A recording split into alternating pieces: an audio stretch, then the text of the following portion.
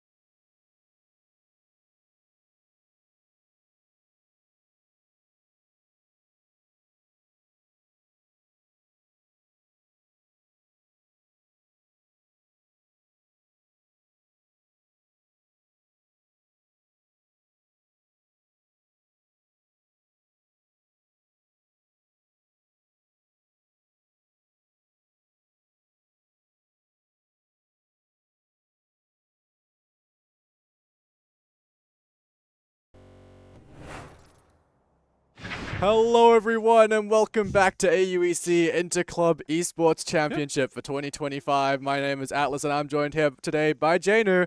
Yes, sir. It's going to be an awesome day of Valorant ahead of us. It's finals day. Yeah, day 4, right? It's been Yeah. a long time. You know, we went through those 2 insanely competitive days of League. We had a great day of Valorant yesterday, and now, you know, the greatest Valorant players are all gathered here today from UOA to, you know, battle it out, see who's truly on top, you know, to see who's truly the greatest. Yeah, absolutely. And, well, talking about what went down yesterday, we can have a look at the bracket, see what we've got going on, and see what's going on today. Why is this, there we go. Transition button wasn't working. But look, here we go. So we played, of course, all of our round 1 games, and we had Tanza up against CSSA first, and Tanza had a dominant win. They'll be moving on to our first game today against ESA. Jam Plus and IEEE. IEEE did win that game, but then ended up falling to CISA, who's looking like a absolutely unstoppable team. I mean, quite literally, they did not get stopped. They won 13-0 in that game. Yeah. That was insane. Then, of course, we can talk about WDCC and Devs. WDCC also looking very, very solid. They had, I believe, 13-4 game on Ascent. They're going to be going up against AUSS. And then, of course, on the bottom of the bracket, CISA ended up taking it against UOACS. And then they also took down the home team of AUEC.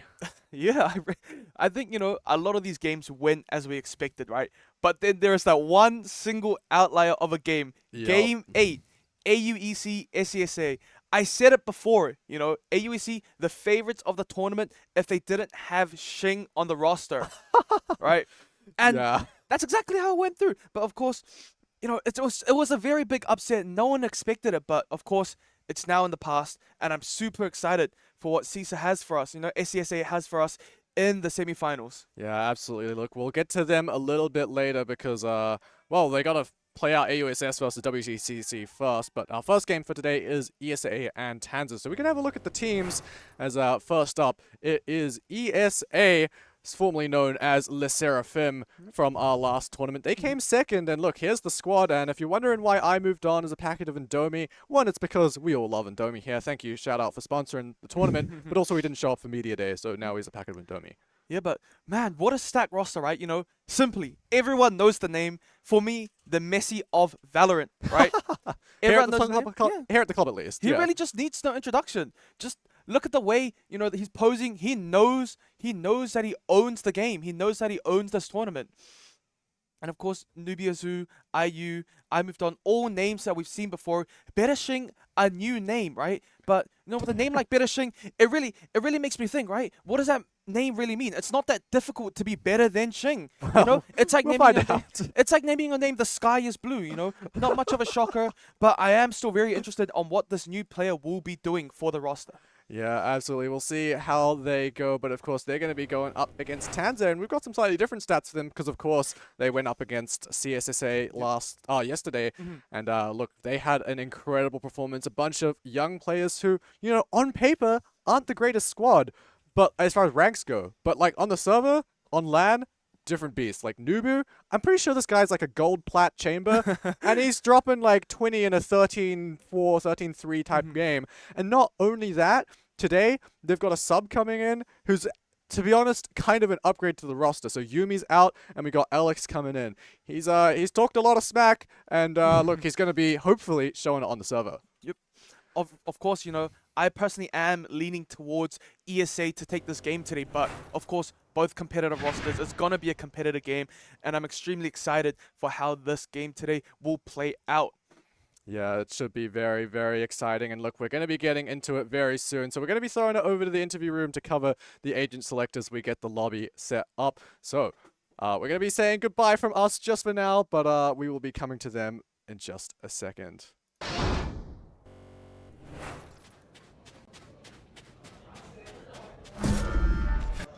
Hello people, welcome to day 2 of the Valorant Esports Championship Interclub 2025, brought to you by Indomie and Brave the Crave. We had some excellent games yesterday, some exciting things happening, and today we have more games to come. So I'm here with... Jorge. And this is... Brian. Okay, how are you guys doing today so far? Doing good. Oh yeah, pretty good. Excited. And what do you think going into these games today? What's you looking for? Like aggressive rushes, you know. Issa has like double doors usually, and that's really interesting to watch. Yeah, kind of looking at ESA, bro, they're actually looking too good. Can't wait for their games today. And we are going into Abyss for this first game. What do you guys think about the map in general, first of all? I don't really like the map, but it's fine. It's not the worst. Yeah, I want to see some jets falling off the map. To be honest, it's gonna be cool. Spicy is off the map. Oh, he fell off the map. True. Oh yeah, bro. No. IU's falling off the map, guaranteed once at least. I call it. And let's see, the comps we have going on. We've got a Yoru on one team. What do we think about Yoru on this? And 3 Rainers? Yours insane, bro. The fast TPs, you know. Bro, get me on Yoru, bro. I actually did all of them. Trust. Bro is the Yoru GOAT. Anyway, looking at any players in particular for this game. IU is insane on the Neon, bro. But I don't think it's only Neon this round, this game. Bro, Stanley's chamber. Bro, watch out. Peak mid. Trust, you're dead. It's over. Mid is not safe with him there. And which teams do you guys think is going to pull through in the end? AUSS, bro. We gotta support AUSS. Bro, ASS is winning 100% for sure. We've got 2 people here for AUSS, damn. And with that, we are going to go into the team introductions. Oh, no? My bad, sorry.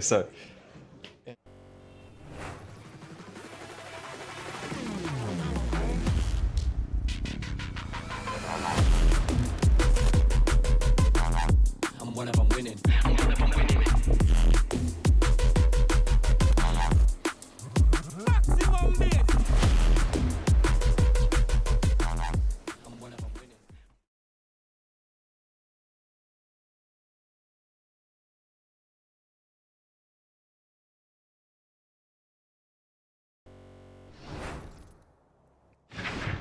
Oh, we're at the wrong doors. Okay. Hello everyone, welcome back. We're gonna be on a quick pause for just a second. As Janu, I mean, you've got the comps. You can talk us through it while I get things set up. But look, what are you thinking on what you're seeing on the screen? I think, before we even get into the agents, right, an Abyss pick from ESA, I believe, that's an unusual pick. We haven't seen Abyss being picked by many teams at all in this tournament. The tournament before, it was a map that, people didn't play that often. It was to the point where for, I believe, Intervarsity, the production team did ask the teams to play Abyss. Yeah, They wanted to see it a little bit. They wanted to see an Abyss action in the tournament. That's how much that we wanted to see Abyss, and we are finally actually seeing it today. Of course, the team voluntarily picking Abyss, and I know that ESA has something in the offensive bag, right? I know how ESA plays. I know the players on the team, and I know what they're capable of. And I know that they didn't pick Abyss for a joke. They didn't pick it for the memes. They picked it because they have that comp ready. Of course, on the side of ESA, we see the Vise, we see the Yoru, we see the Jet. We see the Sova. Last time around, Simply did pick up that chamber for Abyss, but of course this time there seems to be a shift of roles, and Simply is on that Jet, and I'm so excited to see what ESA is capable of, right? And of course, we can't count Tanza out either. We see the Clove pick coming out from Tanza. That's pretty normal. That's expected on a map like Abyss. Clove is one of the highest picked not champions, sorry. That'll be League. One of the higher picked agents on this map. So yeah, pretty nothing too unusual coming out from both sides. I'm excited. It's going to be an interesting game. It's going to be a competitive game. And I'm really, really looking forward to what IU can pull off with this Yoru. And of course, Ayaz on the Neon. IU is usually the Neon player, but it seems like the agents are flipped around for this map today. And I'm really interested what's gonna happen on today. Yeah, it should be an exciting match. As look, we're getting into things. Had a little bit of a slower start, but look, hopefully we'll get that overlay text stuff sorted out today, and yeah, it should be a good time. Yeah, I think we should be good to go here. Yeah, awesome. Let's get into game. I'm excited. Yeah, I don't know if those cameras are the right way around. But look, we'll quickly check that up as well. Our apologies. Start of the day things. Of course, first game, always a little bit rough when something goes bad, right? But It's inevitable. Happens. Obviously with the greatest production teams. Yeah. Okay, yeah, we gotta swap the cams around. My apologies, everyone. Of course, Nubu and Chamber, right? He had a great performance. He had a great showing in yesterday's game. You know, I want to see that performance be reflected in today's game into ESA, right? I want to see his Chamber. I want to see him get insane value out of his Headhunter, out of his ultimate. And yeah, I want to see him. I want to see him pop off. I want to see him drop 40. Just a bit of a pause going on here, guys. Of course, the face cam is not matching the players, but you know, that's what we just got to sort out, and we will be hopping into game right away. Of course, you can see these players, you know, impatient. No one's sitting still. The nerves are kicking in, right? Especially the wait is the most painful part. When you're in game, when you're actually shooting your gun, when you're taking those fights, you don't feel the nerves. But when you're sitting around in you know, the last 2 minutes just jumping around on site, that's when you truly feel the nerves kicking in. You know, this is the biggest tournament that the UOA has seen in terms of esports. Yeah, absolutely. And look, we're going to be getting right on into things. And look, I think everything's correct now. I'm not fully sure, but look, no time to change it now. It looks like they are. As far as, you know, my familiarity with the players go, these are the right players that we're seeing on screen right now. And as we go into round 1. Looks like some close contact being taken. It's a fast execute here onto the side. IU going to be flashing in towards the backside. Bakaki with the first. Laz looking for a second, but unfortunately gets dropped. But backside well in the hands of ESA now. All the kills falling into their hands. As Nubu and Isaac left to retake from mid. 2 versus 4 is, well, Janu, this is going to be a tough one to get back into. Yeah, I think that was a, you know, beautiful side execution from ESA. Of course, you know, the Neon IS tried finding that value in backside, but he was just taken out too quickly, right? He only managed to take down the J. He only managed to take down Simply, and boom, site was already over to ESA. Nubu does manage to find one on IU. 2 versus 1. Couple kills to come through, but 21 HP. This one should be near on impossible. And Cynthia with the 3K will end up taking it out for the squad. And honestly, that side take, you know, from ESA, it looked unstoppable. It was perfectly executed. And it truly showed, you know, you managed to trade 3 for 1, getting off the site. And of course, especially in the pistol round, a 2v4 is just so extremely impossible. Yeah, it's not an easy one to win, that's for sure. And look, we don't normally see those big clutch moments coming through, especially not on pistols, right? Like, you can't hit those one taps as easily. It's not like, you're not as confident with those guns. So it's a good start from ESA here today. We get back into things, and well, one thing I am curious about is to see how they use, you know, the Astra here. We've seen iMoveDom put some absolutely incredible Astra performances up in the past. I think the map's like split all the way from earlier in the year, and he just does absolutely wild stuff. And look, once again, A side, quick and easy hit here. So they look like they want to go forward and get their eco around. IU, quick kills, quick and easy. Just farm them up, and there's really not too much to stop them here. Ooh. Damn, flash TP there is crazy. Yeah, and I also want to point out the execute that ESA did on that side take there. You know, with the TP from Europe into the jet smoke as the jet passes in to follow up. You know, with the guns, with the buy advantage, Hansa can't do anything. They just have to give up sight. And you saw them walk. You saw them giving up sight freely. You know, just trying to mitigate the losses of giving up that control. And from that point, almost everything just crumbled. Right, beautiful flashes coming out from IU. Beautiful gameplay from Simply as well, just peeking it together. Sure, Simply yet to get on the board, but it's just being there, right? Just having that presence in those fights is what means so much. Yeah, now going into this gun round. Everyone on the side of Tanza now not prepared for this one as Nubu will end up breaking the clone, so flashed off the angle, forced the TP away. Heaven is, oh, this is all a fake. I mean, Tanza have just no idea that this was all a ruse. That's the advantage of playing that Yoru, right? You can make some noise on one side and quickly reposition over to the other side of the map, and Kaki, Tan's now fully aware of the B-take. Of course, coming in. Yep, Kaki has been smoked out. IS still in their heaven position.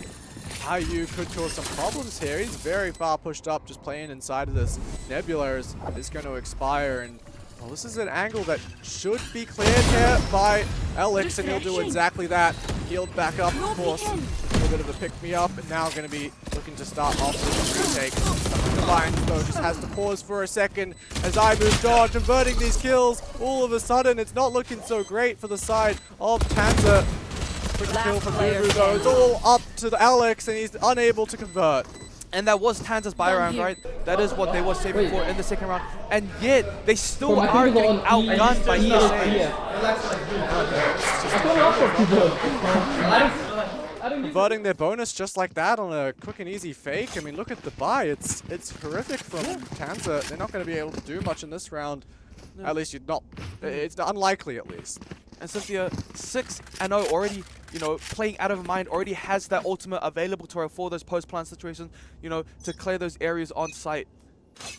Yeah, I think for Cynthia, that's going to be a big part of this ESA squad. She, look, in the last tournament, I don't want to flame her too much, but she didn't have the greatest performance of all time. I used to coach her as a player, and look, I know what she's capable of, and she's been on the grind ever since that last tournament. But look, coming into this round, Isaac with an opener.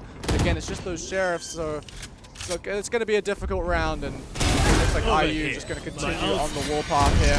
Nubu, Hunter in hand, able to take down one.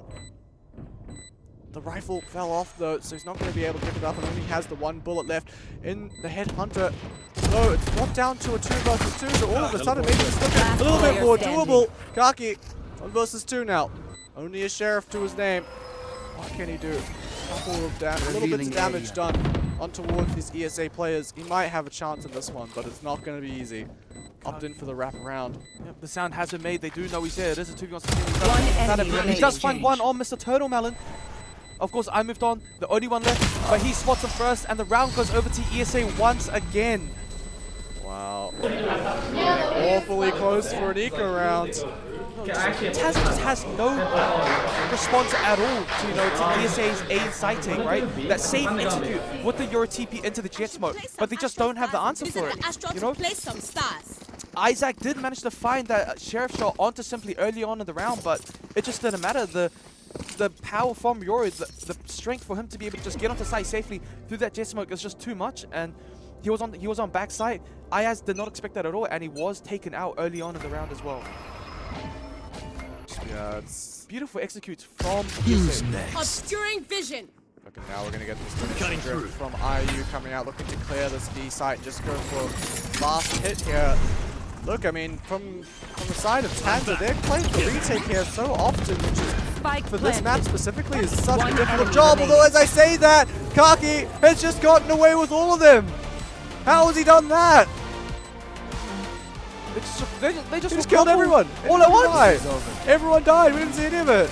It looks so hopeful on ESA side of things, right? They had that heaven control. They had 2 up in heaven, but then all of a sudden, you know, they all just crumbled like a domino, right?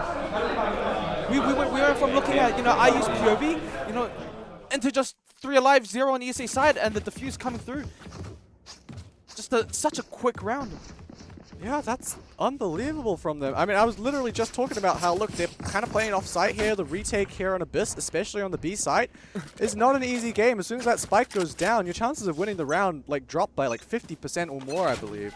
It's a crazy statistic, but scanning ahead. Look, I mean, they make it work, and not only that, but they didn't move too many rifles either. Now, Cosmic Divide coming in. That's going to give them easy entrance onto the site, simply dashing on forward. Looking to potentially push this wall, just to jump peek through to see if he can spot any people. Updrafts into heaven, and it looks like he wants to take this swing, but the flash from his teammate ends up catching onto him. Swings out again as IU ends up taking the kill.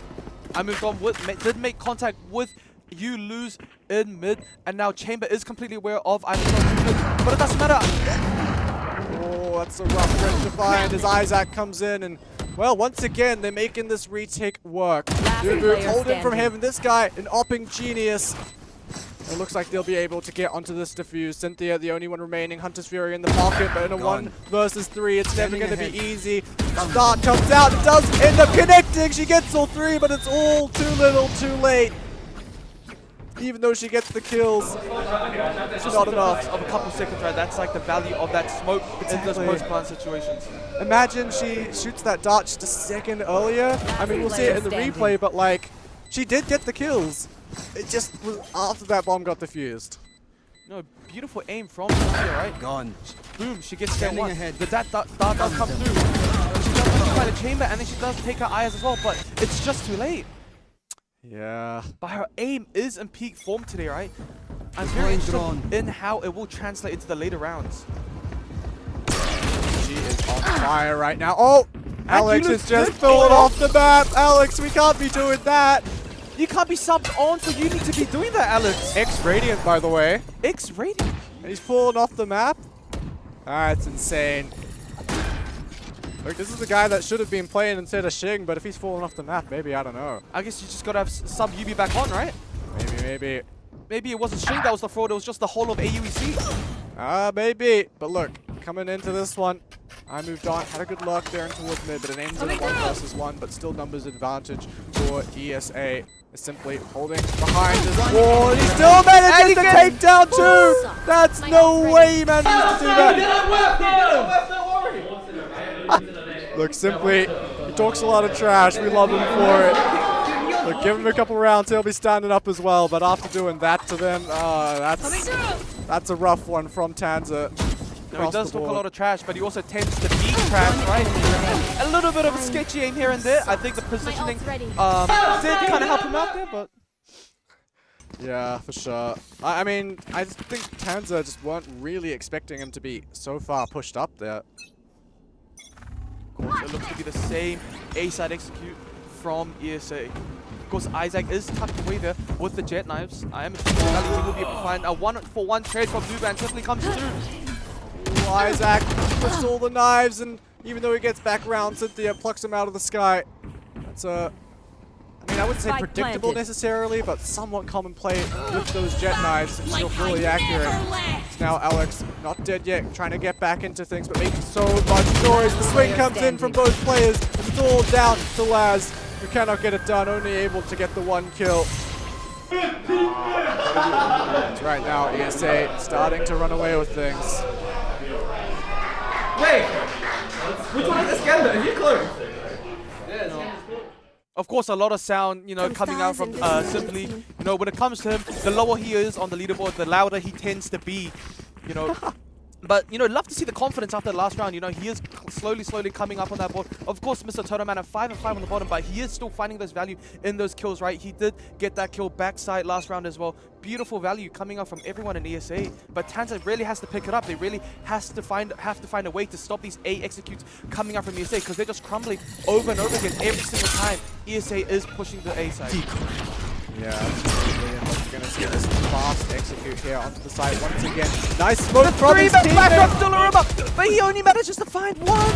Simply though, filling the space trades are mostly good as Kaki One Sheriff enemy does remaining. manage to find 2. It's all down to Mr. Turtlemelon, the man that put his name in the spreadsheet as Better Shing. Can he come up big in the clutch 1 versus 2? Rockdart is nice, a little bit of chip damage to come on through. But he has to plant the spike, he's got lots of time to play with. He has no clue where Ayaz is. He does have info that Sova is heaven, but it looks like they're both looking to wrap around. Was it a footstep that was made there? He's going to take the swing. enemy Look at his remaining. way. Oh no, this is a chance, but the whiff there, it's not good enough. Bit of a win. And the pop off from the side of Tanza. They know they got away with murder there.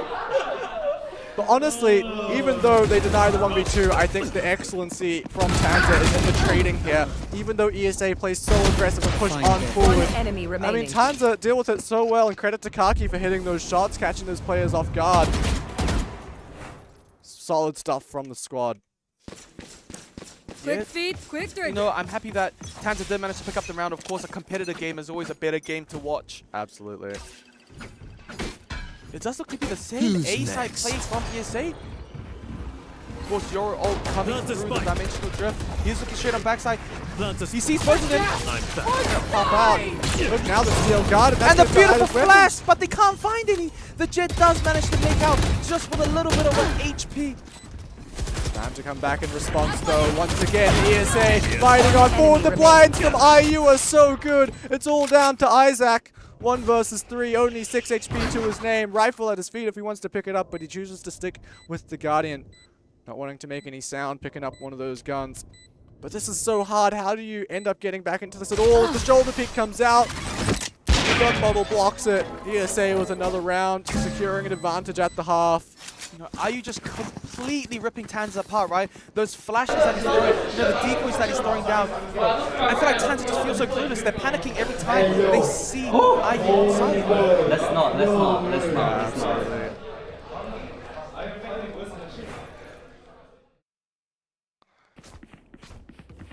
Three ultimates available on the side of ESA. You know, a round swap, a side swap will be coming through, so they need to be looking to use these ultimates over the next 2 rounds. Yeah, well, they're up against an eco at the moment, so, well, not really a full eco, it's sort of a weird half-buy situation, but if they can use their or if they can hold on to their ultimates and then use them in the last round, they might be looking pretty for a 9-3 type of scoreline, but we'll have to wait and see. And for the side of Tanza, one thing I must say is that I think Nubu getting an operator was kind of a big win condition, and they've just been on a bit of an eco tumble this whole time. They haven't been able to build that up to get that big piece of weaponry in his hands. Yeah, bit of a whiff from IU there on Isaac, and Isaac does manage to, you know, get out of sight completely untouched, which will be very important for the retake, right? HP is a very important resource in this game. Yeah, Spike gonna get planted now. Cynthia getting that one down and simply pushes forward into heaven once again. Looking for a couple more swings here, just looking to be a thorn in their side. And he's continuing onwards, he just wants to fight, dashing on in. The balls of this man is absolutely insane. It's all down to Alex now. 1 versus 3, he's managed to find one. Can he do it? He does have a smoke, and he does have the overheal available to him. Just a couple seconds left on the overheal. Yeah, look, it's going to be so difficult, though. That timer has been going for a while. He's just going to put the smoke on the spike and try and hop on that defuse. Tap through. Someone coming around the back. It's the shock bolts from Cynthia. We'll take him out. Thank you, by the way! Absolutely insane. The pop-ups come through. Now onto the last round in the half. You're just never, you know, you're never winning a 1v2 when the enemy Soba has a spike down, has those shock darts available to him. You know, you can't get the defuse. You have to look for the gunfight. But no human is ever going to peek you in those post-plant situations, right? They're just going to play the util, and you're going to get forced out of that round.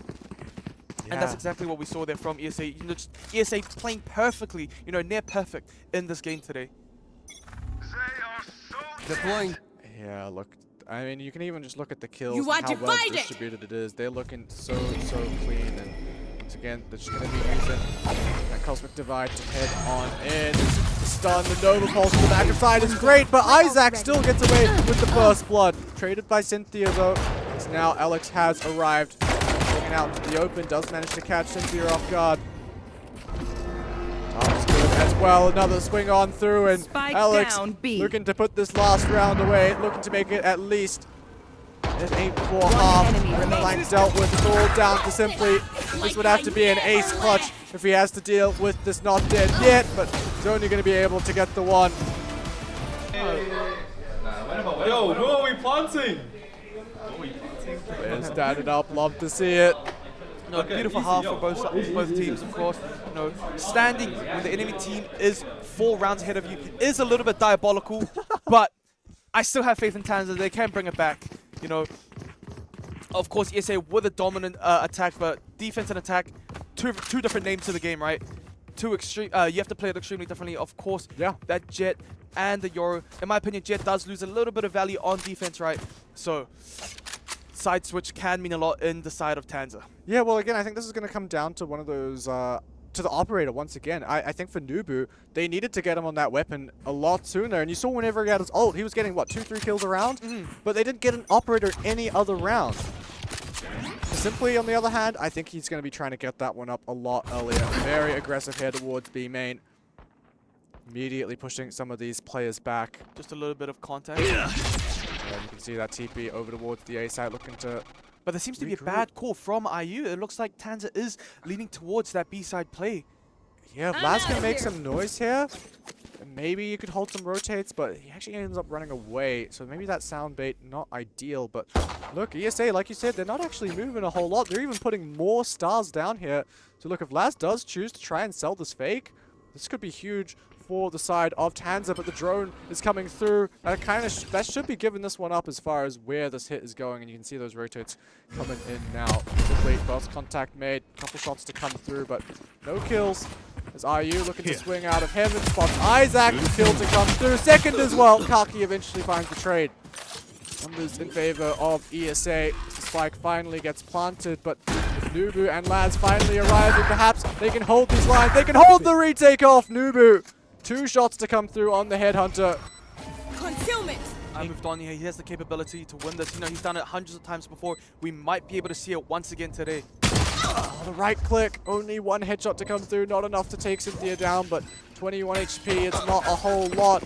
They're just holding the defuse. They're just going to go the whole way. Oh, no. Tanza, you can't be losing that one. Nubu with 4. And ESA, they're wondering what the hell's going on. They didn't even swing. You know, Nubu got 4, but hell, he could get 4, he could get 5, he could get 6, he could get 6, 7. But it doesn't matter if you're not watching that spike on the defuse, right? Exactly. I mean, here's the first 2 from Nubu. Lovely shots. It looked like they were in the right position, but the plant was just, it was so tucked in that when they swung out, they swing into a player rather than swing into the spike. So you've got to make sure you plant that spike on the ledge if you are going to be planning on the safe area of the site. So now, Outlaw out for IU. Oh, it's Outlaw. Very nice on the buy round, right? Right after the pistol when they don't have that full shield available to them. It's almost like an operator. Yeah, I mean, it's basically a little pocket op. 2 shots in the chamber. You know what he can get away with. Smokes in his face, going to be forced to TP back. Rotates are coming out from ESA. Yeah, ESA happy to play a full retake on the 5 versus 5 anti-eco. Spike You planted. have that buy if you're really nice to do those retakes, right? You only take the classic, what's the worry? Yeah. And IU does manage to find 2 for himself. A little bit of a whiff from I moved on as Nubu does take him down. There's a turtle man. Oh, does not find contact with Isaac. Isaac has still tucked away. One enemy the recon remaining. that is perfect, and they all go down on the side of Tanza. And ESA, you know, gets an overall pretty clean round. He bought full shields. What the fuck? Look, that one, making it look pretty easy, only losing the 1 player. Wait, Outlaw Vanguard. Which is fair enough. After winning the pistol rounds, can't be losing too much else. And that's both pistols now for ESA, so that's essentially 4 rounds added to their pocket just from winning those first initial, like, light buys. Yep. That's going to give them a nice advantage here. And look, we knew for Tanza, even after they got an, on paper at least, upgrade to their roster, that it would still be a bit of an uphill battle against ESA. Look, I'm hoping now that the guns are out that they can maybe start putting a couple more rounds up on their attack. I mean, if this does tend to lean towards the attacker side, and look, especially with Laz playing this Neon, I'm hoping for the best here. It looks to be the first A-side take from Tanza's side in today's game, as they did both go B in round 1 and 2 of the side swap. Simply does have a really nice angle in. Oh, Cynthia drops on down, stops to the knife, but unable to convert. I moved on. Taken down 2 with the stinger. This has gone horrifically wrong.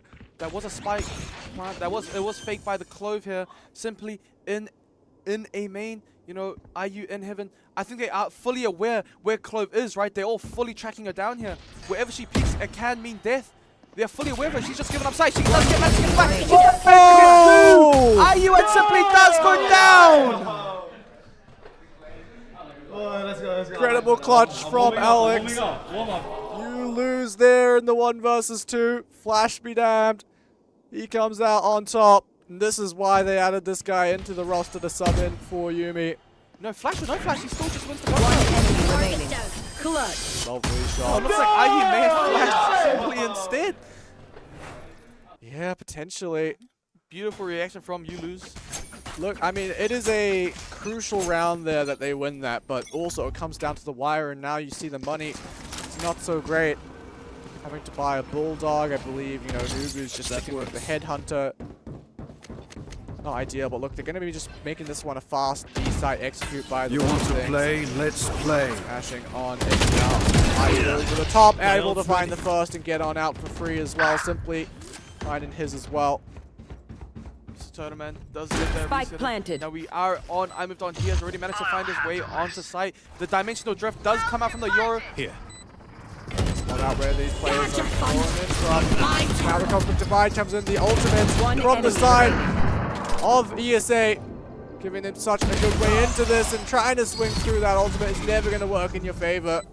Yeah, it's just that dimensional drift value coming out, right? He doesn't need a flash, he doesn't need to come out of it. All that matters, he's just sitting on the site and giving that free info, you know, giving virtually walls to ESA for that retake. And of course, you see ESA perfectly utilizing that to clear everyone out. You know, beautifully played.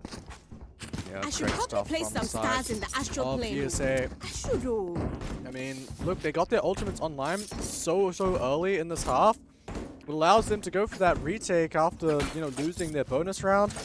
And look at the timeline. That all 3 of the rounds they've won on defense have been in the retake. Clearly a very, very well prepped map. And look, like we've been saying, there's a reason why specifically ESA and CESA are some of the favorites.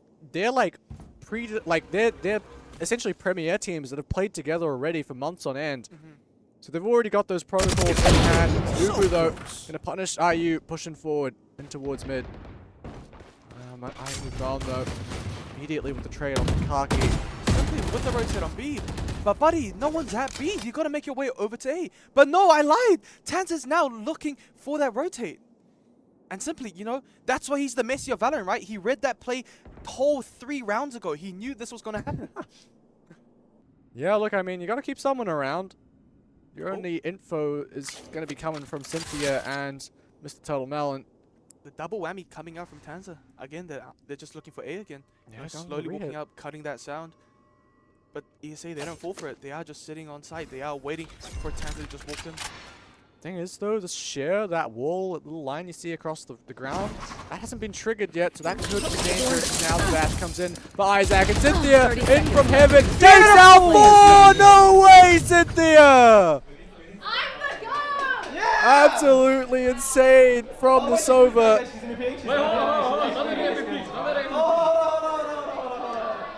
Look, this is not something we've really seen from her before in these tournaments, but today, she is here to play top in the scoreboard, 19 and 6 at the moment. She didn't catch any of it, but she just destroyed the walls. They came out of the smoke. She is the GOAT. She is the GOAT. I can't disagree with that, especially after that 4K. Of course, I also want to point out Mr. Totoman's beautiful, you know, mollies that he had pre-placed on-site, pop and deal so much damage and make it easier for Cynthia to hit those shots. Oh, the fake Euroclone. It doesn't seem to My ult's ready. Simply's walked down mid, though. Once again, he's punished Nubu a few times now, just playing on his own, and the trade just never comes through because at the moment, Tanza are just trusting Nubu to hold down mid on his own, and, well, he just can't stop Simply. He's looking to close this one out. 3. In flashy fashion. And he can't find the 4th. But of course, you know, the beautiful the beautiful flank from Simply does open up so much room for ESA. But Cynthia does get taken down. It's suddenly a 2v2 situation. Yeah, back into a winnable spot here. I moved on the line, ducking and weaving inside of the wall, but he's not able to win the fights. Mr. Turtle Melon jumps out on top. And it's ESA who will be moving forward in this bracket. Sitting down, Tanza, sub me down. ESA come out on top here today as celebrations in hand, but still a long road ahead today for the squad. If they want to make it to the grand finals, they got a whole another 2 series to play here today. And of course, they have to get through the giants of the tournament, right? You know, CSA, CISA, right? They are the big 3 of the tournament, AUEC, ESA, and CISA. But of course, we don't talk about AUEC anymore. That is a bit of a taboo topic, especially in this building. But wow, what beautifully played from ESA. I don't think they whiffed at all. I think they played the perfect Valorant. Of course, Abyss, a map that wasn't played, you know, too often. You know, we haven't seen executes from teams, but hey, I guess, you know, there's always time for change, and that did change today. Yeah, they were looking very, very clean, and it's kind of what we expect from the side of ESA. And look, we're going to be hoping that they can continue that performance on throughout the rest of the tournament. But of course, before we get there, we're going to have to sit down with the winners and the losers to get into our interview. So we're going to get that all set up. So don't go anywhere. We will be back after a short break.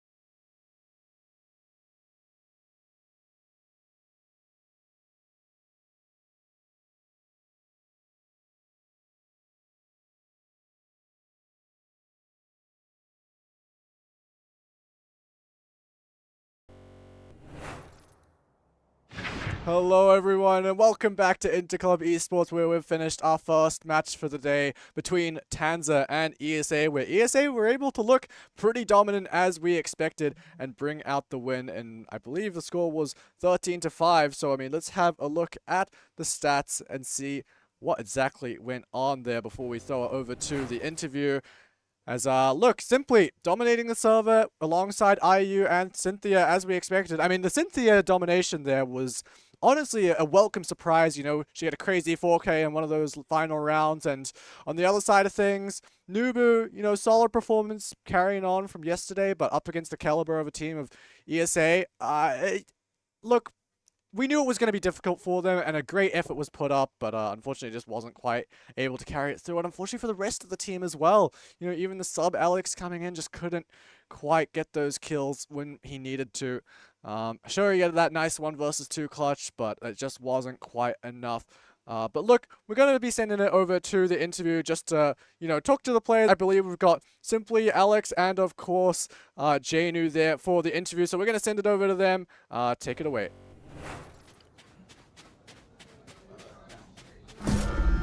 Hey guys, we're here with the winners and losers interview. Of course, before we get started, you know, favorite Indomie flavor. You know, we got hot and spicy, we got the original, we got the chicken. What would be your favorite Indomie flavor?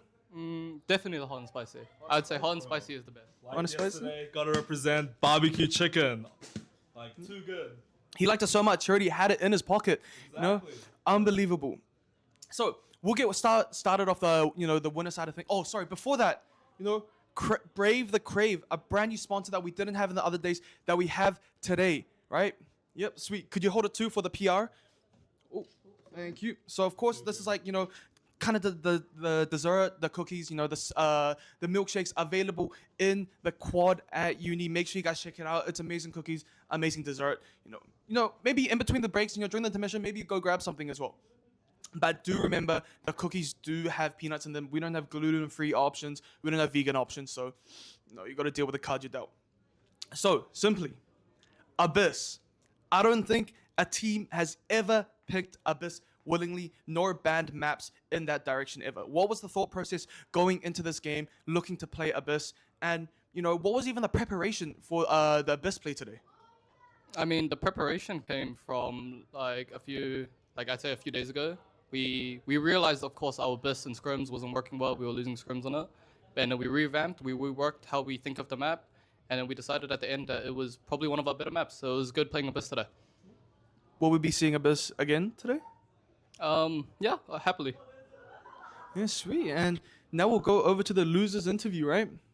You're the loser. How does it feel to lose? You know, I looked at the tab, I saw I was 313, and I was like, shit, I can't pie. But I couldn't escape the AUEC curse, you know. Yeah, but AUEC's winning it today. Can't wait. Semi-finals, right? Right? That's a bit awkward. You know, I like to say that it's not the AUEC curse. It's actually the Alex curse.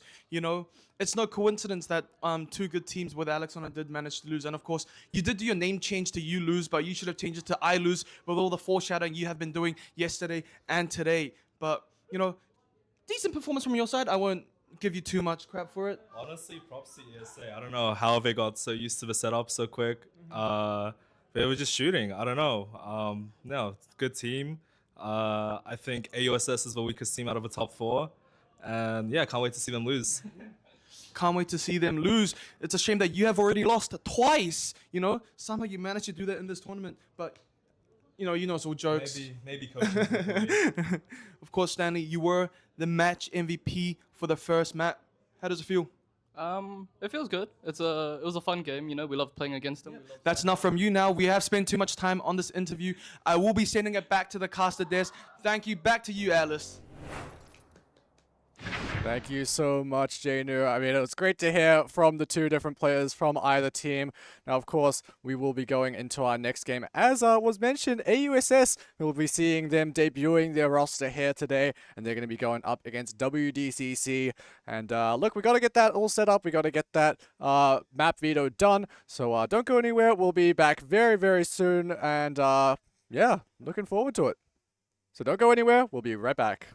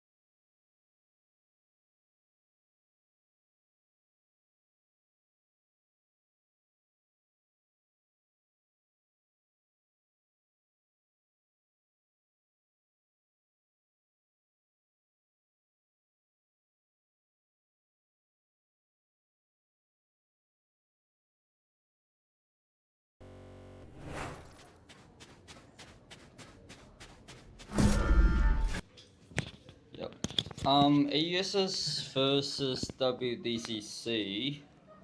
Map 2, default. Heads or tails? Hits. You can pick side.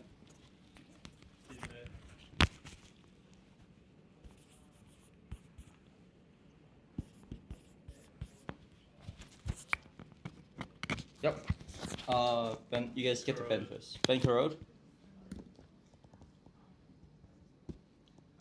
Ben Bind. Ben Bind. Ben Lotus. Ben Lotus.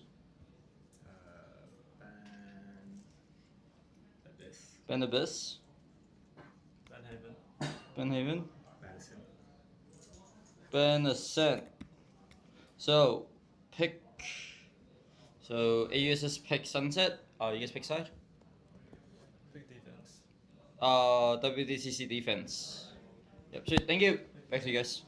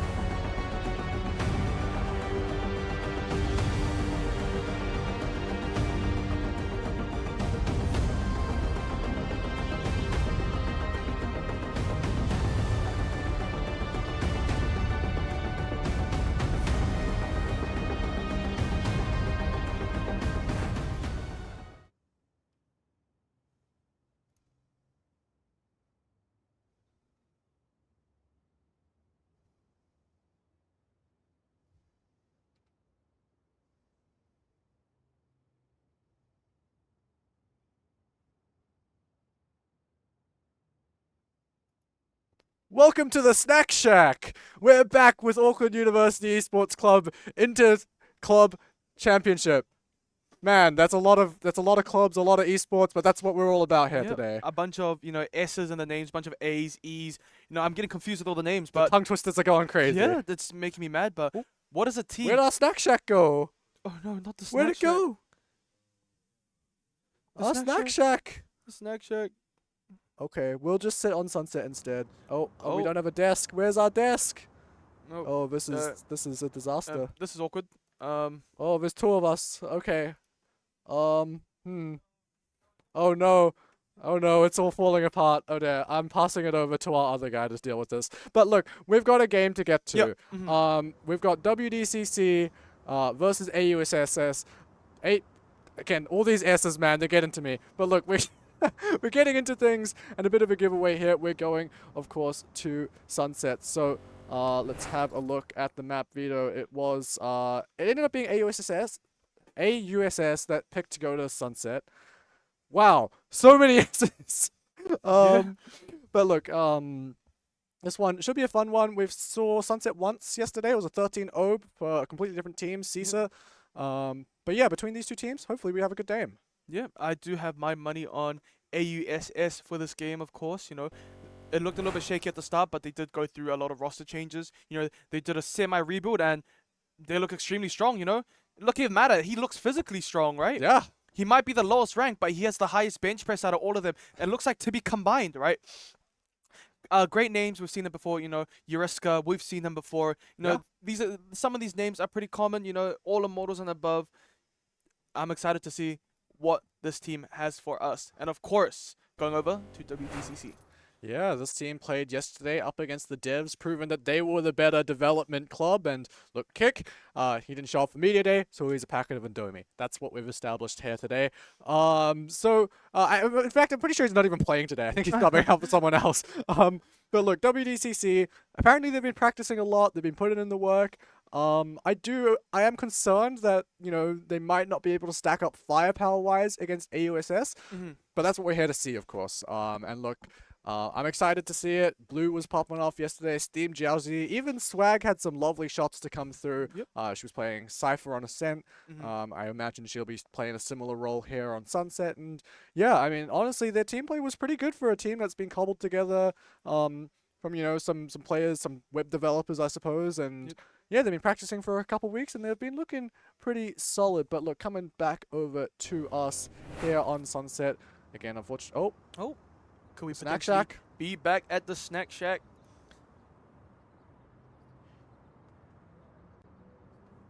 Let's see.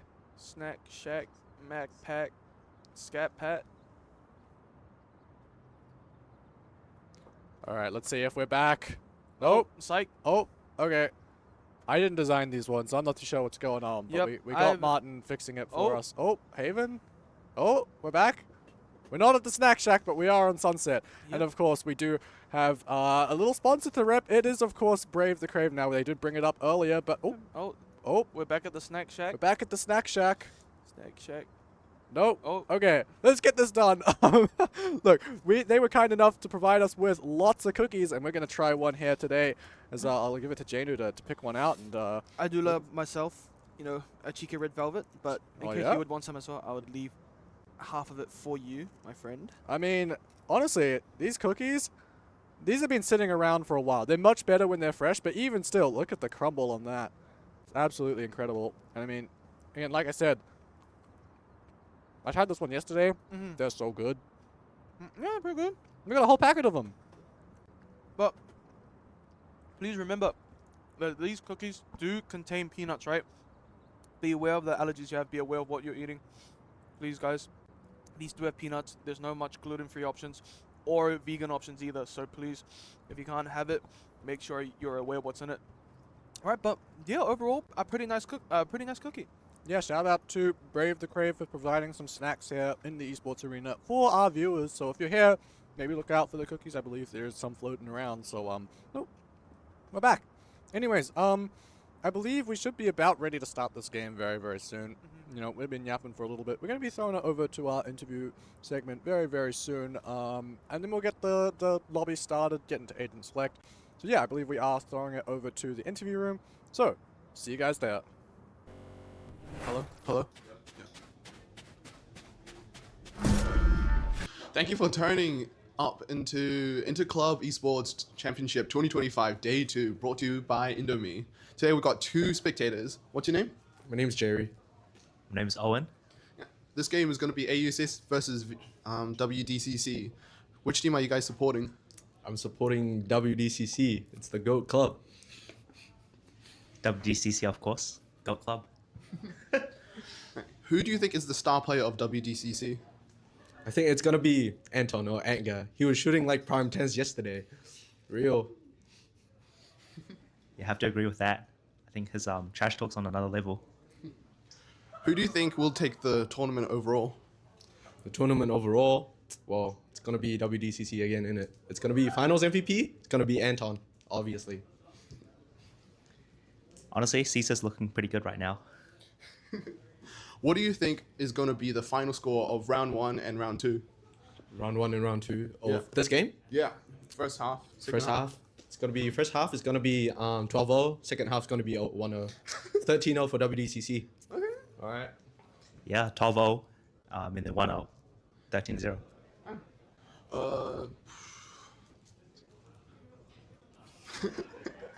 Alright. What do you think would be the good picks for this map? Good pick for this map. What map are we playing again? Sunset, right?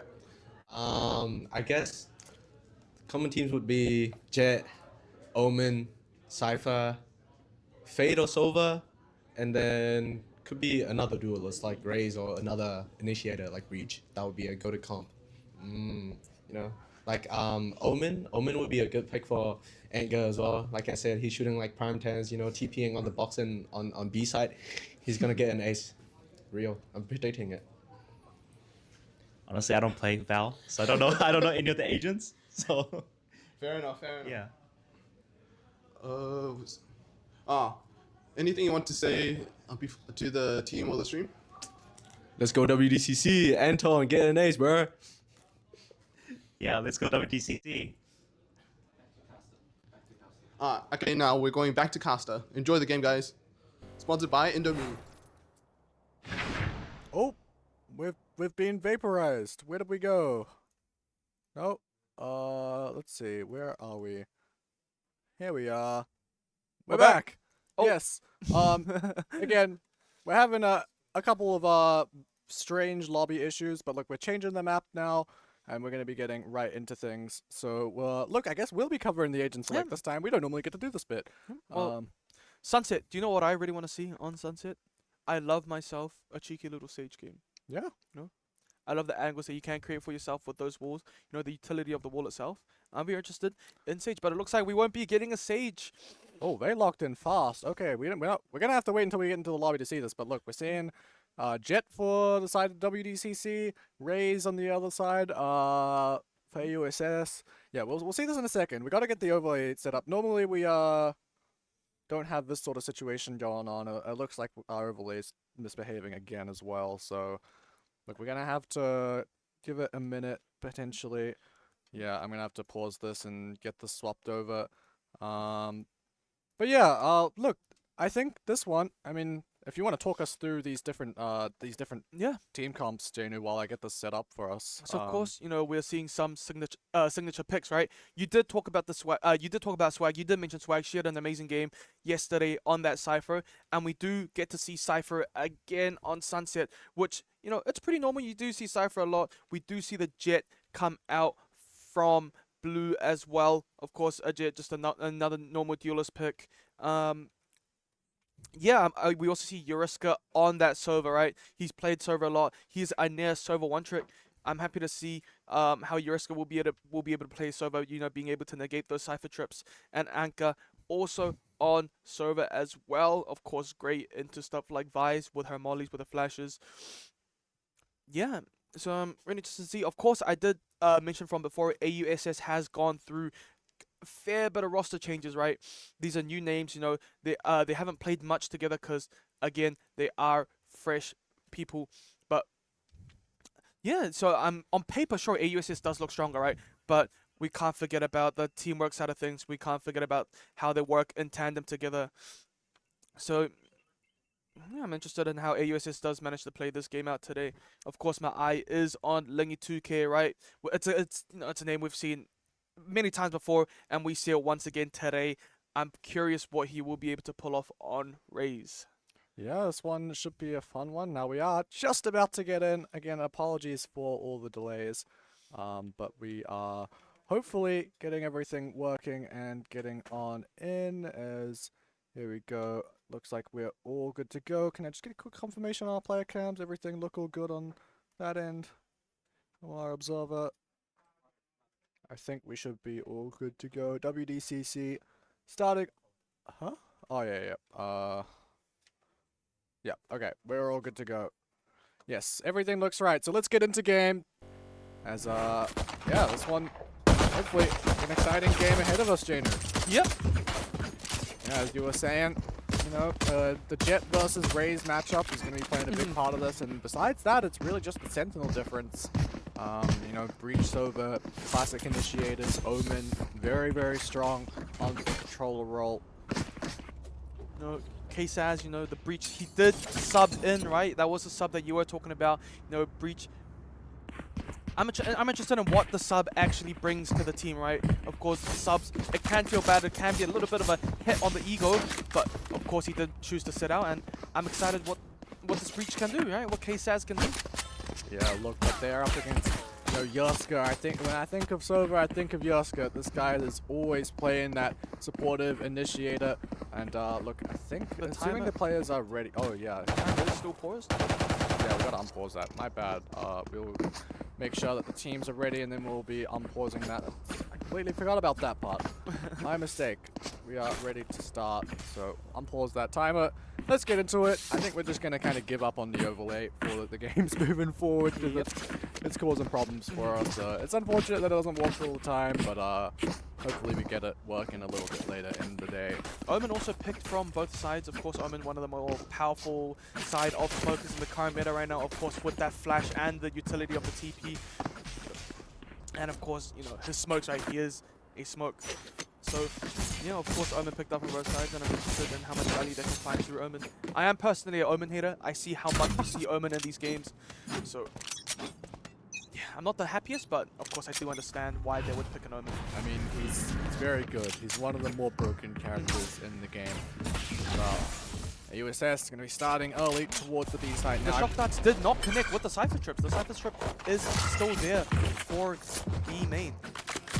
Yeah, I mean, it looked like they were never really too committed to this one anyway. Spike was left in towards lobby, so really just a lot of sound bait here. Whether they can deal with this trip or not is another question. Again, the longer that trip stays up, the more information WDCC has. So if they can break it, that's good. If they can, you know, show a little bit more presence, we'll keep those players over towards that B site. You know, slow, methodical plays, you know, very... No, smart. They're not making any rash decisions. They don't want to swing anything. They're not really actively, you know, running inside. Very slow gameplay, and I really like to see that. You know, it was a little bit different from the gameplay we had before. Raze does connect, and it does take out Swag early on. That means the trip is now gone. Of course, it does manage to still get value on the Raze, but Lingy2K already in backside, and the whole of WDCC has been smoked off, and now it's looking like quite a difficult retake. Yeah, this is very pushed off, very aggressive. AUSS here in this post line. They're just bringing this fight forward, and they're collecting the lion's share of the kills. It's all down to Blue. Headshot to come through, but unable to convert that kill. It will be AUSS, an almost flawless pistol here to start things off. A bit of shaky aim there from Blue, of course, but you know, a pistol round's always difficult, even for the greatest players. That's a great round to come through from AUSS. Look, this is a... That's one. I mean, holy frauds, AUEC double bomb out. AUEC one game streamed. AUEC lost the lifting club. Oh my gosh. I mean, you're not wrong. They're not wrong, but... That was off stream. That was in the league. Yeah. It's some shade towards AUEC, but I say free AUEC and I say jail Shing instead. All set. That's crazy.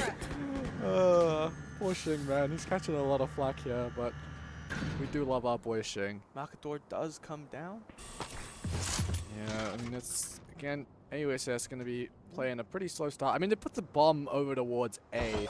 I think the plan is just to pressure in towards mid, market, and B main, make it look like a B split, and then just double back, head towards A. See, they've broken the door already. That's going to make it seem like this is pressure coming in through mid in towards market. And I think as soon as that camera spots anyone towards B main, that'll be even more convincing. But that being said, WDCC, I mean, they've fallen back so far that you could just walk onto either site right now. The spike has been picked up, and they are slowly making their way over to B side. Of course, I really love this methodical play from AUSS, off like exactly from the first round as well, right? They're playing very slow, but as soon as they get this like boom explosiveness, the whole site's already gone, and WDCC was forced into the retake. Of course, it looks like they are looking for the same thing. Lingy2K looking for the entry, but there's already no one on site. The whole site has been given away to AUSS just by pure decision making. I do wonder if maybe WDCC are just going to aim to go down to the spike, not give any ult orbs over. It makes sense. I mean, you know, it's not a sort of play that we see often in these university tournaments. It's something that you'd see more towards the higher level of gameplay, so it shows that they are thinking about things like ults if they do just choose to go down to the bomb. Obviously for us, it seems a bit confusing if you're not familiar with the Valorant economy, that why aren't they doing anything? Why are they just going to go die to the spike? It seems a bit odd. But this is a play that makes some amount of sense. Of course, Swag has actually managed to pick up Nazi, so if anything, for AUSS, this round could have maybe gone a little bit better. I mean, Wayuzu, sure, gets a couple of points towards his ult, but I think for the most part, WDCC is just going to aim to go down to this spike. They've even managed to remove another gun from Yoska. So I think that's actually not too bad from WDCC. Yeah, of course. I believe it was Swag there picking up that cheeky kill on Nazi. You know, that's hugely important, right? Especially when you are on that classic, when you are on that eco round. Just being able to take that gun away is amazing. Of course, you see Nazi there, extreme low on money, right? He has to settle for that ghost there. And same as Yurska having to settle for that ghost. Just being able to find those two fadeaway kills is just so great for the side from WDCC. Yeah, and if you look at the ult points as well, right? No one higher than 4 on either team. And that's why you want to go down to the spike, right? If you get one person, like if, for example, the Raves was eco-fragging like crazy, picks up 3-4 kills, suddenly you're looking at having to go up against a showstopper in like round 3. And that's not something you want. So that's why sometimes you see, you know, if you can't find any early picks on the eco round, you just go and die to the spike. No harm, no foul. It looks a bit funny, but there is a reason for it. So going into this round, now WDCC, they've got rifles, so we're not going to be seeing that again, not for a while at least. Woo! Let's just mowed down 2 for the opener. Impressive one to start things off. Gun here. Now AUSS left to pick up the pieces, and I mean, they're pretty committed here and towards the A site, and K-Saz hearing a couple of footsteps in towards Elbow, so should at least be suspicious of it. No, Cypher's still choosing to sit on that B side rather than looking for the rotate. The execute does look to come out. Destroyed. No, they're still looking for that slow methodical play. Good bolt line to good. hold him back. He does manage to get that take, but he's taken straight away out by Sinjauzi finds 2, but Nazi takes him down. And now, all of a sudden, it is a 1 versus 2.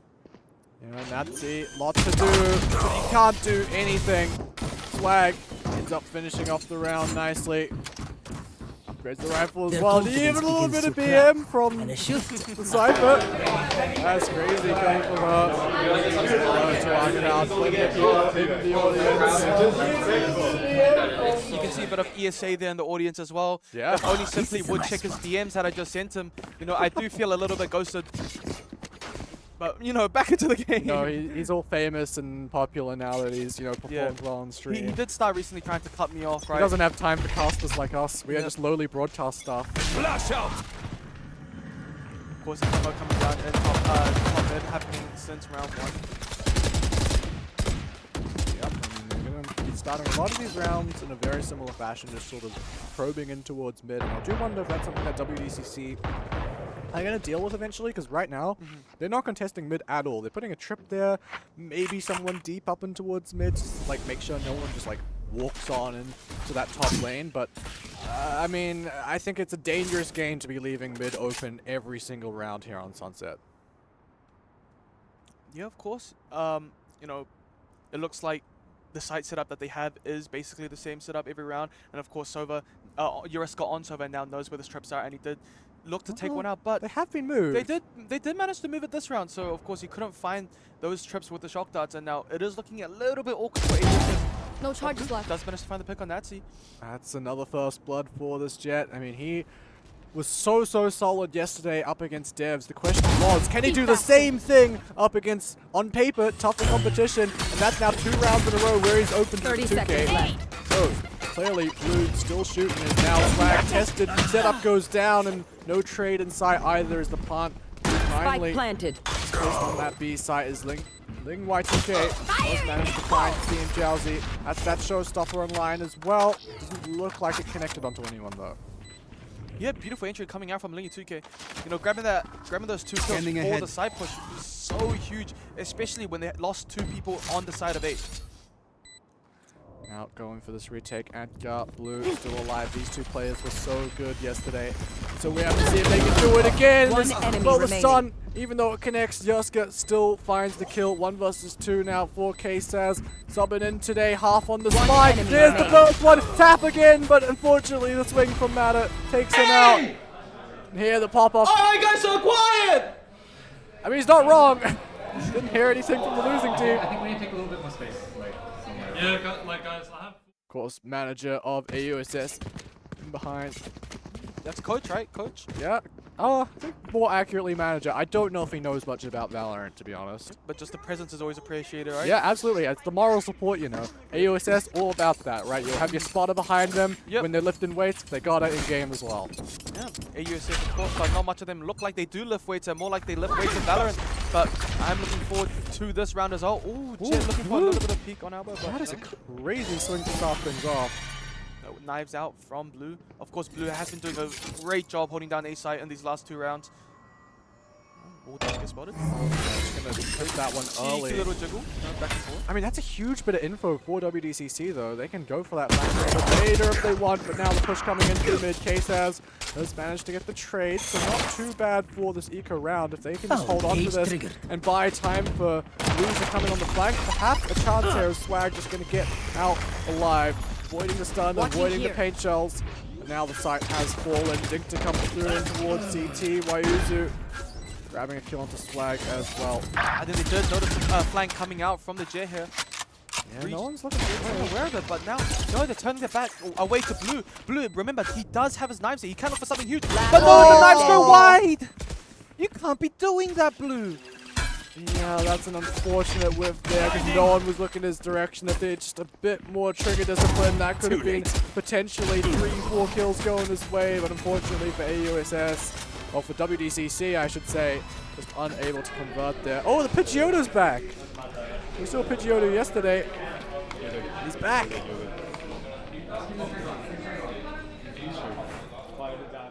But look, WDCC, they want to pick up their wings and fly, and they need to put up a couple more rounds here on the defense. And now that ults are starting to come online, you know, one off of that Rolling Thunder, one off the Neural Theft. I mean, those are a couple big ults that could play a big part of things. But on the other side of things, AUSS have kind of been, you know, getting a little bit more use out of those tools.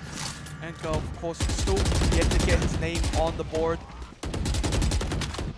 Yeah, definitely would be good to see more players being able to find that impact. And once again, Blue, so proactive here, always pushing forward, always triggering this ward, and it looks like he wants to take the fight after it falls, and of course he wins it! That's a third first blood for the Jet, traded this time by Yuska.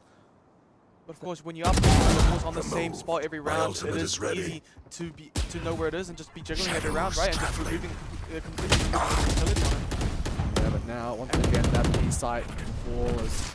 Well, Nazi got a nice just walk in through mid, catching Swag off guard. I think he took it in, quite a nice position. Of course, he does have another satchel available to him to look for, you know, maybe a deeper play. But no, it looks like Anchor is... They are choosing to play it slow. They are looking to play this take quite slowly. The smoke's coming out. The recon has been used up as well. Are they aware of this breach tucked away in the corner? And yes, yeah, they do go down. And they do know that the rest are in A main now. The smoke comes through. The stun comes through. Thunder available. And it's going to stun his team, but now the aftershock comes out. That might be able to grab a kill. Position position there. Sova does come through. He's not finding them. Of course, when the first start misses, the defuse can still go there. They want to match. That's he finds three. He finds all 4. AUSS feeling good about that one. Not only do they end up with the round, but they draw out that Rolling Thunder. Wait, it's our game, guys. Our game. I mean, look, confidence overflowing there. Already calling it as their game. Well, Anka did manage to get on the board, so props to him. You know, maybe that is a turning point for WDCC. Yeah, look, I mean, they can't just be relying on Blue, even though he's getting all these first bloods, right? The conversion rate for WDCC just has not been excellent, unfortunately. Look, I mean, that's 3 out of 6 rounds. Literally half the rounds of the game. He's gotten the first blood, but he just... Oh, Blue, look at the push up! Oh, he let another one hard! Oh, there's another first blood for the man! This is absolutely an insane performance from Blue, but again, just losing those picks immediately back the other way. Swag gonna be flushed out in the open as well. Down to the nade. Second time in the game. K-Saz, what can you do? Nothing there. Clean round. Go play there for WDCC, but it's all in vain there. You did say before that, you know, it is very dangerous to leave mid open, and WDCC, they must have heard that. You know, they decided to do a full push, a full aggressive play through mid lane, but of course, when they don't have the money, when they don't have the guns, it's just so difficult, even when you do get the jump on them. Of course, you saw there, you know, Blue did take Yuriska by surprise, but, you know, Vandal with a stinger, it's just so hard to get the kill, and of course, he did manage to pick up the kill, but he was just in such an awkward position right after. And in that 1 HP area, making it extremely difficult to look for. Not ready. Yes. Nice start. Oh yeah, I mean, that's going to reveal Blue. I mean, they know he's been playing towards A pretty consistently. You can see the Vi's already ahead of their wall this round. Happy to take a first duel against Blue. Once again over towards Elbow. Towards mid though for the rest of AUSS.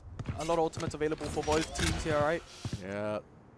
So, oh, this time Blue unable to do much there. Yuzu.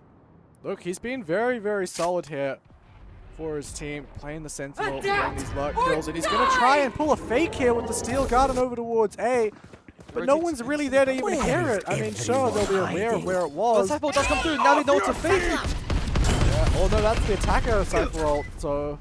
Oh no, sorry, no, you're correct, yeah, so...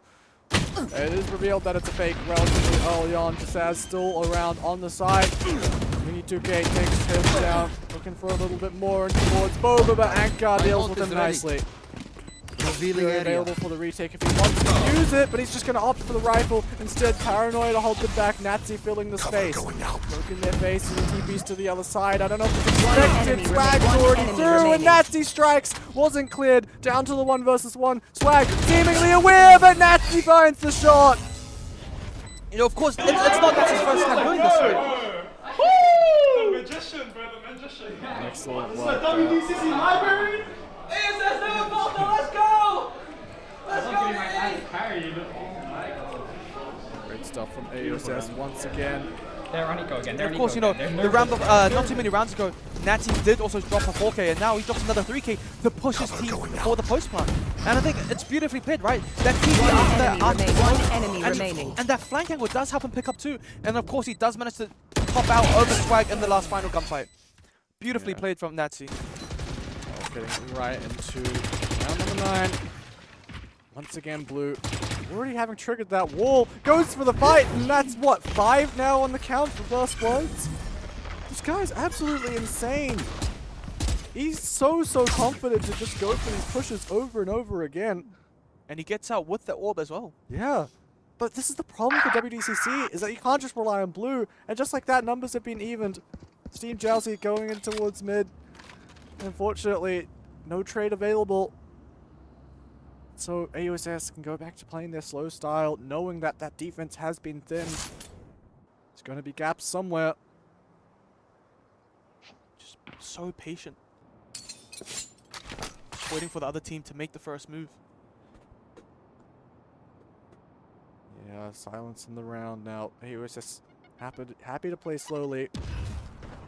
And all of a sudden the ACP does come through. He doesn't manage to find anyone. He does get by the sniper trip. Out of sight. fully stunned up, caught in the 30 trip. seconds left. Hunter's Fury out his face. It's Yosko who ends up falling. No, but he does manage to turn around to take out Lingy 2K. This is such a powerful enemy position remaining. with that judge. And of course, Blue coming in with a flank, but it doesn't even matter. Anka closes out the round for WDCC. Finally here, WDCC back into things. That was so important for WDCC, right? They needed that win. And they managed to get it from that great side hold. Of course, when it comes, to playing slow, the defense does always have that advantage, right? Especially when that time is ticking down. Yeah, they do a good job denying it. I mean, the trips weren't cleared, and the Hunter's Fury, combined with the fault line, of course, from K-Saz, ends up getting not only a kill, but tagging up, Lingy 2K down to low speed to the point where he just died. The judge is now Blue, contested again. The flash from his teammate is excellent, and another first blood. 6 rounds this guy has gotten it. How good is this Blue guy, right? He makes A feel like an impenetrable wall. Every time have not got A. Every time they go A, Blue says, get the hell out of here, and he takes down 1 or 2 or even 3. Where have I seen this round before?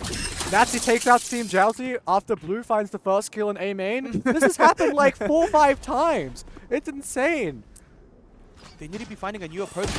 They can't be running the same thing over and over again and expect something to change. Yeah, the flag feeling the pressure in towards lots of people coming in from market, and Nazi snuck in through mid. Does get taken down by Nazi. Shadows traveling. Nazi also having a phenomenal performance here. And that deep smoke towards top mid gonna dissuade anyone from coming back in. Aware of the blue flank, I think, by the looks of it. There is a bit of contact. Recon dart does come through, but it does not get the scan off. It's part of the backside, so the flank doesn't really matter. And K-Saz is going to have a terrible difficult time dealing not only with the flank, but there was so many players in Boba. It's not going to be an easy one for Blue. He'd have to try and pull off an ace to clutch this round, and it's not going to happen. 2-8 for AUSS, and another round where even though Blue gets that first blood, doesn't matter. I mean, get this man some help. The team's on his back, but look, he can only stand up for so long. I really love the way AUSS is playing this, right? Sure, they're not the strongest gunfighting team by the looks of it. Of course, they are winning their battles, but the way they're winning these rounds is by finding that map control. They find the gaps in the defense. They know there is a gap in WTCC's mid, and you've seen it, like you mentioned earlier in the round. Natty taking down Steam Jiaozi, and now both sides look so difficult to hold. Yeah, that's concerning from Steam Jiaozi, because, I mean, he was hitting shots yesterday. Just cooled off a little bit. This one. Of course, Blue again, this menace. Yeah, trigger in the wall once again. I mean, look, AUSS are like trying to bait him into this fight, but he's always staying alive every single time. Always finding this kill. The question is, does he go back for more, or is he just gonna sit and wait for anyone to come into him? So proactive. Again, I mean, this is a very similar round. Once again, it seems like neither team really wants to make much adjustment. And look at this, Blue. Oh, he's coming around the corner. He's got Wyuzu with his knife out. Oh, surely you expect this at this point. This is 7 first bloods for Blue. Hey, better knife wins, right? I guess so, yeah. Those ones can shoot. You can't throw the karambit, unfortunately. Yeah. But however, I do like the way WDCC is playing better, right? They fully give up Blue A for Blue to hold, and they instead send the breach down mid to help out Steam Jiaozi to hold it. But of course, that does mean that B does feel a little bit exposed, right? And it's only Swag and Anka holding up, but Nazi manages to take them down both. The flash does come through, but it doesn't connect with anyone. And it feels like a broken record at this point. Nazi always bringing things back for his team, even if Blue's doing it. 3! Oh, hold on a second. 2 knives remaining. But it does go wide. Oh, the right click does not connect, but still, this is the best chance that we've had in a while. Bit of a team stun though. Oh, what's happened to our screen matter? Oh, he still ends up winning the round, and even though Blue puts up a Herculean effort, it does not work out. No, what an extremely close round, right? Wow, I think beautifully played from Matter there after, landing that stun onto Blue. That does give him that free frag onto him, and then instantly hitting that flash at the same time onto AUSS's breach, and easily picking up the second kill for himself to close it up. Let's have some fun. I think, I felt that WTCC played that round extremely well, but it's just that post-plant situation, right? That retakes that make it so difficult. Yeah, they just can't deal with Nazi in towards mid. He's finding these gaps every single time in the late round. So difficult to deal with. Nazi playing mid again. What a shocker. Yeah. Hey, talking about shocker, shot that does come out from Uriska into mid. Doesn't predict anyone.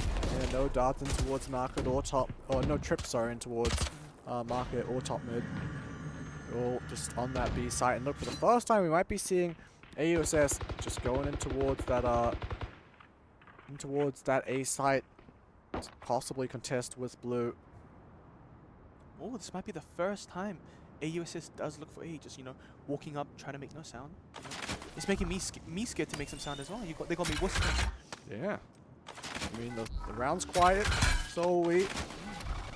Satchel out. But now the execute does come through. Lengy 2K does push it up elbow. They have no information. Jet does not get flashed there.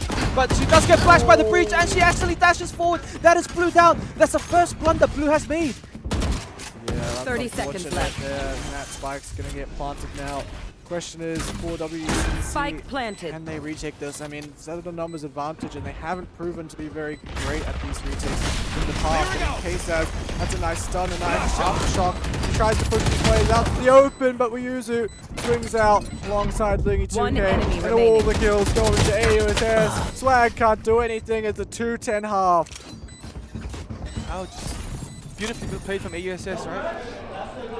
But damn, that moment where blue, you know, instead of dashing out back towards CT, just dashing forward, just feels so unfortunate. But that's just how it is, right? When you flash, it's really hard to know what's actually going on, which direction you're moving, and I think that's where the mistake was made. But of course, gotta give credit to Matter there. That flash does give Lingy 2K that free entry.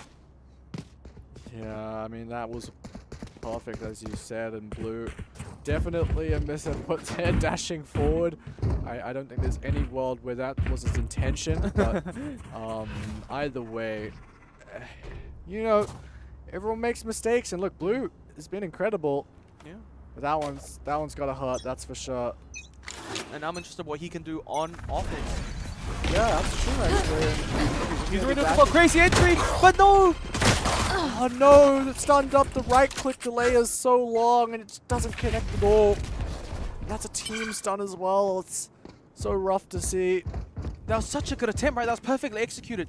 Except that he got just nicked by that stun. One dead. And when it comes to these plays, you do it once and that's it. You're not going to be able to replicate it without WTCC without AUSS already expecting it. And it's just that free kill, you know, that free entry strat that you had gone out of the game. Yeah, it's the timing a little bit off. Lingy 2K, jump peeking Alba. He should be able to spot K-Saz soon. Yeah, I mean, look, Swag has caused some problems in this round for AUSS. They're slightly worried that, you know, she could still be sticking around here. And to be fair, they'd be mostly right. She is still in towards mid, but now, as the attention gets drawn back towards the A site, the Owl Drone comes out. Nazi is unaware. Trick He does get one. These Sentinels, their lurks have been absolutely incredible. And WCC bringing things back towards their favor. It looks like Swag might be in line for another one. Oh, a lovely shot for the Cypher. She has the right idea, but she's not looking in the right direction. Of course, while using her, and she does manage to shut down Swag after a beautiful round from Swag. You know, basically winning them the round so far, right? But of course, we don't know what to expect from Ayuzu. Anything can happen. I mean, what, he has to get 4 or 5 kills in this round to end up taking it out. Makes the drop. That calls out the swings, and, well, for WDCC, putting the pistol on the board, looking to make things just that little bit closer. Yeah, that is a nice round picked up from WDCC. Of course, pretty big, right? Yeah, I mean, let's have a look at what Swag was up to here. This Swag's so effective. One enemy remaining. 3 out of 5. Honestly, definitely winning that round there for WDCC just off the back of that lurk up to mid. A 4-man stack from AUSS on A site. They are getting some crazy read. Yeah, Saz on the attacking outlaw. I mean, I'm curious to see how that does. Ooh, made and little bit of a whiff coming up from blue, but of course, one of the bigger players in the game today. He's not aware of the 2-man Albert stack. But he does all manage to find one and dash out. The breach doesn't have enough damage. It's only a classic. You're not killing them from that range, nor are you going to penetrate through those 3 people. Because, you know, classic very low penetration, you're basically hitting them with peas. It's a pea shooter, right? Yeah. That's what it is. NYU Spike planted. probably just looking for a fadeaway kill, right? Of course, there's not much you can really look for in this round here. Of course, Probably. 5-1 with a classic. If he wins, I'll donate $5,000 to charity. Wow, big call. Yep. Someone should tell that to the. That was said by Atlas, not WDCC. Jinhu. What? Can't be putting words in my mouth like that. You saying you don't want to donate to charity? That's messed up, I would love to donate to charity if YUC does manage to somehow clutch this round up. But it looks like. Yeah, look, it's unlikely. He's probably Yeah. just going to go down to the spike. But look, that was a. I like the idea from AUSS. I think if they had literally anything that. Okay. Hold on a second. Wait a minute. Wait a minute. Wait a Wait minute. a Wait a minute. minute. Wait, Wait! He got the He got it! Oh, no! He just got the ninja defuse! That is insane! Oh, WDCC, you can't be losing that one! Okay. He just got on at the perfect timing as WDCC was vacating the site and Blue came back in and tried to deal with him. Goodbye to WDCC's fourth round, and goodbye to my wallet by the looks of it. Thanks to YUC. $5,000! Charity round! Oh my god! That's insane! Wait! Oh my! I'm at a loss for words.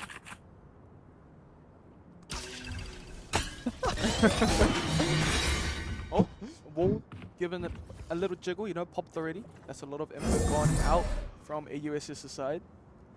I need to get my composure back, right? I'm shaking, bro. That is insane what just happened. A ninja defuse, bro. Everything happened in this game.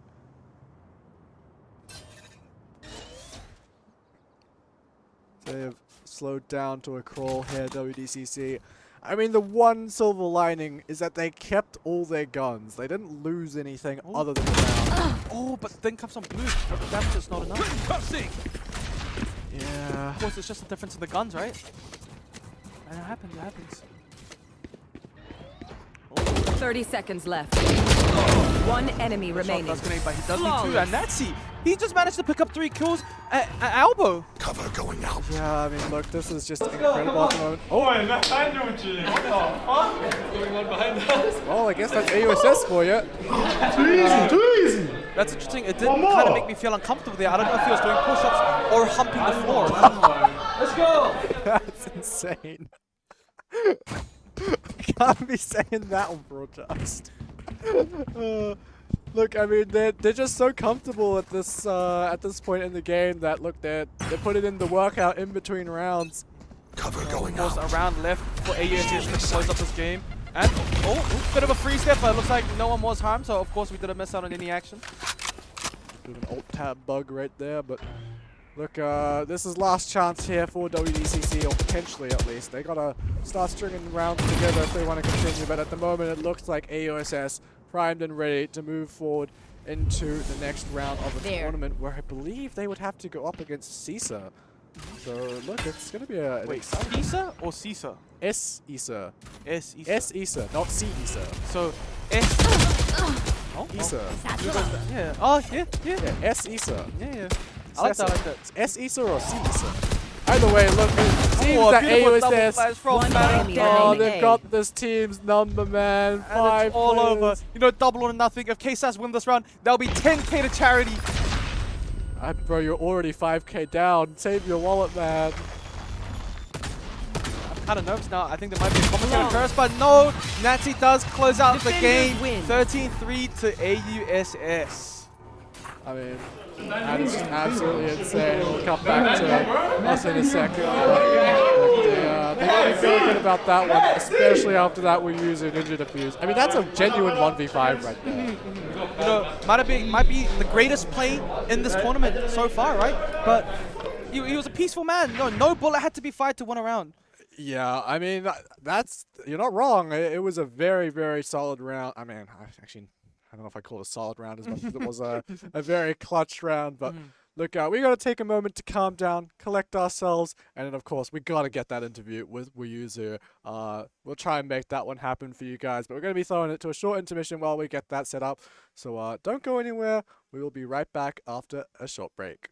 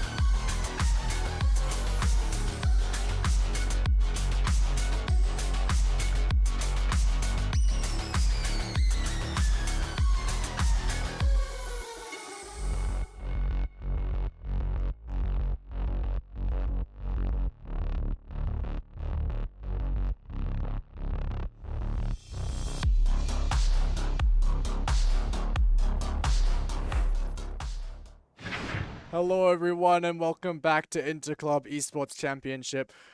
We've just seen an incredible end to our second match of the day between WDCC and AUSS, and well, we've got the stats for you as Martin, what on earth just happened? Not too sure, man. I think that second half it was a strong start for WDC. What looked like would have been a strong start, but they just all left the site and Wuzu just walked on and had a free defuse. I don't know what happened there. Yeah, well, I mean, look, I guess AUSS, well, not AUSS, sorry, WDCC must have heard the caster Janu say that he was going to donate $5,000 to charity. Yep. Well, you know, he's not here right now, so I think he's probably just left the building. He's left to go start putting the prize in the bag to make the money, because I don't think he's got $5,000 on him right now. Probably not. Probably not. But yeah, looking at stats, you know, at the top for each team, you know, Nazis and Blue, like we saw them being very active on that first half, especially Blue on that A site, and Nazi just walking down middle every round as well. Yeah, I mean, unfortunately for WDCC, it was kind of just the Blue show. 8 of his 16 kills, literally half of his kills were first bloods, which is insane. But unfortunately, just WDCC just could not quite capitalize off of it. But look, we've got our post-match interview ready with someone from AUSS and someone from WDCC. So we're going to be thrown over to the interview room for Jack to take us into this. So, yeah, have fun. It was the last game. Hello, welcome back to Interclub Esports Day 4. I'm here with the winners and the losers, brought to you by Endomy and Brave the Crave. WDCC, what happened? You know, we came into this game, didn't bring our A game, and obviously great team AUSS, we got punished for that. I just have to ask about that 1v5 Ninja Diffuse.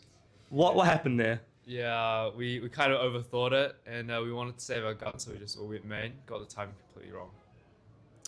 Truly unfortunate. AUSS, how do you feel about that match? Very happy. I think everyone played really well. I think, you know, we were just defaulting the whole round, just taking up some space, and yeah, it was very good from the team. Yeah. Both sunsets in this tournament so far have been, I'd say, a bit of a wash. So, I mean, a bit of a map curse maybe.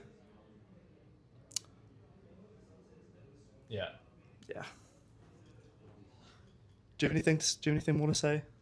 Not really. Props to my palmy brother Netzi. I respect, completely owes me on this map. And yeah, I wish you the best for the rest of the tournament. Thank you, Kevin. Big props to WDCC for coming out. I mean, as you've seen, they've been Thanos snapped away. A little bit unfortunate.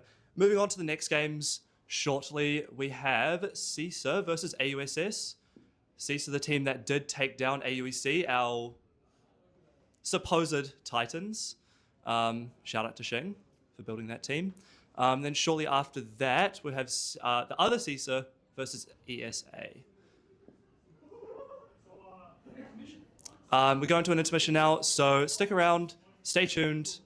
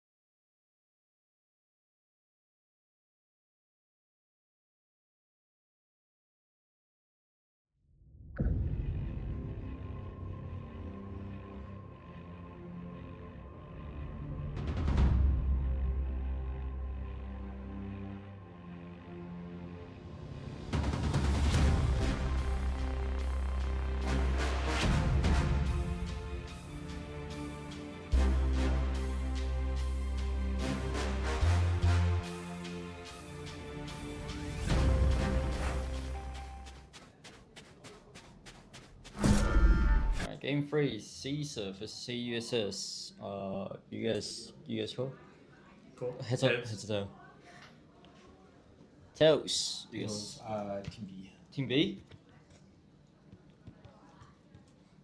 Okay, you guys ban first? Corrode. Ban Corrode? Ban Bind. Ban Bind? Abyss. Ban Abyss? Ban Ascent. Ban Ascent? And Sunset. Ban Sunset? Ban Haven. Ban Haven. So, AUSS pick Lotus, you guys pick side. Defense. Play defense. So, Caesar on defense, and AUSS pick Lotus. Back to you guys.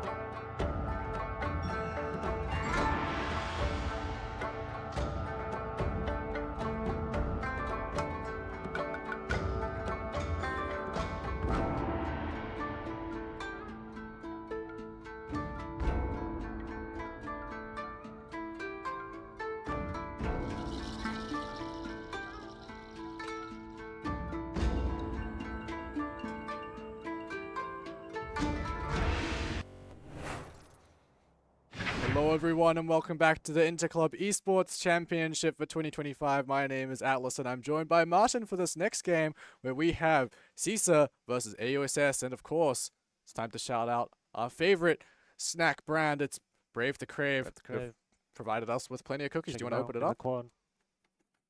Show the camera. Oh, there's our half-eaten cookie from before. That was from earlier. Do you want to pick a new one? We can try a new one. Oh, this chocolate chip maybe? Classic? Not sure. Looks like it. Smells great. I mean, these things smell incredible. Chocolate chip? No. Yeah. Very nice. It looks great. Anyways, well, we got a game to get into, and of course we got two new teams. Well, not two new teams. Two teams we've seen before, Yep, and of saw course, one yesterday. yeah, it is of course, CISA up first. This is their stats from Bind against AUEC yesterday. Now, not too sure what happened to Cat. I'm pretty sure he jumped during that photo. So He also looks different to the guy who played the second game yesterday as well, but we don't know about yeah, it. I don't know what happened there. We'll figure that one out later. But look, Noobmaster69 on the Yoru was absolutely cooking yesterday. Yeah, we saw that 4K that he's hit against UACS. Oh yeah, the clutch. Oh damn. Yeah. Sharp. Yeah, I mean, And they kind of slapped the AUEC around. Yeah. Not sure. And that's enough said. We've had enough AEC talk, I think. Maybe. Oh, we're not done yet. I'm actually, sure we'll leave it to what's going to happen next. Yeah. Anyways, but look, we'll get to our next one. It is, of course, the team that we have just seen. It was AUSS against WDCC. Here's the stats for this team, and look, they were looking pretty good. Of course, we had Wayuzu on his incredible, 1 versus 5 Ninja Diffuse clutch. They were looking so good. I mean, the whole team played well, but yeah, it was just Nancy just walking all over the map. So kind of his show for that last game. But we'll see what happens. Yeah. If Nancy's gonna pop off again or New Master 69. But we don't know. But we'll pass it over now to our interview room. And we're about to head into the next game. Yeah.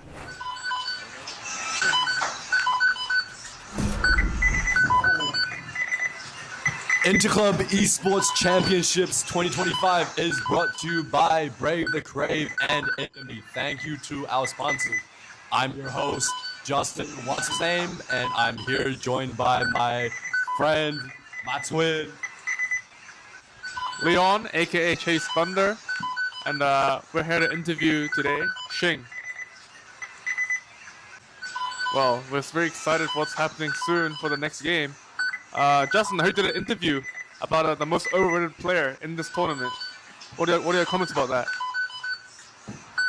Listen, yesterday during our games, during the intermissions, I asked 7 players, who do you think is the most overrated player in the Interclub Esports Championships Valorant tournament? 6 of the 7 interviewees said Shing is the most overrated. The 7th player was Shing himself. What do you have to say about that? As you can see, Shing has been removed from our AUEC roster and currently holds a new occupation at a unnamed fast food restaurant. I wish you luck in your future, endeavors. Alright, so we're getting to the draft now for the Valorant game coming up. And we see that we're on Lotus this game. And we have a Vise, Omen, Fade, Breach, and a Raze on attacking side. From what I can see here, this seems to be a very aggressive attacking comp. Fade and Breach, of course, to get the scan into the stun and the utility. It's very good into this map. Anything you want to say, Justin? I think this will be a very good semifinal to watch. Any thoughts on the teams playing, Mr. Shing? As you can see, the trauma of what has happened yesterday has completely destroyed his frontal cortex, and yeah. With that said, Well, this seems to be the end of our interview. Hopefully, Shing can do a good job at his next thing. Unlike how we performed in our Valorant game, and we'll see you next.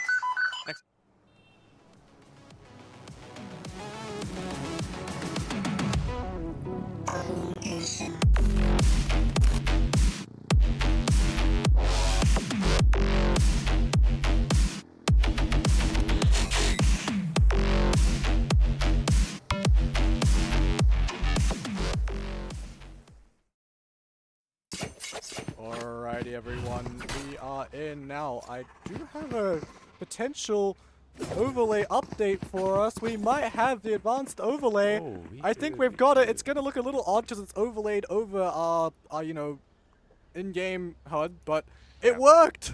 We weren't expecting it, but it works. So Yeah. make do with what we have. The one time where we don't prepare it. Yo, Shin, can you stick to your 9 to 5 and mute up on the comms, please? Yeah, sorry, had to call him out. He never mutes on the Discord at all. Anyways, he needs to stick to putting the fries in the bag. But look, I believe we are ready to get into this. The players are ready. Oh, we might need to swap around the cams a little bit we need to switch up later. the cam, Oh, though. sorry. Yeah, actually, let's just come to us for a sec. We'll just swap the cams around. But got the overlay up and running, so be nice for bit of viewing experience for everyone. But yeah, we're about to head into the first game now. And yeah, a Lotus. Did we see any Lotus yesterday? I think we saw one. One. Yeah. Yeah. But yeah. Shadows traveling. Nerd. Satchel out. Nerd coming out. Flood on the side. As Spike planted. yeah, Spike's already down.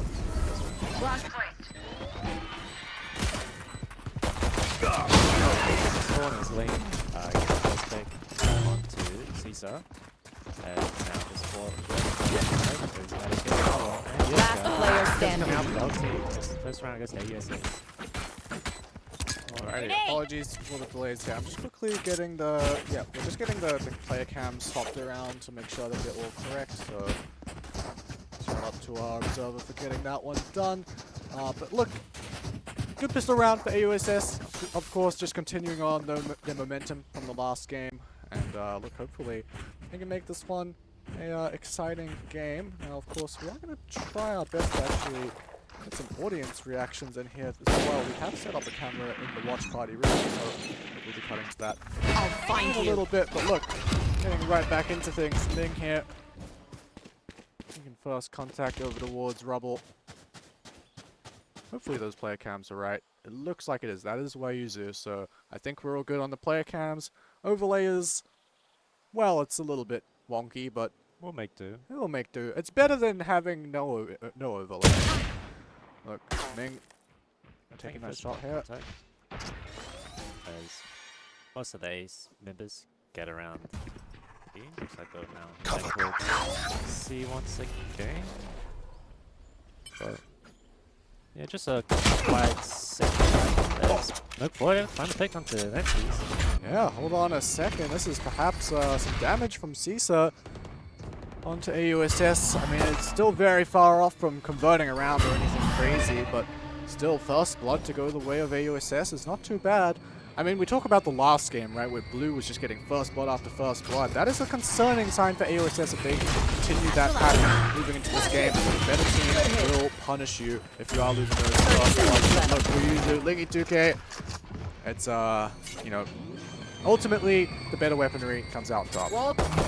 Spike planted. Last player standing. As, yeah, rounds all down left to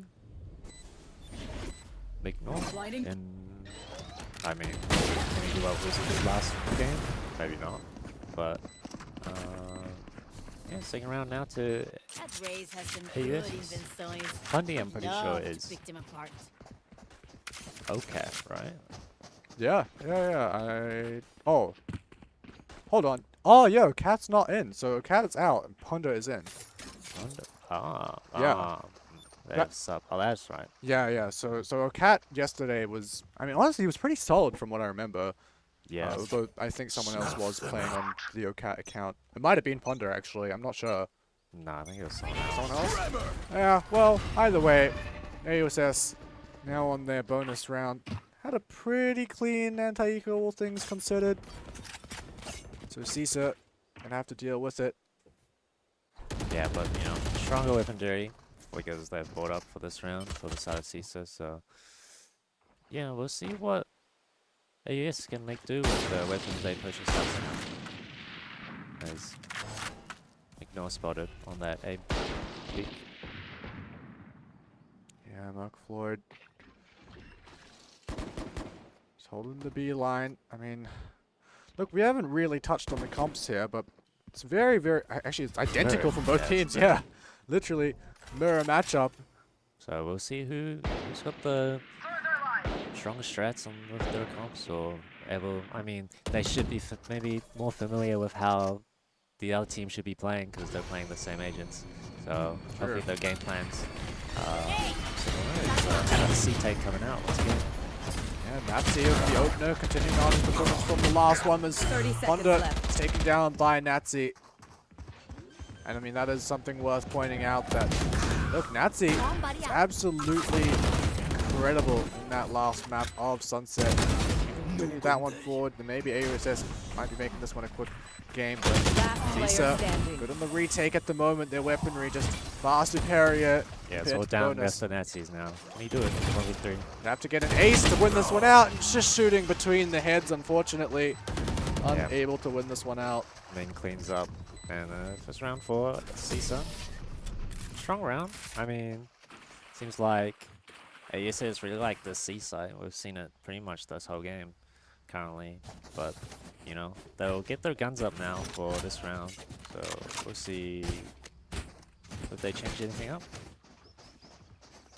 New master on the Vice this game. You know, Yeah, so I'm playing Yoru. That is one thing I was thinking about, is that I feel like his Yoru was so good. Putting on the Vice is an interesting decision, given that you can get away with playing like a Yoru Raze, you know, double duelist combo on this map, or even Yoru Neon if you have, you know, players that are, you know, that way inclined. But look, another fight to go down. McNaw with the opener. Swing out from Lingy 2K, and McNaw continues onwards, but Mata eventually finds the trade. Point over the top to try and spot out where these other players are, as these two initiators look to continue on fighting. But is that too much? Is that an overstep perhaps, as Mata claims a second, and now Ming stuck out in the open trying to escape. How has he not died? Not a single bullet from the spray connecting. 50 HP to his name. Somehow he's alive. Yeah, somehow he has made it out, but yeah, now, you know, ASS just kept fighting even though they lost 2 at the start, and they've gone out onto A, but you see New Masters made it all the way into their spawn, so they are pretty much trapped here. But, you know, Cisa has pretty much a very good idea of where AES is right now, but very patient from the side of AESS. You know, maybe Pundy's going to get impatient. Spots all 3 of them as they now speed up onto this A site, and it'll be Ming just by his lonesome on the side to defend his first one. 30 seconds left. Nice shot. Rest of the team now coming in. Tap onto the spike. It'll draw out the swing as Ming Spike down. manages to A. convert. 1 versus 2 now for Mata. AUSS. They lost their bonus round. That's fair enough. But now the guns are out. It's left down to 1 man to try and do it all. But Ponja comes around the back. Easy win for the Omen. Yeah, solid round coming out. On the side of Cisa. Strong rubble fight there. ASS did reply back, but map space from New Master 69 able to basically give his team all the information that they needed of where ASS was going to go. Yeah. Oops. Had the wrong overlay for a second. Early flash in towards Mount. It's a little bit of information for side of Cisa, but well, you know, if A wasn't working but C was, where are you gonna go? To C, they go. And Stopper grabs the first, Noob Master to 4, upgrades his weapon as well. And look, that Vice setup was dealt with nicely. I think Lingy 2K actually managed to get over the share without, I mean, yeah, it didn't get triggered, so it's good stuff from AUSS here. But the guns are weak, but they are well on side, so Honey finds the first pick as Floyd as well. But Vice Huntsman doesn't come out.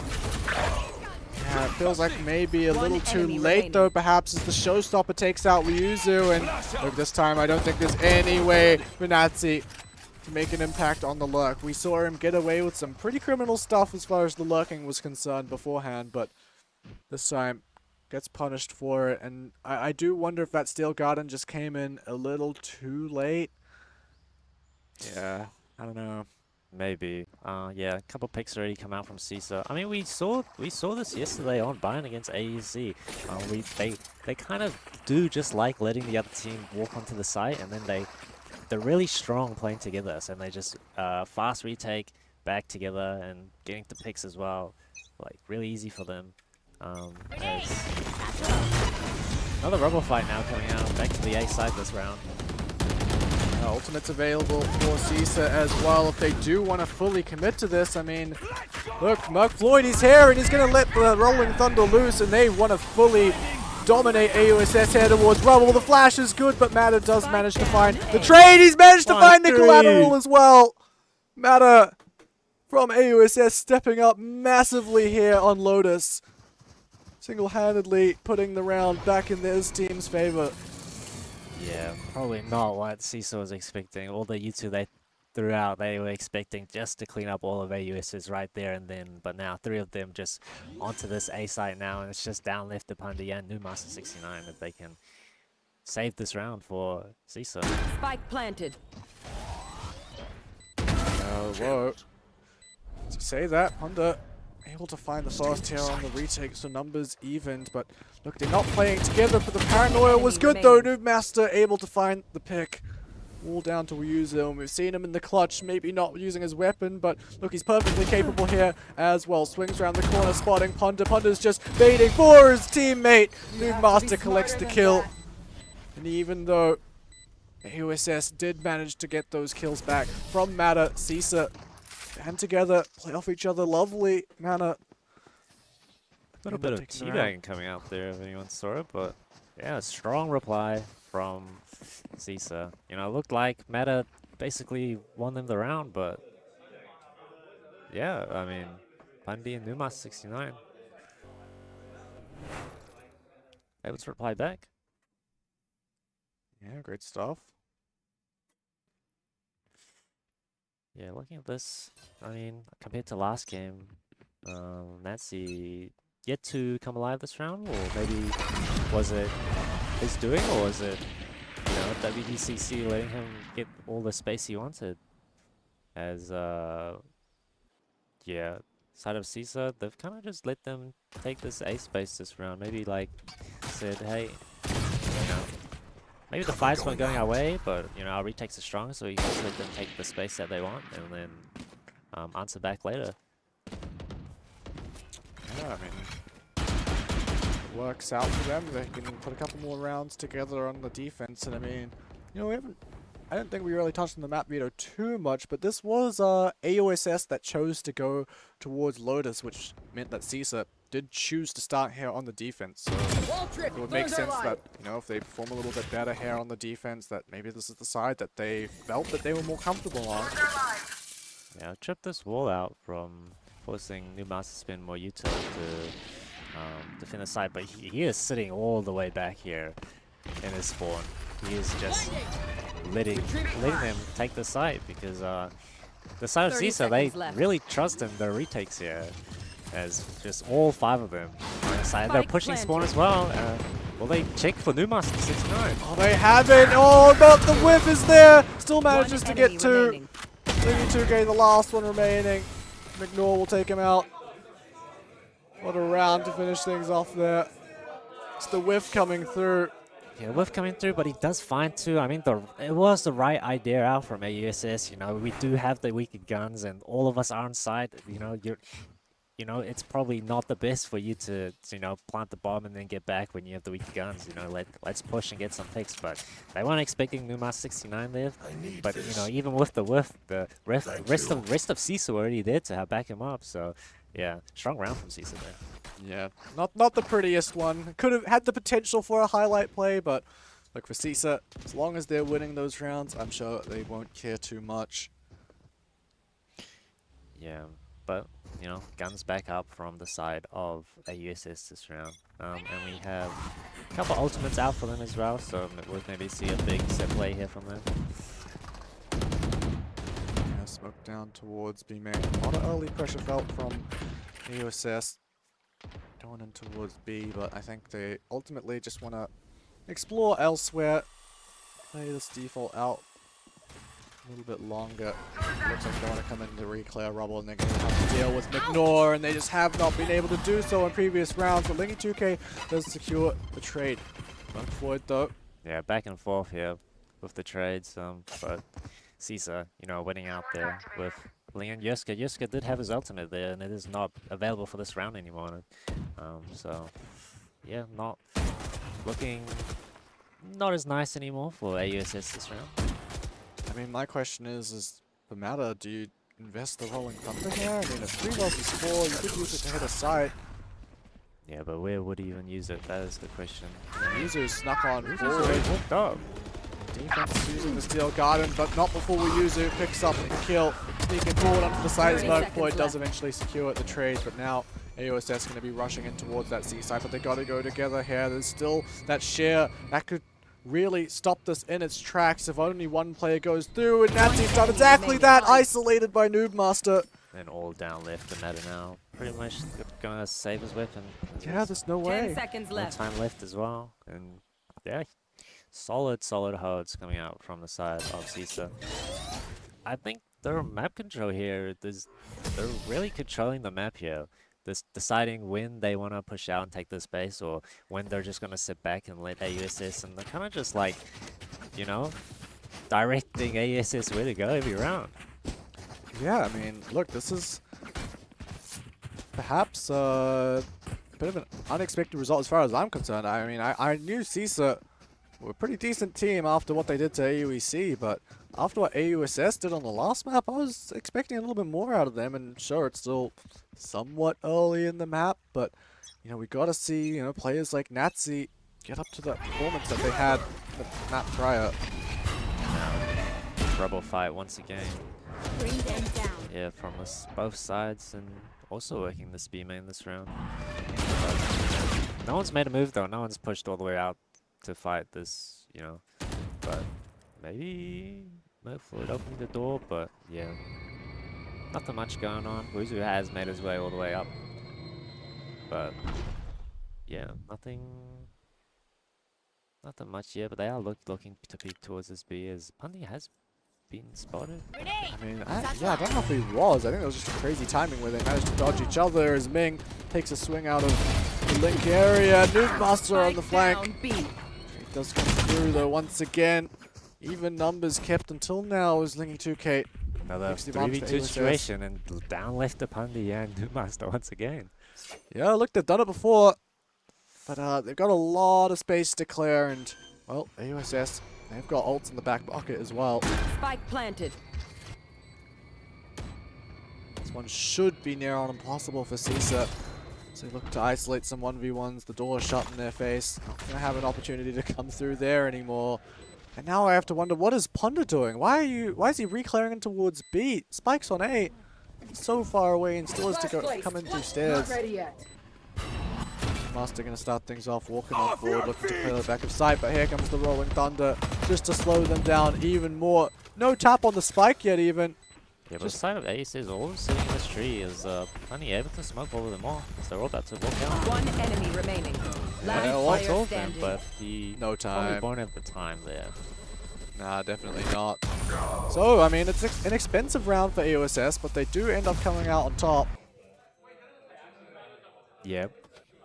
Probably, you know, I think they would be very happy with how that round went. You know, they did spin the Breach ultimate, but they still have 3-4 ultimates up this round now. Oh, it's wrong one. Yeah. But, you know, even with winning that round, you can see Yuska and Nancy's, you know, not ideal buys coming out here. They've got a Stinger and a Judge, but I mean, probably look to send it onto site with these weapons.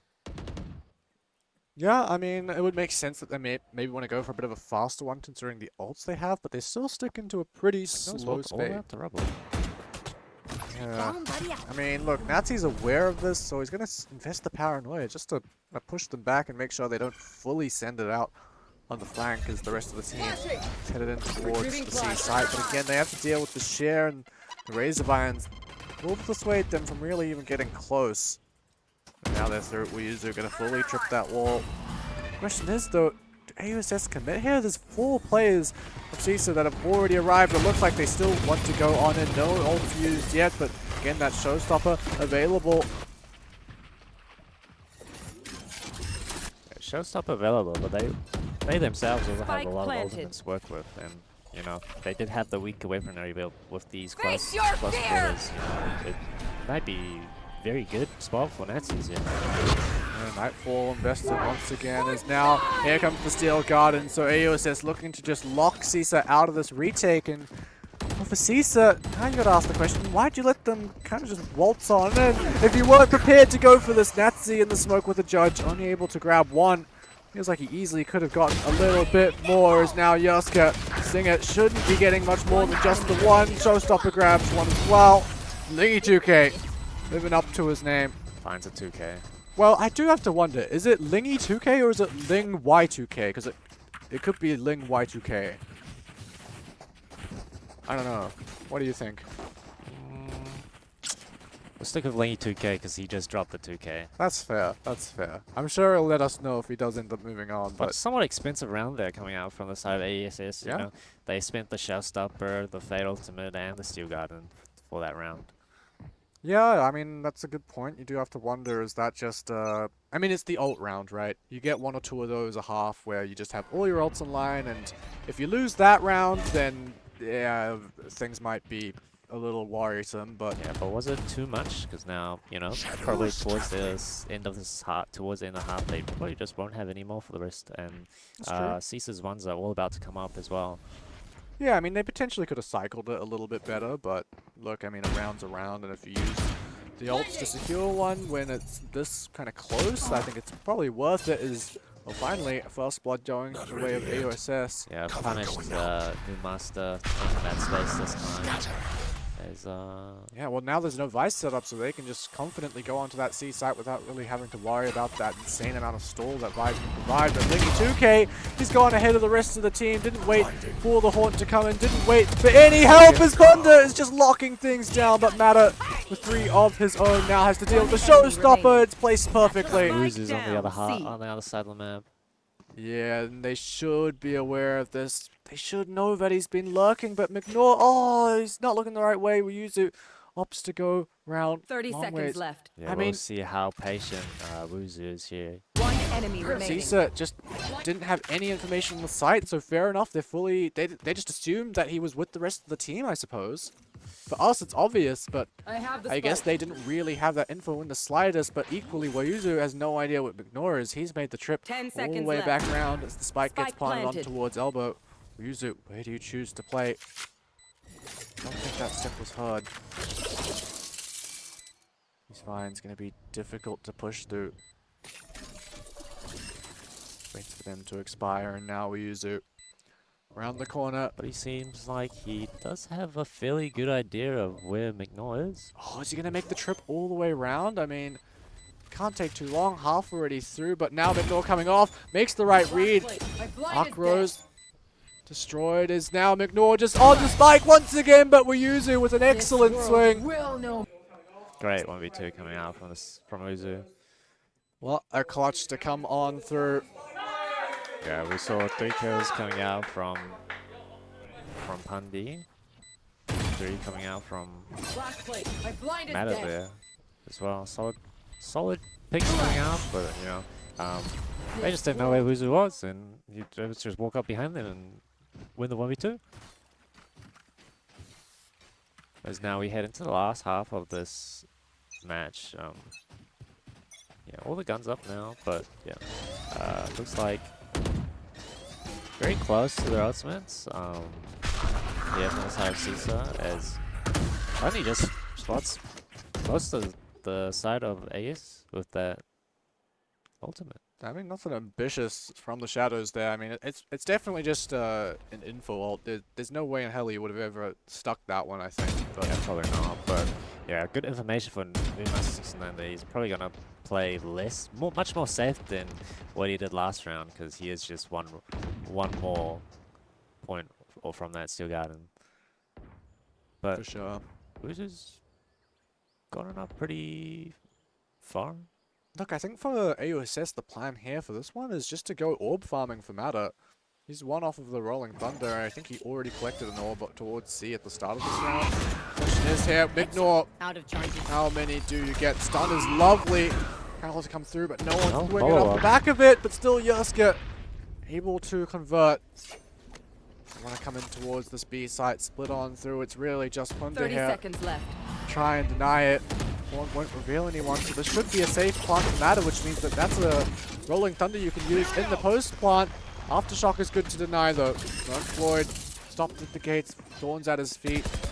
The spike will go down. Spike Flash planted. is good as now they look to try and start this retake off. The question is, when does Matter choose to use the Rolling Thunder? Here it comes. I don't think he spotted someone enemy being remaining. thrown up to his left, but his teammates convert. You see all those assists.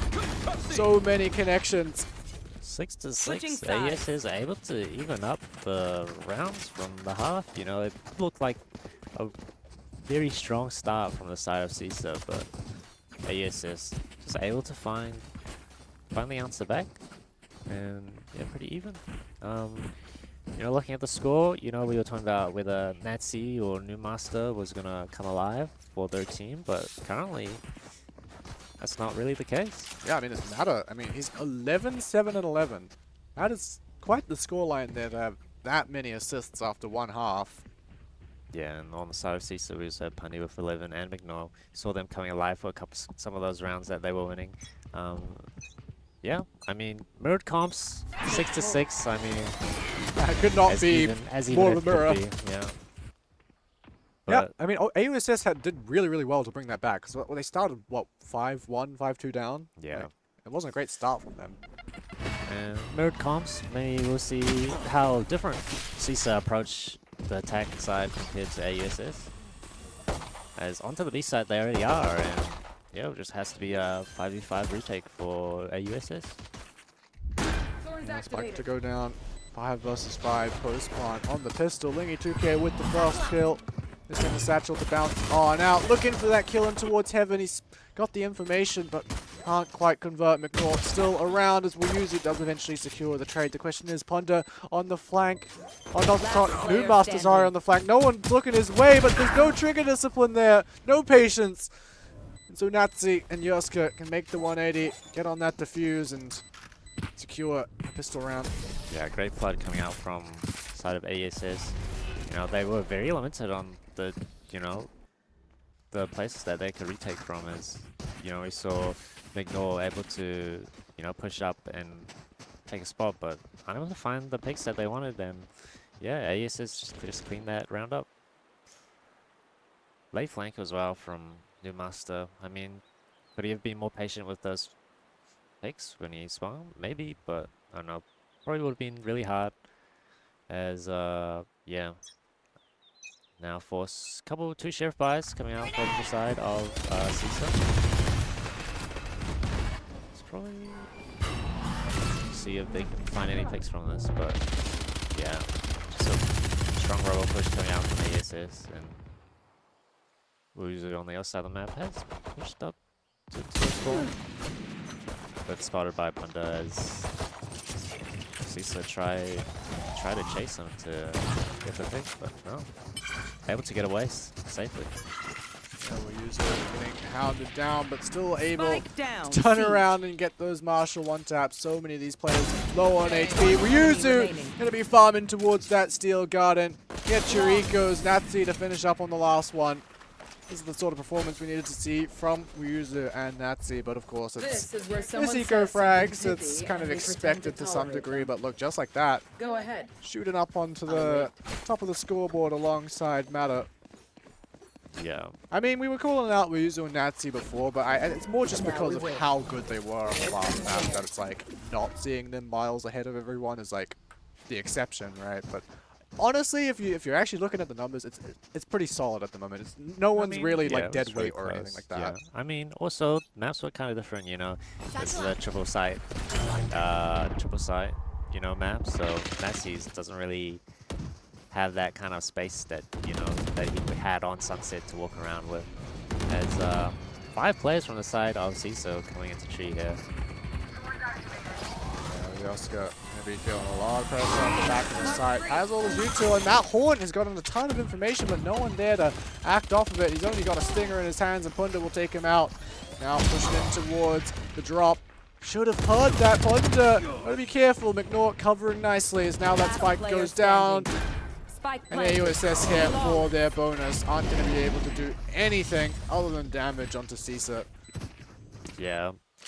Great round. Great response now when they had the guns. You know, they knew they had the stronger guns for that side, and so they just all grouped up just to make sure that they could get the trades. You know, we were talking about, you know, comparing themselves to, you know, AUEC yesterday, that this team plays really well together. You know, these guys, with, you know, our regular AUEC tournaments, these guys, when they were playing, they don't play as much anymore, but these guys play together a lot, so yeah, their team synergy is pretty solid compared to some other teams in this tournament that we might have seen yesterday.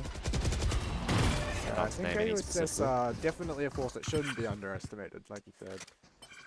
Yeah, just as good, but you know, maybe a team like AUEC, probably not as much. Yeah. Which we saw yesterday. But anyway, in the smoke, McNaught trying to spot for the wall, but there's nothing there. Yeah, one of those rounds where the Vice setup been swapped around a little bit. Sending that share over towards the B side, just as a bit of an info gatherer more than anything. I see playing really close to the smoke. You know, we saw him doing this a lot in Sunset, but McNaught walking out just but traded as Though flushed out, many players coming his direction, and 2 players at the door, but New Master 69 is behind both of them. Well, Satchel just try and stay alive. That's lovely movement from Lingy2K. Gonna just opt to go around the long way instead now, but the spike still hasn't been planted. Yeah, spike 30 comes down seconds now left. As yeah, 3v2. Meta and Lingy2K left. Yeah, Lingy2K probably have to drop more than a 2K here in this round if they want to get a retake back. One enemy remaining. Panda finds the first, and it's down left to Meta, and unable to find it, and now scores even up once again. Wow, I mean, this one could not be closer, and look, it's these are the games that we've been waiting for here today. You know, the semi-finals. This is to qualify to the best of 3 finals. You know, it's best of 1s the whole way. It's a brutal format.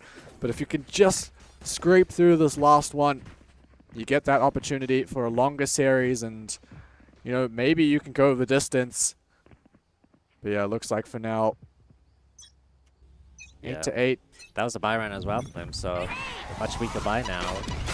But you know, with the weak buys, they are gonna try group up, get close to the side of CISA, but wasn't able to get up to rubble like they wanted, and CISA able to fight back and get the picks onto AUSS. Yeah, look, it's an eco round for this one. Not even the Bucky gonna be given anything in towards Link. You can see Mark Floyd was thinking about it, wanted to perhaps go exploring, but doesn't give them anything. Ooh, that is disgusting with a classic. And now swapping over to the Bucky. Fortunately, had that barrel peeking in, so it's all down to the users, Marshall, and look. Marshall can do some crazy stuff at close range, but to deal with this many players, impossible. Yep. Strong. Yeah, this side of CISA, they are playing together very well. You know, just always on the same wavelength, it seems like. You know, pushing out Rebel, fighting together there. You know, answering back to AUSS's attempted push there onto Hyper. But the guns are all back up, and you know, Guizu, Yosuke's got their ultimates up. And the rest of them not far behind. Same for the side of CISA. So pretty important round, I think, here. Yoshika. Maybe you should ask Ming for those lineup videos that he was making yesterday. Yeah. As he is kind of somewhat trapped here. Yeah. As Panda finds his kill on him. Guizu, ooh. Nice shots coming out as Face your fear! Ultimate's being sent in now. Steel Garden and Nightfall with Yuzu making his way in. I mean, look, CISA, they've just been sent packing here, but they don't have any other options. They have to fight. Spike has been planted, but now down to the classic, but so low on HP! Lingy 2K. with the 2K coming out. Once again, lives up to his name. Yeah, it seems like they, you know, use the two ultimates that they have really well there. At the same time, trying to decide, you know, force the side of CISA to, force the side of CISA to move out of that, move out of the site. You know, they didn't really plan for where they ended up there. So, yeah, we was able to stake that plant, and yeah. Close game. Rounds going back and forth.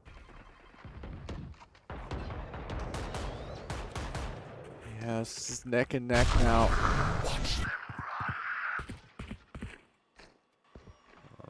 Interesting teleport there out from the Nazis. Just going from B to C there. Not much sound coming out from the side of CISA there as well. There's not much information that CISA has given to AUSS yet, as Bring them down. 2K has rotated all the way out of A, but yeah, it's CISA now coming out towards the site.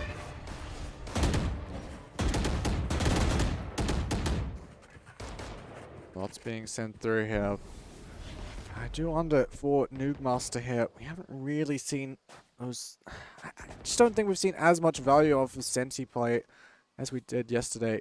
I think his spacing is still being really good, but you know, as I said that, he's always been he has been able to get the find the one, but you know, I think yesterday, you know, one might have been enough, but I think currently one is not enough. I mean, he needs to be able to find more there for the positions he is playing. But yeah, it seems like both teams now have a fair idea of what's going on, as CISA is able to make it onto the C side first, but 10 seconds AUSS are already here, so might see a strong fast flood coming out as McDowell able to get the pick onto Lingy. 2K when he has a showstopper out, and also finds a second first guys down left to Meta and Wuzu. One enemy remaining. And all down left to Meta to make it happen. Yeah, 1 versus 3 here. CISA looking to pull ahead once again. And look, Meta has pulled off some pretty crazy moments, but yeah, that 1v3 just a little bit too much. So 1 versus 3 for the breach, not gonna happen. Will be CISA pulling ahead with 10 now, double digits secured. Economy once again in shambles here for AUSS. Yeah, a little bit in shambles. I think with these rounds going back and forth, your economy is really important here. You know, when you're winning these rounds, you need to survive with most of your team, or else, you know, losing the next round just sets you back. You know, sets you back a lot. And, you know, we see here, you know, Flash trap destroyed. Marshall's coming out a lot from the side of AUSS. They are pushed up on the mound as Loser does find one. Bro, his classic is dangerous, man. But again, it's even if you get the one, right, it's probably not enough on an eco round. You need everyone to be either getting their ones, or you need someone to go absolutely crazy. Massey's here for Bucky. See what he can find this round. I mean, he could just try and pop out and deny this plant, perhaps. Spike planted. He is watching. He did get pushed out. Oh my gosh, he just managed to dodge the Prowler. Does end up getting taken out by that off angle, but Ponda finds the pick. Where's Ponda coming from there? This is crazy. Ponda doing everything for his team, looking for the last one as well. There's 4. Okay. Oh, look at the reaction there. To the camera. Oh, let's crack up. What a play for Ponda.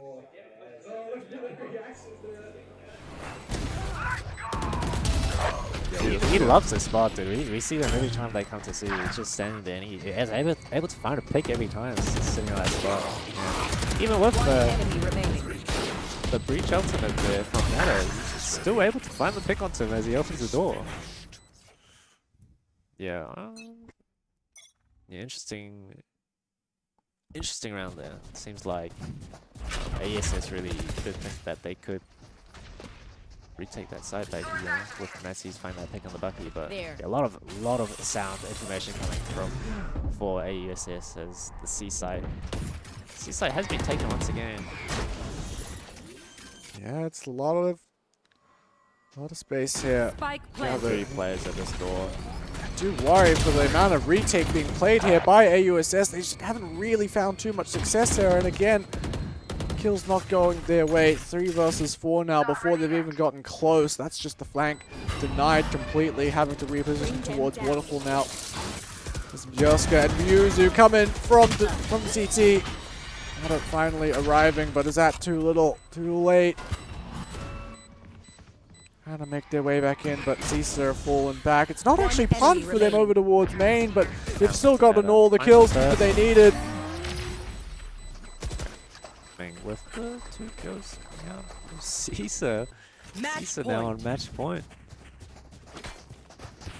Look, I mean, maybe in a way this is making the AUEC loss a little bit more palatable. I don't think anything had happened to make the AUEC loss palatable. I'm gonna be honest with you. You know, that 1v3 that they lost yesterday. Oh, yeah, that was pretty bad. I don't know what happened there.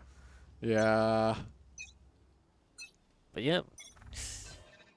Match point, I don't know if anyone expected Caesar to make it this far in the tournament, and they're about to 1 round away from, you know, grabbing a ticket all the way to the Grand finals. Yeah, this is semifinals, so this is 1 round away now from being in the money. Of course, $300 on the line, split between first and second. Mark Floyd finds the first. This is a great way to start off this match point here. Master on the lurk. Great anchor going up from Master as well. Hit that position before, just like that, everything falls. It's all matter. Ultimate's being thrown his way. He's being chased down. Oh, from the shadows, the disrespect. Oh, it's incredible. Caesar, best AUEC, and then come into this today and take down AUSS fresh off of a win. Yeah. Now they're going to the grand finals where they'll be facing the winner of CESA versus ESA. Yeah. Battle, you know. This is battle of the ESAs. Battle of the ESAs. We'll see which ESA is the best, you know. Who knows? You know, maybe we'll get an interview soon. We'll maybe see who CISA wants to face. Maybe they want to play the other CISA to, you know, show the rest of us who the better CISA is. But yeah, I mean, yeah, I don't know, coming into this tournament, I don't know, I'm not sure if anyone, you know. No, not at all. Anyone thought CISA was going to make it this far, you know. ASS really strong on paper. We did think that they would, you know. Well, we did think they were going to play AUEC first of all, but, you know, that didn't happen. So who knows what's going to happen in this tournament. Yeah, I mean, that's a somewhat surprising result, but look, welcome one at that. It's always exciting to see a bit of an underdog story, a team that, you know, no one's really been talking about, making it all the way to the grand finals. But of course, we do have to get those interviews sorted. So we're going to be throwing it to an intermission. So don't go anywhere. We will be right back.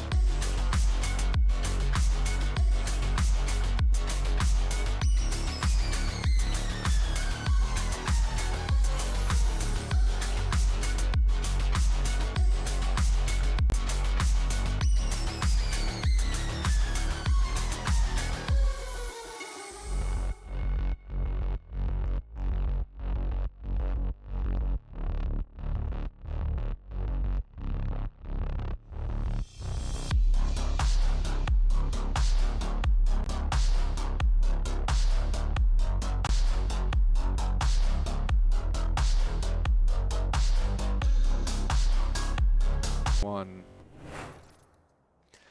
Hello everyone and welcome back to AUEC Interclub Esports Championship. I'm joined by Martin once again to break down the stats of the game that we've just seen. As well, it was the first kind of close game that we've had today. Yeah, a close game. You know, I mean, was expected. These two are really solid teams. I mean, they went pretty much back and forth the whole game. As yeah, Pandi, 25 kills, really strong showing from him. They went to a lot of picks. You know, we saw a couple 3Ks out from him. Matter as well. You know, a lot of answer backs on there. But yeah, mirrored comp. Seems like Caesar had probably the better ideas there. I mean, all of them basically. They really both liked that seaside on that map. I think it was really favorable for them for when they got on. But those retakes is much stronger from the side of Caesar compared to AUSS, and yeah, able to just close out the game there.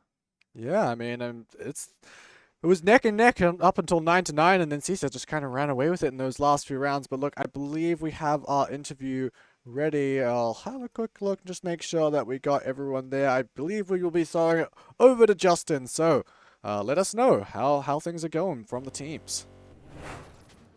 Oh, here we go. Interclub Esports Championships 2025 is brought to you by Indomie and Brave the Crave. I am your shift manager on duty today, Justin, what's his name, and I'm joined by Caesar, the president and the player, and AUSS, the president and the player. First with AUSS, Mr. Ipman. What are your thoughts on the game? It was a really close game, honestly. First half, I lost a bit to me, and then, came back. Second half, I guess it just didn't go our way. It's tough. And what about you? What are your thoughts? Loki just got diffed on defense, but it's fine. It is what it is. Next time. That's tough. Now, to the winning team. What are your thoughts, Mr. President? I think this game shows the versatility of our team. Our top player, Liam Lawson, didn't fire at the start, but then we came back with our Omen, Loki carrying the team at the end. Of course. Yeah, I think on defense, we kind of threw a lot of rounds. I think that game should have been a lot easier than it was. I see. And before we go, Mr. Brandon, any thoughts, any shout-outs to the team, any words to the stream? Shout outs to all of AUSS. We've got an event actually later today, so it's kind of good that we lost so that I can go manage that event. Shout out to the Caesar players. Thank you guys for a good match. Vash is actually one of my project partners. I'm giving him zeros on all my peer reviews. No peer review is going to have a fucking 5. Fuck this cunt. Hope he gets cancer. Oh shit. Is that allowed? Oh shit. Hey, who cares? This is our house now. Esports. Yeah, you guys are selling after yesterday. That's why we've all changed careers, Exactly. AUEC after this year disbanded, everyone's going to McDonald's. Any words, any shout outs? Shout out the players, bro. Shout out the players. Without them, we wouldn't be a team. Of course. Thank you guys for being here with me today. Shout out Huang. Shout out Huang? Huang, the super sub, didn't get to play. Shout out Huang. And with that, AUSS is eliminated from Interclub Esports Championships 2025.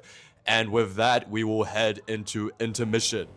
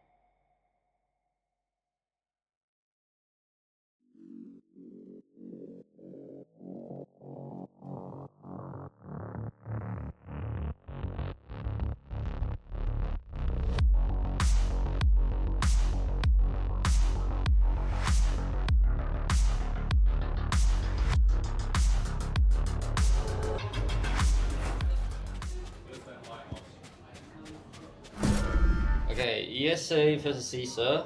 You guys can call heads or tails. Hits. Hits. Team A, Team B. Team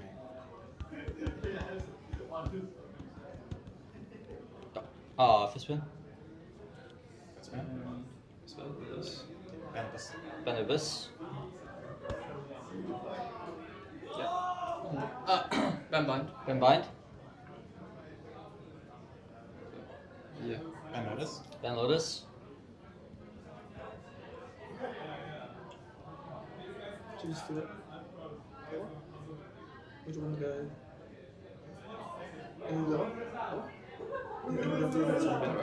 Ben Haven. Ben Haven. It's a synchro and sunset. Yep. Ascending Shore Sunset. Ben. Banker Road. I think we should, yeah. Okay. Will Ben Ascend play Sunset? Okay, Benison, play Sunset. Yeah, we'll play Sunset. You guys pick side? Go. You know what? Let's go attack. Attack. Okay, ESA pick Sunset and Caesar on attack. Yep. Yep, sweet. Thank you. Thank you guys.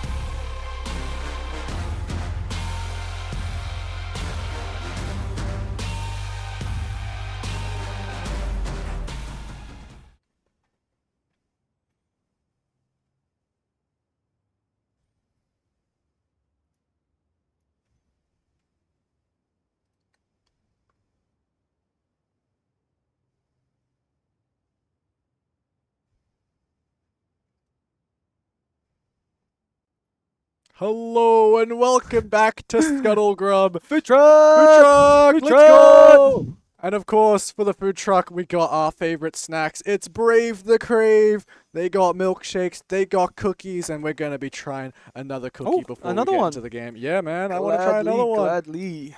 Yeah, I mean, I'm just gonna go for it. I have no idea which one it is, but I've tried most of them at this point, and they're all so good. No exceptions here. So, shout out Brave the Crave. If you want a cookie, go grab yourself a cookie. A bit of unintentional ASMR. A bit of unintentional ASMR. Yeah, well, I mean, the mic's not close to our faces, so, you know, it's gonna happen eventually. But, look, we got, some might say, the finals before the finals coming up here. One of the most anticipated matches of the tournament that everyone more or less saw coming. It is, of course, ESA versus CESA, which is essentially a rematch of the grand finals of our last Valorant Rumble tournament for this semester, back when they were going under the names Le Seraphim and Hungry Seekers, which are their premier team names.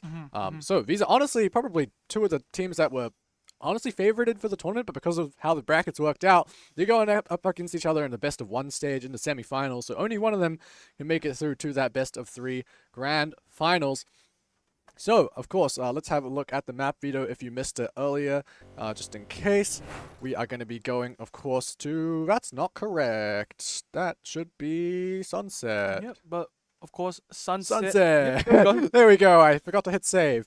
Interesting map, right? We saw CESA, by the way, not software engineering for anyone that might get confused. Of course, they did play against IEEE in Sunset, right? CESA did pick Sunset, and they showed a performance that can't be more dominant. It couldn't have been more dominant. It was a 13-0 win for CESA, and of course, ESA, who had the chance to pick, they chose to pick Sunset as well. You know, I think there's a little bit of that mental game going on. They're trying to say, you 13-0'd another team on Sunset, but we're better, and we'll show that we're better by picking your map against you. Yeah, I think that's definitely the real question here is that, look, is ESA just that much better than IEEE? Or are we going to be, you know, seeing another dominant map from CESA? And look, it's going to be very confusing if we do get to the grand finals and CESA do go through. I've started saying CESA so I don't keep saying CESA, because 2 CESAs is too much. But look, we got an interview prepped before we get into this game. We got all the players in the lobby and we should be getting ready to go soon. But of course, we're going to throw it over to Jack over in the interview room. So, take it away. Yeah. Both teams will be CESA. Hello, going into the agent select for ESA and CISO. What do we make of this team so far, guys? No, CISA, last year's winners, coming back, trying to get into grand finals, trying to go back to back.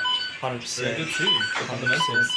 Yes, but what do we think? Well, I think even though CISA is probably the crowd favorite here to win this map, I have faith in my boys in ESA.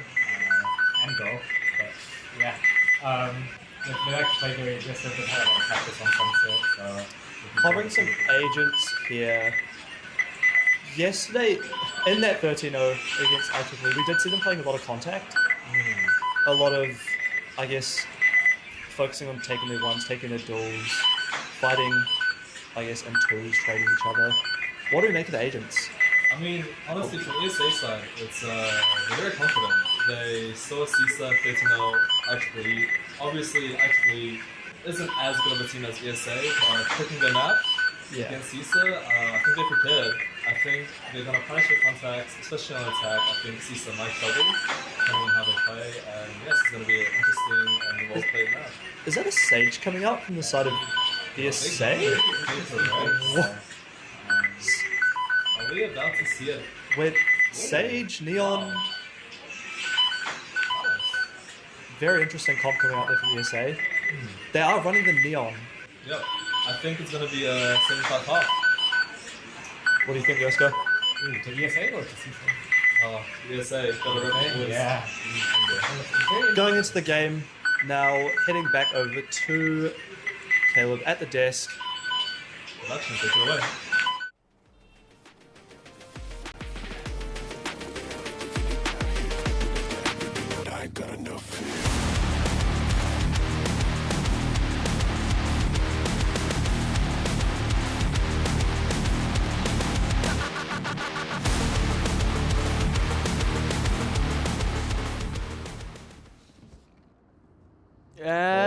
back into the final game apart from the grand finals today. The final best of one. Yeah, this one should be a good time. Look, oh, okay, we've already got a tech pause. That one's not our fault this time, but look, this one should be a very, very good game, as they were pointing out. I mean, the Sage pick is interesting that they've gone for it. I mean, we've seen a bit of Sage from a couple pro teams around, but the interesting thing is CSA are a very slow team. They, they've got shooters, don't get me wrong, but as far as their macro game is concerned, they're probably the best team in the tournament. I don't think many people would dispute that. And they, at least what they showed yesterday here on Sunset, they play an extremely heavy contact style, very, very slow, always with those, dangerous lurks through mid. So I'm curious to see how that Sage is going to be utilized. There is Scuttle Grub, unfortunately. We have disappeared from the food truck this time around. Yeah, we're back in the casting booth. Yep. In fact, I should probably swap that around so when we return, we're not in the Scuttle Grub. Earlier, I did, of course, ask, I wanted to see, creative Sage pick on Sunset, and I asked and I received. Yeah, fair enough. Yeah, and it's just the grudge match, right? They have history. Look how many people are in the crowd today as well. It's the proof, that everyone's here. They're here for ESA. They're here for CISA, and I'm so excited for how this game will pan out. Because let's be real here, this is the actual real finals. Yeah. Whoever wins this, I think, will be the one to take it home today. Yeah, and now, of course, we got to ask the crowd while you guys are here, while we're waiting for this tech pause to finish up. Who's here supporting ESA? Who wants to see ESA winning? Let's make some noise. It's gonna be a delay. There's a bit of a delay. 20 seconds. 20 seconds. We'll get there. All right, there we go. And of course, we got to find out as well who's here for CESA. Who wants the Construction Engineering Student Association? I think that's what that stands for. Who wants them to win? Civil engineering. Oh, maybe that's what it is. I thought it was construction. I mean, it's close enough, right? I don't think it matters because ESA will take this game home today anyway. Oh, okay. A bit of bias on the casting desk. But look, I believe we're getting back into things. No, actually, no, that time is still shut. But look, we'll get back into the game. We'll have a quick look at what's going on. All right, let's have a look. Hopefully we can get this tech issue resolved quickly. Should be all good to go very, very soon. And of course, the longer we wait, the more nerves build up for the crowd, the more nerves going crazy in the head of the players in the game as well, of course, right?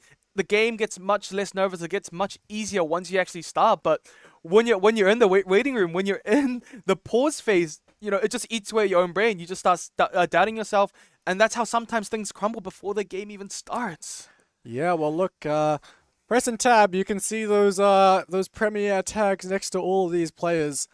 They are, constantly playing with each other. We got a full Hungry Seekers team, and most of the Seraphim. In fact, I actually don't know. Are the other two in the Seraphim normally?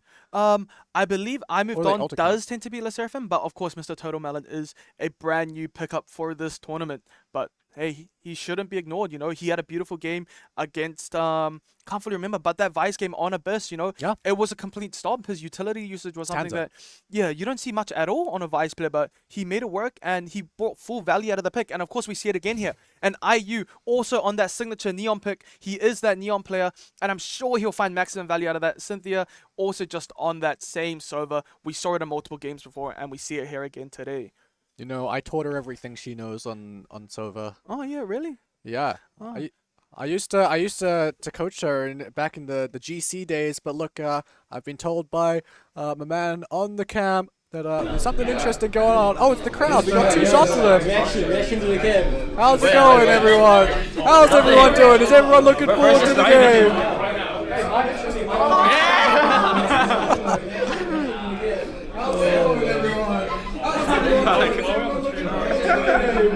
Just wanted to point out everyone in the crowd is pushing 30, sticking their tongue out. But we should be getting into the game very soon. Hopefully. Look, we'll get the comms from people out there dealing with the players, see what's up. But look, this one, definitely feel the anticipation building. Hopefully, oh, I see a ready message in the chat. That's good news. Hopefully, I can see it. Oh, okay, maybe. Is it time? Still don't know what the problem is. No one actually told us anything. But like, you know, we're looking forward to it. All that matters is that it's not our fault. Yeah, it's not our fault for once. You know, everyone loves to blame this silly little overlay for delaying the game. And look, this time it's not our fault. I mean, it isn't working, but like... Yeah. Maybe we should, you know, just give the win to default by ESA and just move on to the grand finals right now. Come on, man. We gotta see a good day. They're gonna give us a good show. Yeah, I believe it. I want to see some double, triple, quadruple overtime. You know, I want to see these guys play 50 rounds today. Damn, 50 rounds. Yeah. That's crazy. Yeah. Alrighty. Yeah, of course, Stanley, he's gone 50 rounds with himself before in one day. But 30 seconds left in the timer, allegedly. You know, we're just waiting. We're still we're waiting. starting. It's moving. Let's go. Finally, and we're in. Alrighty. Boy, am I excited. Yep. Very, very excited for this one. Should be a good game. I am very much looking forward to it. We got the crowd cam here. We got the mobile player cam to make sure we catch all the reactions. The only thing we don't have is a working overlay. But look, that doesn't matter. We're here to see all the plays and see all the players. And we start the finals that aren't the finals, round 1. Yeah, absolutely. Hold on a second. I think that player cam might be wrong. I'm pretty sure that's Ellen, but... Oh, yeah, I think the player cams are the wrong way around. We'll get that fixed. Market door already closed. Course, a Vise wall here on B main. Oh. Yeah, and the wall has been triggered.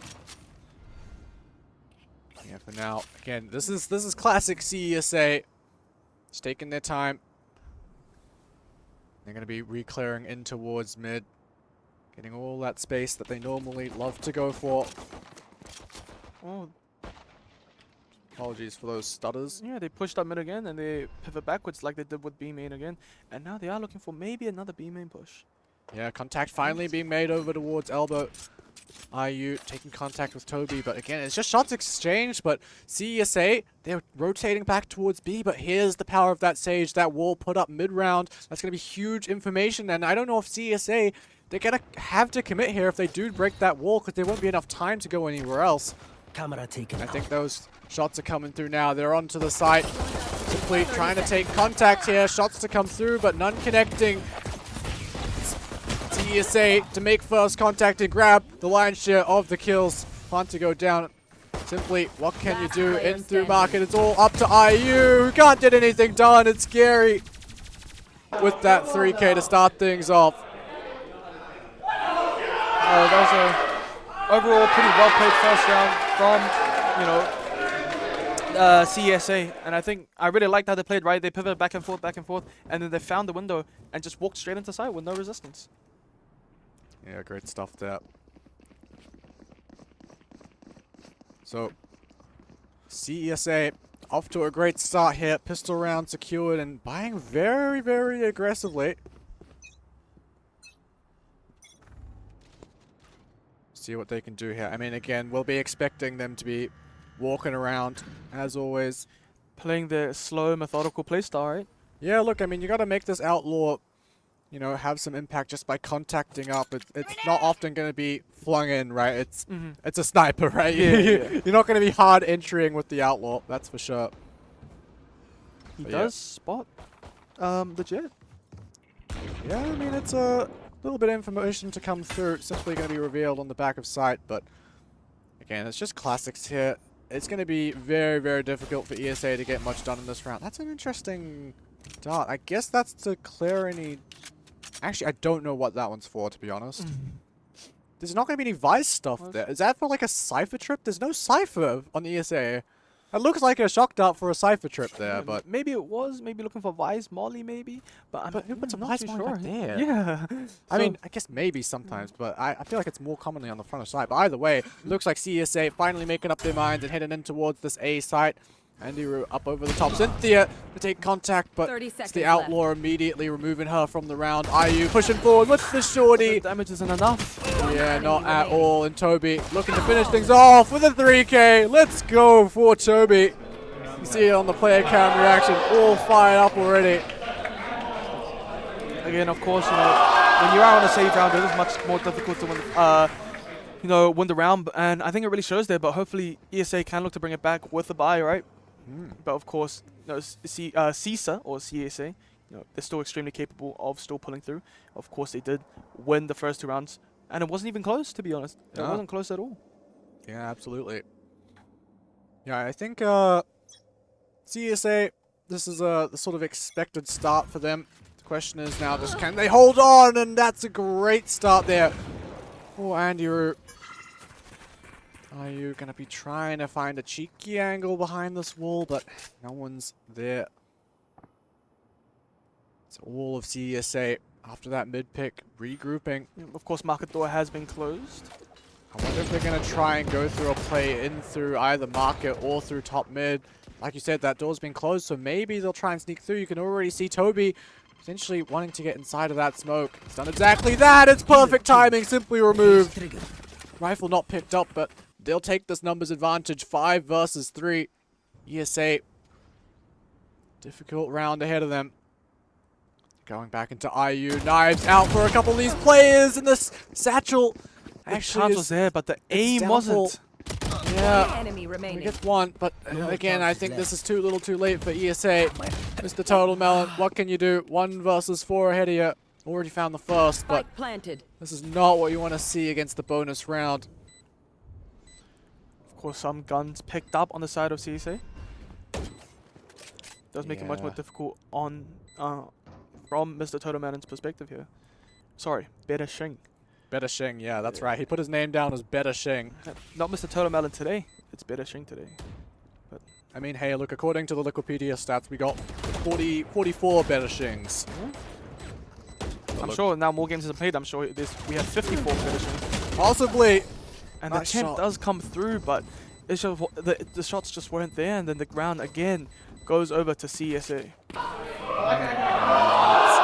ESA on the back foot here. There was very nearly a lineup there. No, could we potentially see another 13-0 performance? Look, I mean, it's pretty early to be going for 13-0s. But look, that outlaw purchase from Andy Roo is honestly... It's still paying dividends to this round. Exactly. I mean, he hit the headshot there. Massive credit to him. That wouldn't have been a one-tap if he didn't hit the head. And that opened the round wide open. Lose that info in mid against CSA. Dangerous game. I think a terrifying fact is that CSA is yet to drop a single round in this tournament.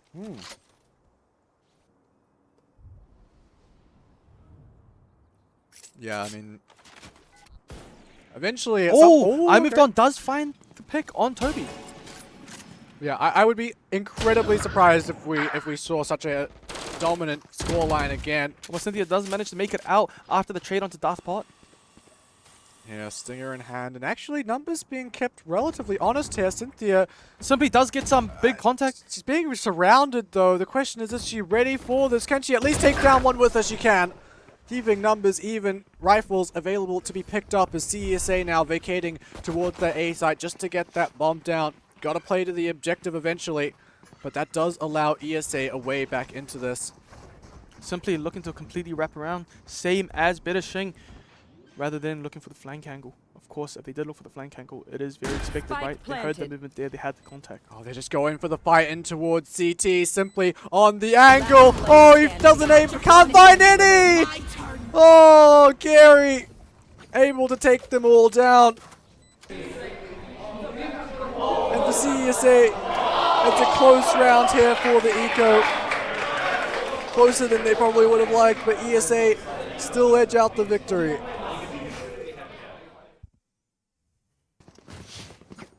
No, that looked like a really nice round with ESA, right? They had the flank, they had those nice picks, they had the trades going, but man, it just all fell apart towards the end there, especially when CISA did gain access to that A site. Operator ball on the side of Andy. Of course, he has been a menace with the Outlaw this game so far. Will he be able to find same or even more value with the Operator? Yeah, I mean, it's interesting they're going for the op. It does make me wonder, could they have gone for like a, chamber or something, given how much he wants to play this weapon? But look, First Blood finally going the way of ESA. IU able to find kill the Operator of his own. Now, this is something that we haven't seen that much of in this tournament. Operators very rarely being bought. So both these teams now going head-to-head with the op. Mr. Turtle Melon able to take down Ellen DeGen. That's no more smokes available for CSA. Barrier orb gets destroyed. And the timer does let Cynthia cross into the B side here. Yeah, look, the read's good from ESA this time. They got the players here. The question is, can they hold on to the site? Gary just walking on forward as he does so very often. Simply shoulder shown, but still finds the shot.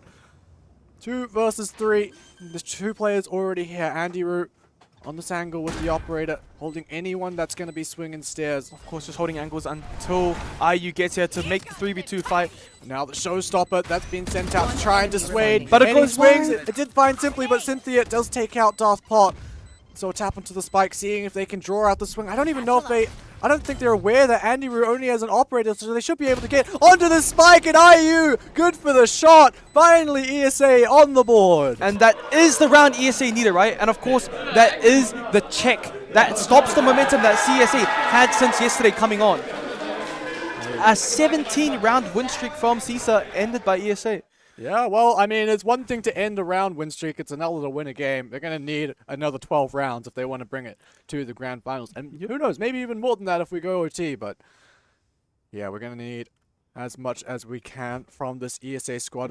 We want them at their best. We know how closely they've played CSA in the past. And both of these teams have continued to play together, continued to practice, continued scrimming.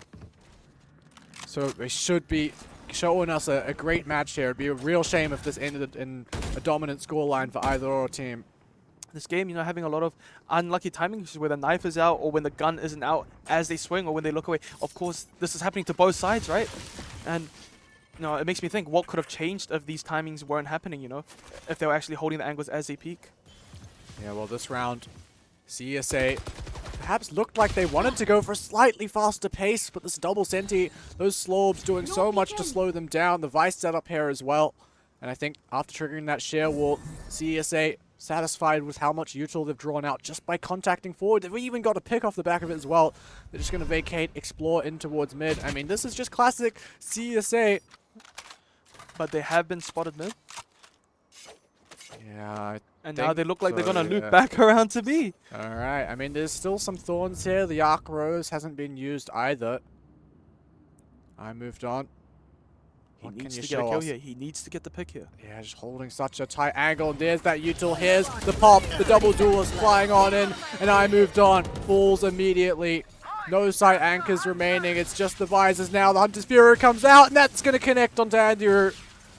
Oh, that's beautifully lined up so well, right? I mean, Mr. Turtle Melon could do so much damage here. The smoke comes out just to block that line once again, but what a flick from Mr. Turtle Melon. Escapes with his life, evening the numbers. As now the ultimate's coming out. The Blade Storm able to shut down the ult, but now Cynthia can just stay alive. There's not enough time to plant.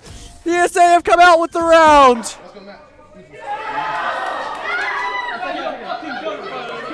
Such a scrappy round going to the end. Of course, Turtle Melon playing beautifully there off the opponent's smoke, right? And of course, he did manage to shut down the Cypher before his ult popped him, revealing him in the smoke. Just perfect timing, I think perfect shooting from Mr. Turtle Melon.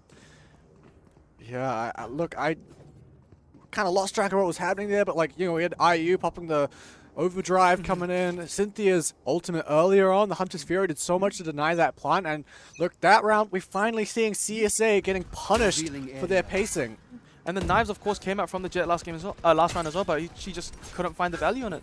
But of course, it's not that big of a deal, because at the end of the day, the score is still 4-2 in favor of CISA. Yeah, but now rounds building for ESA, and I moved on, besting Andy Root. No Outlaw, no Operator this time, just pure rifle play.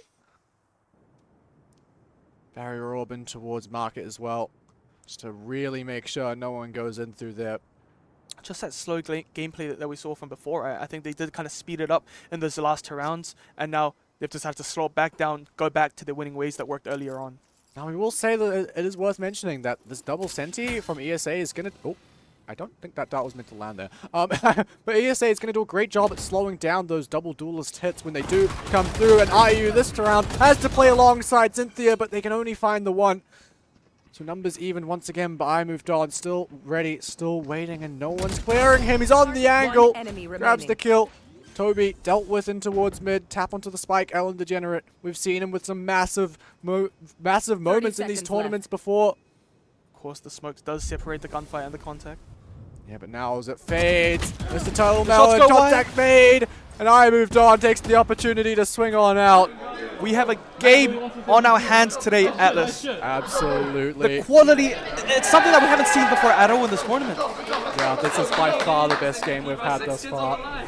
It's a shame we couldn't get it for the grand finals, because I think these teams are 100% worth it. Well, like worthy of a grand finals. I mean, obviously we'll see later how CISA will go up against the winner of this game, but look, this one is absolutely delivering. Oh, I didn't know that guy existed. Yeah, me neither. Bro, he's got moves. Of course, looks to be another A play. Oh, looks to be a little bit more of an aggressive push. Yeah, the stun does come through from IU, and the IU does manage to get out very safely with zero issue. Yeah. Of course, the rotates are coming out from ESA. Mr. Total Melon a little bit behind. Oh, the judge! Oh, the big judge play from IU! He looks for 3! No, but the reader doesn't come through, but he makes it out alive! Looking for even more here. An opportunity. He does get 3! How have CSA made this one look doable? I moved on now, has to deal with 2 players, both of them low. He just needs to kill 1 to get back into the round, but no, it's CSA! Somehow getting out alive with that one. How have they managed to do that? All in a second, they all die. I thought IU had done enough with the judge. Let's watch that one back. I mean, what's just happened there? The reload, just the 5 bullets. Yeah, and the rest of the team is falling around IU. We are all locked in thinking, is he going to get another one with the judge? And meanwhile, the rest of ESA were just swinging and losing their ones. And I moved on a valiant effort, but it's just not enough at the end of the day. Of course, some credit to Darthpod as well, you know. He landed those shots on the Clove and instantly looked around to also take out IU. You know, that was a great entry from him. Yeah, for sure. That CSA salvaging around that likely should not have gone their way, and now IU feeling the pressure once again, going to be forced on back, tagged up by the Owl Drone, as that's a Hunter's Fury, but at such close range that he'll have some difficulty trying to collect onto IU. I think ultimately, it's an ultimate that's kind of wasted there.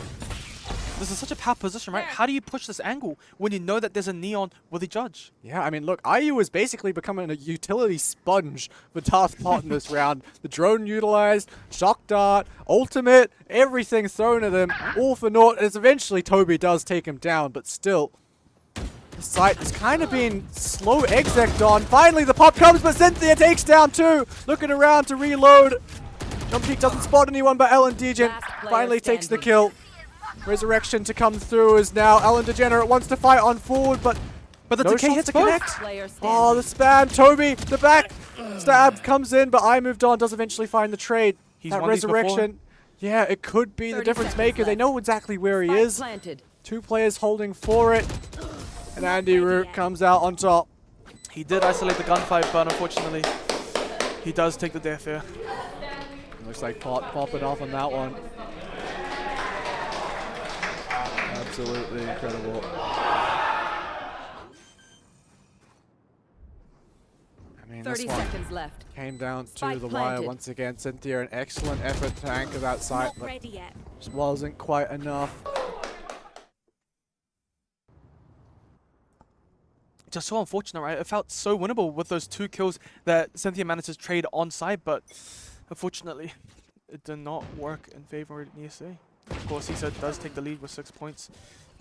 Now the flow walk down mid. It's just Toby to contest with all 5 of these pistols. He's found a second. Eventually the trade coming through, but I think Toby's likely done more than enough. Sure, a rifle donated onto Mr. Total Melon, but an empty A site.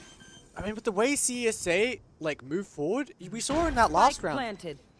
They just kind of walk on forward. They barely use any util, which means they have so much when it comes to the late round. Not dead yet. Isn't going to be invested here, so Mr. Turtle Melon with an opportunity for a couple kills, but ultimately it's an eco round denied, so CSA securing an advantage at the half. A valiant effort from ESA though. court, CISA does look unstoppable. You know, like you said from earlier, their macro plays where they know when to rotate, where they choose to fake. It's just insane. You know, just the way that every single one of these players are positioning themselves on the map is just so impressive. Yeah, I mean, just looking at the kills, it's pretty even, right? I mean, I think we need to see a little bit more from IU's operator and Simply as well. Down at the bottom, 1-9 on Sage. Look, I mean, normally, I don't recall many times where he's played this agent before, at least not in recent memory. But, look, they'll be doing their best to recover this one. Greatest shot. Oh, it's missed. Lost opportunity there for a first blood. IU potentially looking to go in for more. Has to break the boom bot. It's now just going to be chased down by the showstopper. Dodges it and actually gets out alive. So good movement from IU, holding on to that operator, holding on to his life even, as now Cynthia perhaps has a chance to deny the plant. Here comes the Hunter's Fury. That was... Oh, it didn't even connect. The Steel Garden was invested as well, as now they try and get back into this. Mr. Total Metal flipping around, spinning, trying to find some targets, but it's Ellen Degenerate and Andy Root to find the kills. 1 versus 2 now for Simply. Only 1 kill found, and it's not enough. CSA 8 rounds now on their attack. Last round in. No, that's a great half server. Of course, an extreme dominant strike from CISA as the timeout does come through. Cynthia, take a moment to talk to the team. So from here, what do you think ESA could improve on their defense? Of course, it is only the last round before the swap, so I'm assuming they are going to be talking for what they're looking to do for attack. But what do you think was the missing piece for ESA's defense that let CISA just steamroll over them in the first half? Yeah, well, I mean, it's hard to say. I feel like ESA on the one hand, you know, they picked the double Senti, so they want to be a little bit more passive, right? They want to make sure that they can get the most out of the utility that they have to stall as much as they can, and it makes sense. ESA play very slowly. Yep. But on the other hand, I feel like the rounds where they've tried to go and disrupt CESA's default, I mean, we haven't seen it too much, but I think of that eco round, you know, walking out through mid. You know, if they had better weapons, maybe they could have just isolated Toby, get a numbers advantage, and then just trade out, because ESA are very good at the trade game. They just needed to find those first bloods, which just didn't quite happen that much. I think, you know, certain sides of ESA definitely struggling with the aiming department, but hopefully they look to pull through and give us a close game for the second half. Yeah, hopefully. I mean, look, I believe it was ESA that chose to go to this map, so... Or actually... Yeah, but it... Hold on, I would have to check. Yes, it was. ESA I think did ESA choose chose the map, yeah. which meant CSA chose defense. Yep. Oh, it's true, chose attack, sorry. Of course, IU does have ultimate available to him, so he only has Border Sheriff. Of course, the last round, ultimate needs to be used up, or else they go to waste. Yeah, absolutely. I mean, I moved on, one off of their ult, but they need to get a pick before, you know, getting that one online. Or an orb, but doesn't look like ESA are contesting an orb at all. But even here, you do see the, you know, the money, the weapon differential between the two teams. Of course, that's what happens when you're not winning, right? You need to win those rounds, or else you don't get the buy. And when you don't get the buy, you lose more rounds. You just have to make something work. Yeah, a bit of a sketchy situation. And Pedamina does take out Toby. It's a good start here. First blood found, but now getting chased down by Gary. I moved on with the trade. Now has the ultimate available to him. He can look for some plays deeper in now. The first person that should be entering site with the Clove ultimate available to him. And look, ESA can feel a lot safer here. They've already dealt with, you know, Toby. Now, IU going to be popping. Overdrive finds Gary, looks for a little bit more. Spray into that smoke, dashes on in, and he's managed to find Dark Pot as well. Ducking in and out is Ellen Degen, now the only one remaining. 1 versus 3 ahead of him. Not dead yet as well, but unless he gets that plant down, that's not an ultimate you can use. So ESA will put together a last round off the back of their timeout. I guess the timeout did pay off, right? A little bit of a mental reset. Look, this team is at their best. They're vibing. Look happy. So hopefully, moving into our second half, have a little bit more of a better showing, make things that little bit closer. Yeah. It all starts with the pistol. Shoot your shot. Do you like shooting your shot, Atlas? Sure. We'll go with, we'll say yes. Yeah, we'll go for it. You miss all the shots you don't take. Yep. That is true. That is true. You should always be shooting your shot, you know. I shot my shot at 100 internships and I got denied all 100 times. Were you playing on the I Need Internship account yesterday? No, I don't think that was me. There was a player that was named I Need an Internship. Look, Gary can find the opener here. IU immediately shut down on this entry, just kind of thrown in without much help, and here's where we might see some of the problems with this double sentinel comp. That how do you get through these choke points? Sure, you've got, you know, Cynthia's Sova. Maybe you got the Arc Rose to try and flash someone off an angle, but you got so many players to contest against. I just don't know if it's enough utility to really push these players back. So ESA gonna have to have a much better macro game. The swing back in is nice. Yeah, you saw ESA try make that read, try rotate to B, but no, ESA instead sat back and just held that angle at A main. Of course, it did pay off in their favor. Yeah, look, but with Mr. Turtle Melon going in towards it, we look to Alan Degenerate playing in the smoke, but Cynthia takes him out. Huge pick, and I moved on, getting in as well. Numbers equalized. Plant to be going down. Wall across the back of the site, so now of course ESA Toby does going around to CT has no real effect because of that Sage wall, right? Yeah, they can all focus in on Darth Pot. Simply and Cynthia, a great duo to be here in this 2 versus 2. So now Toby rejoins Darth Pot. Swing on out, Simply out in the open alongside Cynthia. They claim the pistol. See Simply looking locked in there. Let's pop off the normal. That's what we need. That's what we need, and that's what we got, right? I got flashbacks to D-Wade and LeBron watching Cynthia and Stanley play that post plant. Honestly, I really liked, you know, ESA's macro and the decision making in that game, right? Your normal team would have probably looked for that B-side rotate, but no, they stood their ground at A main, got that pick, and just pushed it and got the site. Yeah, it's they go from very heavy aggression early on to then just contacting back in. It works out in their favor. IU just a better shooter. Yeah, Andy Roo struggling over towards A main. That's 2 rounds in a row now.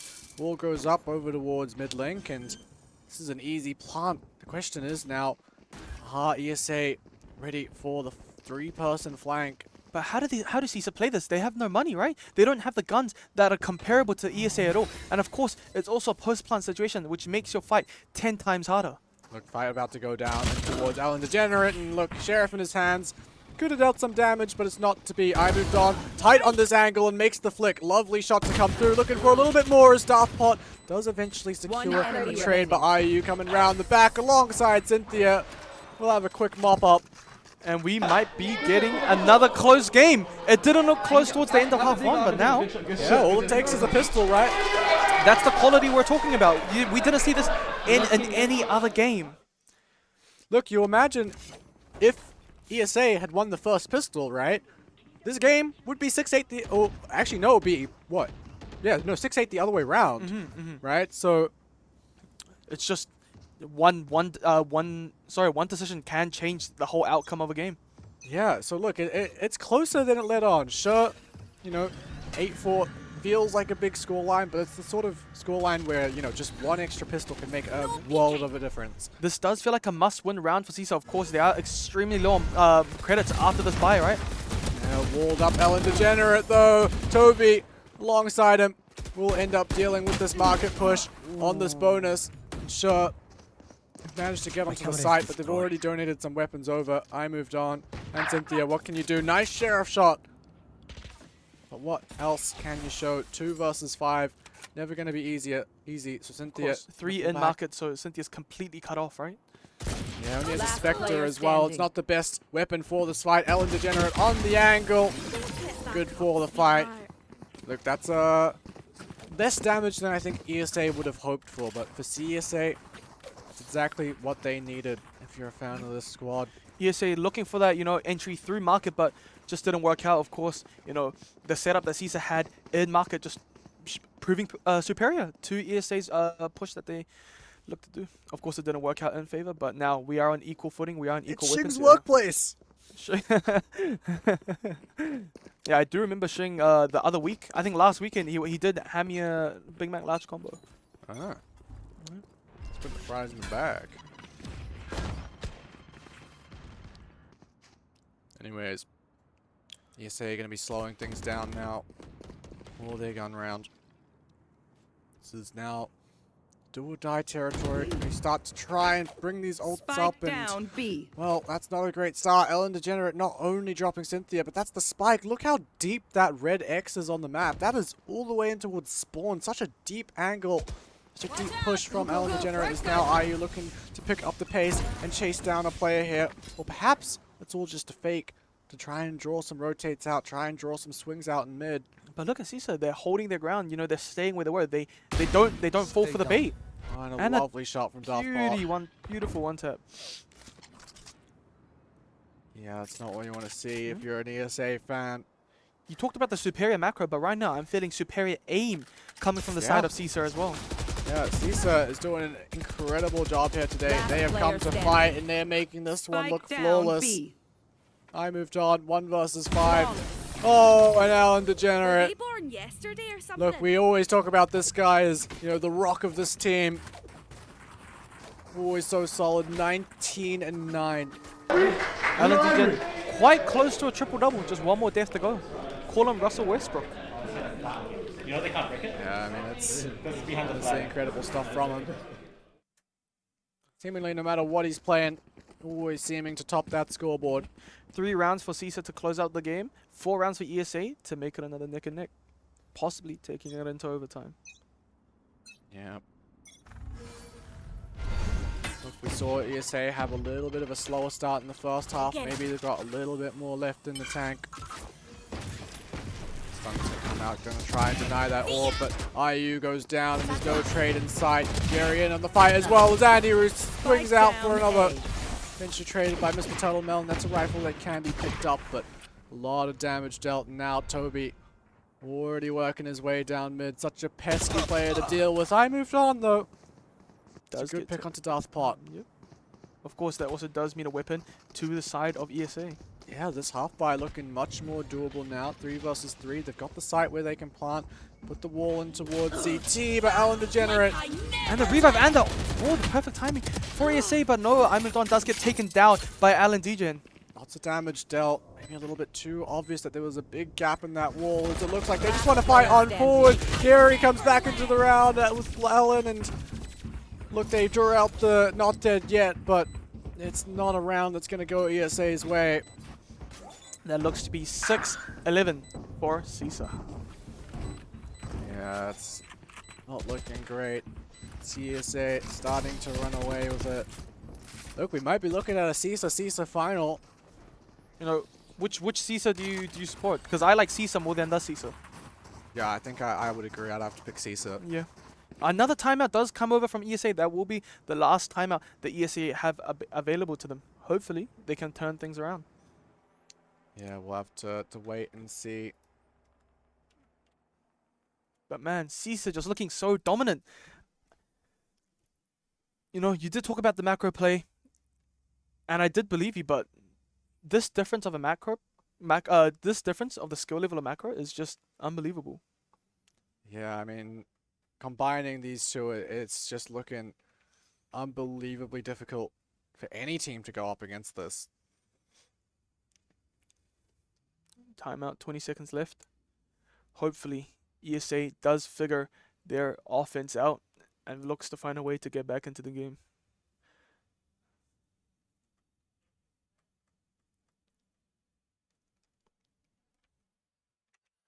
Well, timeout expiring. Getting back into things now. 2 rounds away from the grand finals. CESA. What can you show us? 2 rounds and the grudge is over, right? You can't have a grudge when you lose 2-0.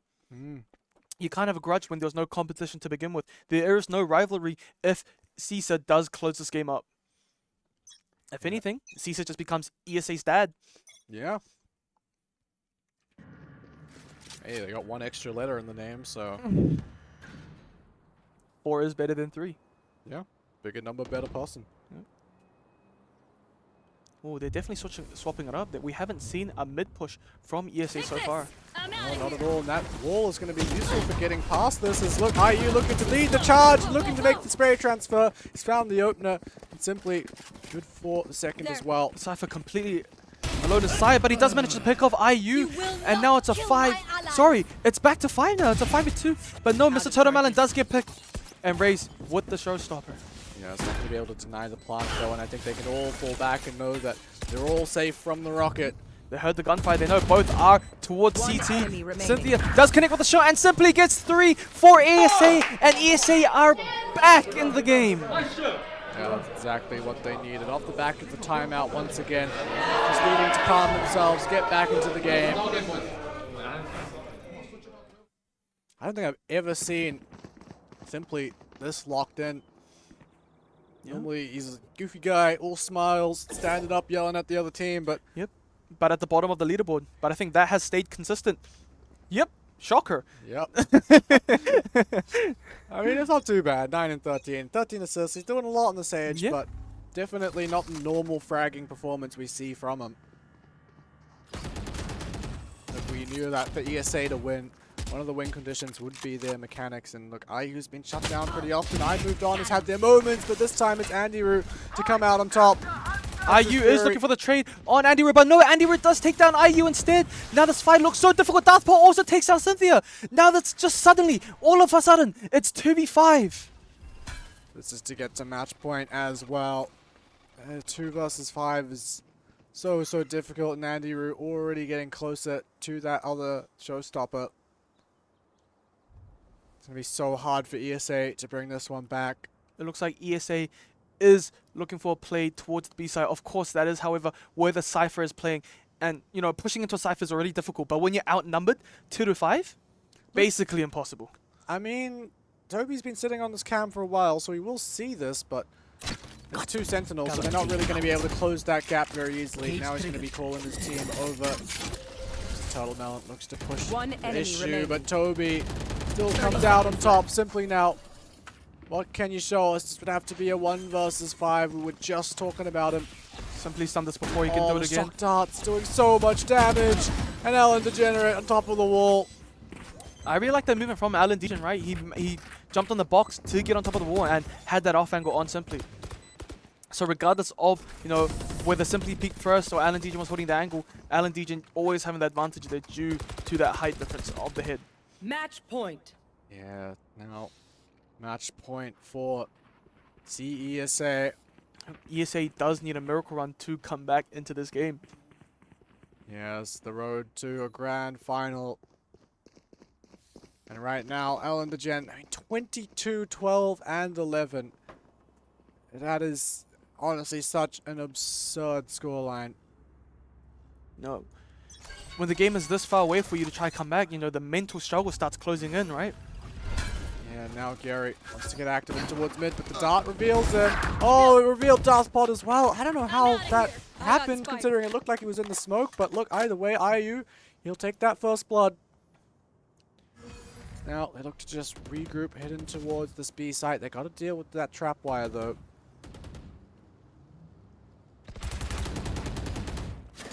ESA triggered. feeling the pressure on towards B, and ESA not making many efforts to go elsewhere. It just looks like a simple call. Let's hit this B site. Here comes the overdrive as IU looking to lead the charge. But he narrowly misses Toby, and Toby does manage to stay in that smoke. Yeah, a lot of damage to come through actually, as that ultimate will expire. No kills to be found, just a little bit of damage, but still. How does ESA get back into this? Crossfire being held on the back of site. 2 players coming in from Market and 2 from Boba. I moved on, and IU, this will rely on them to try and stop these players from coming on, and Gary's found the first, but IU on the trade. Ellen Degen eventually grabs one. Low on HP, overhealed up, but ESA shuts him out once again. Nobody fucking saw my CSA stay alive to fight for another round.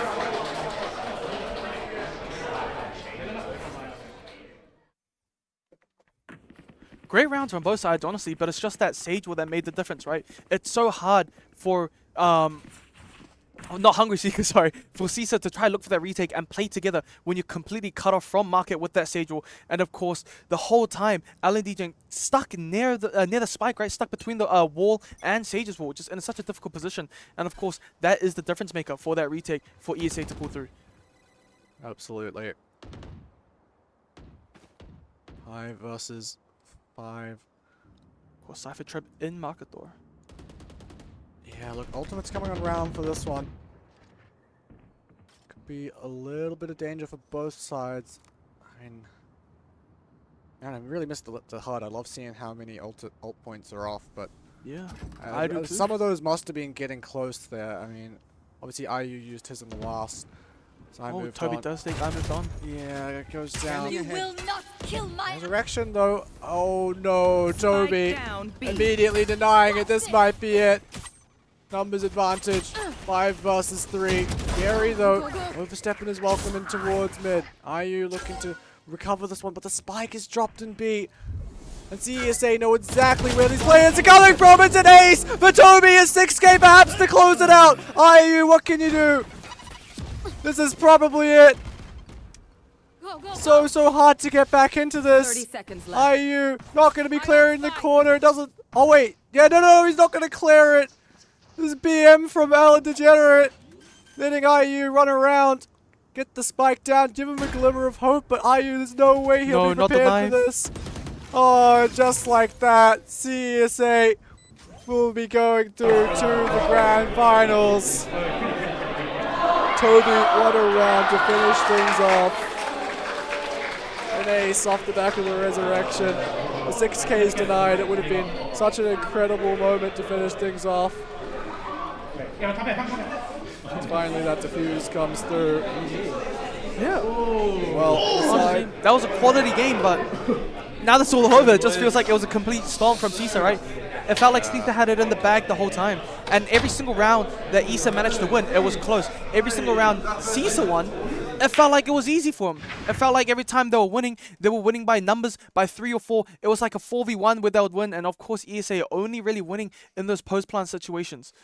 Yeah, well, it's a far cry from the, 13-0 that we saw yesterday. Yeah. 8 rounds is a lot more than that, so a much closer affair. But ultimately, as you said, I think it looked like, CESA were pretty in control throughout that one, and the rounds that, ESA were able to pull out got pretty scrappy, got down to the wire. So, look, unfortunately, we will have to be saying goodbye to ESA in this best-of-1 semi-final. But we now have our 2 finalist teams. It is, of course, CISA and CISA. But look, before we get there, we have to figure out the interviews for this series here. So we're going to get that prepped, and then we will be coming back hopefully very soon for the map veto for the finals, a best of 3. So don't go anywhere. We'll be right back.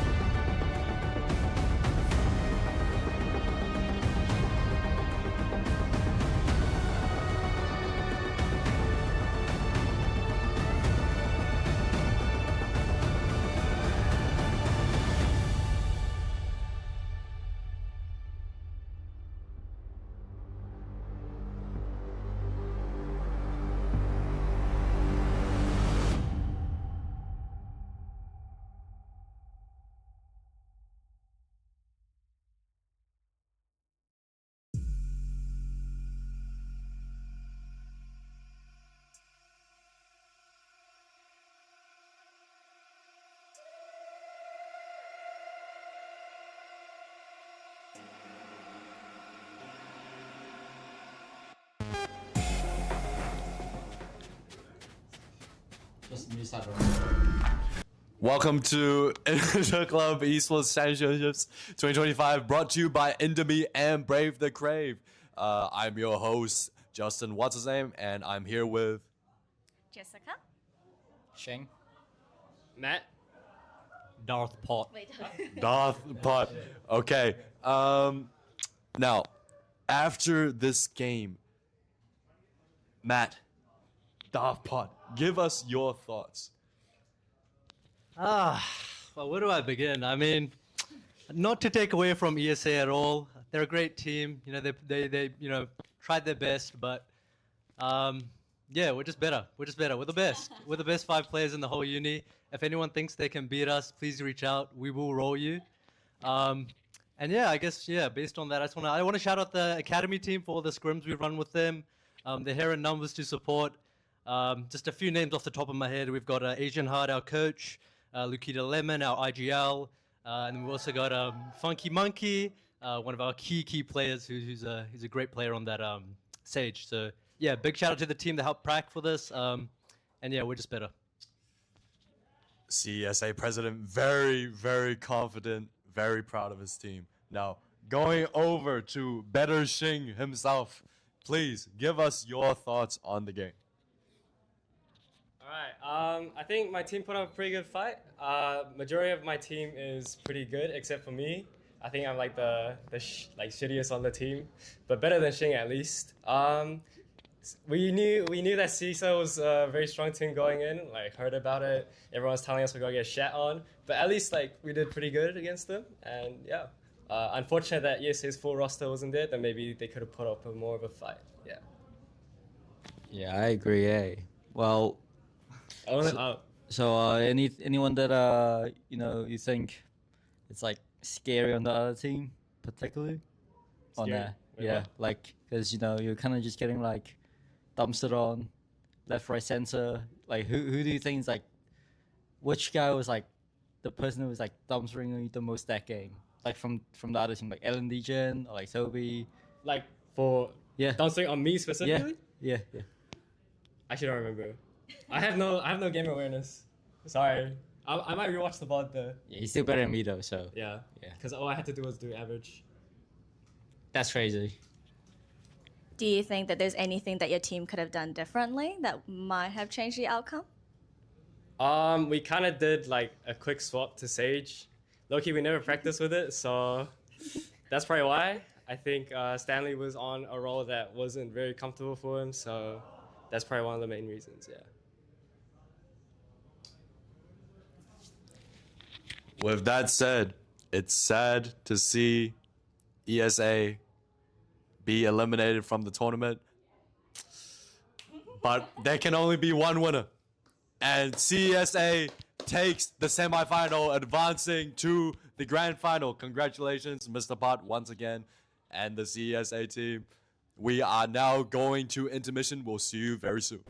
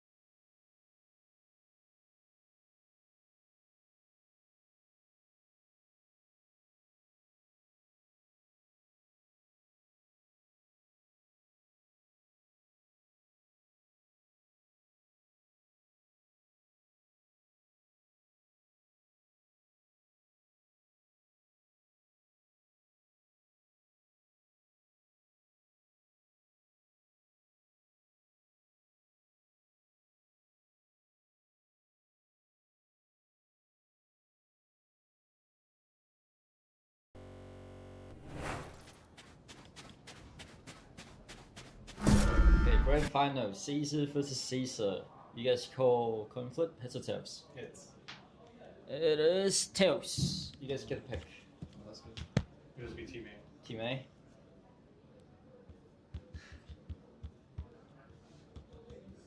Okay.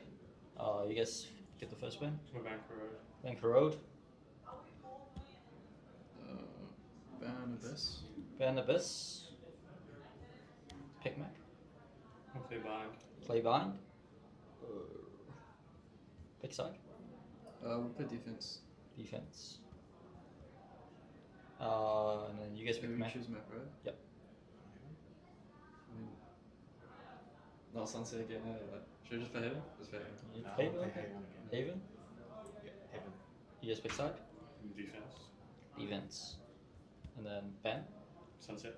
Ban Sunset. I think Ban Lotus. Ban Lotus. Ban Lotus. So last map percent. You guys pick. I'll play defense. Okay, defense. So map 1 bind, map 2 Haven, and map 3 Ascend, and all of the people that's picking sides on defense. So good luck. Good luck, guys. Good luck.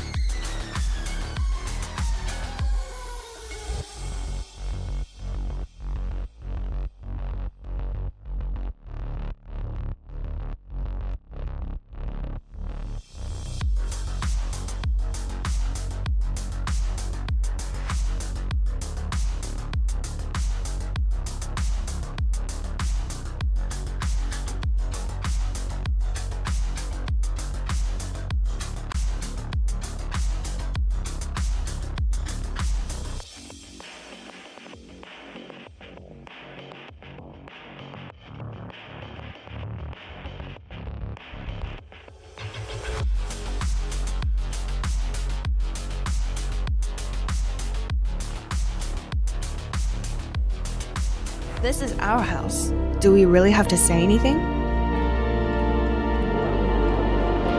Esports more like play some sports. Devs, Cardiff doesn't even deserve the raise. Come on, these guys don't even touch grass. Our APM is higher than their GPA. 증명하세요. 나가는 City. Our work lasts decades. Your code lasts minutes. We build different. When people think of CISA, they think of us. 頭いてるわクソったら biết bố mày là ai không? Bố mày cũng bỏ cạp đi. 所有路 결국 저를 통합니다. 不要怀疑，压轴本来就是属于我们的。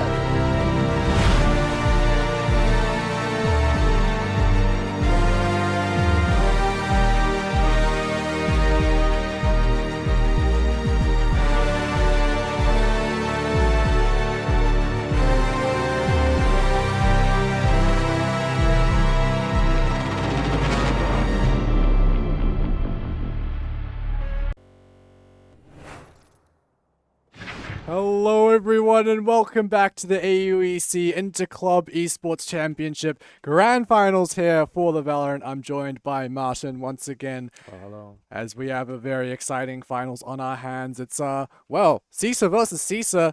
I mean, we saw it in that trailer video. When people think of CISA, they think of us. That's what the ESA exec said, right? I think. Yeah. So we'll find out which CISA is on top. We'll find out who everyone thinks. Yeah. When they think of CISA. Yeah. Well, I think we're going to be trying to call them SESA and CESA.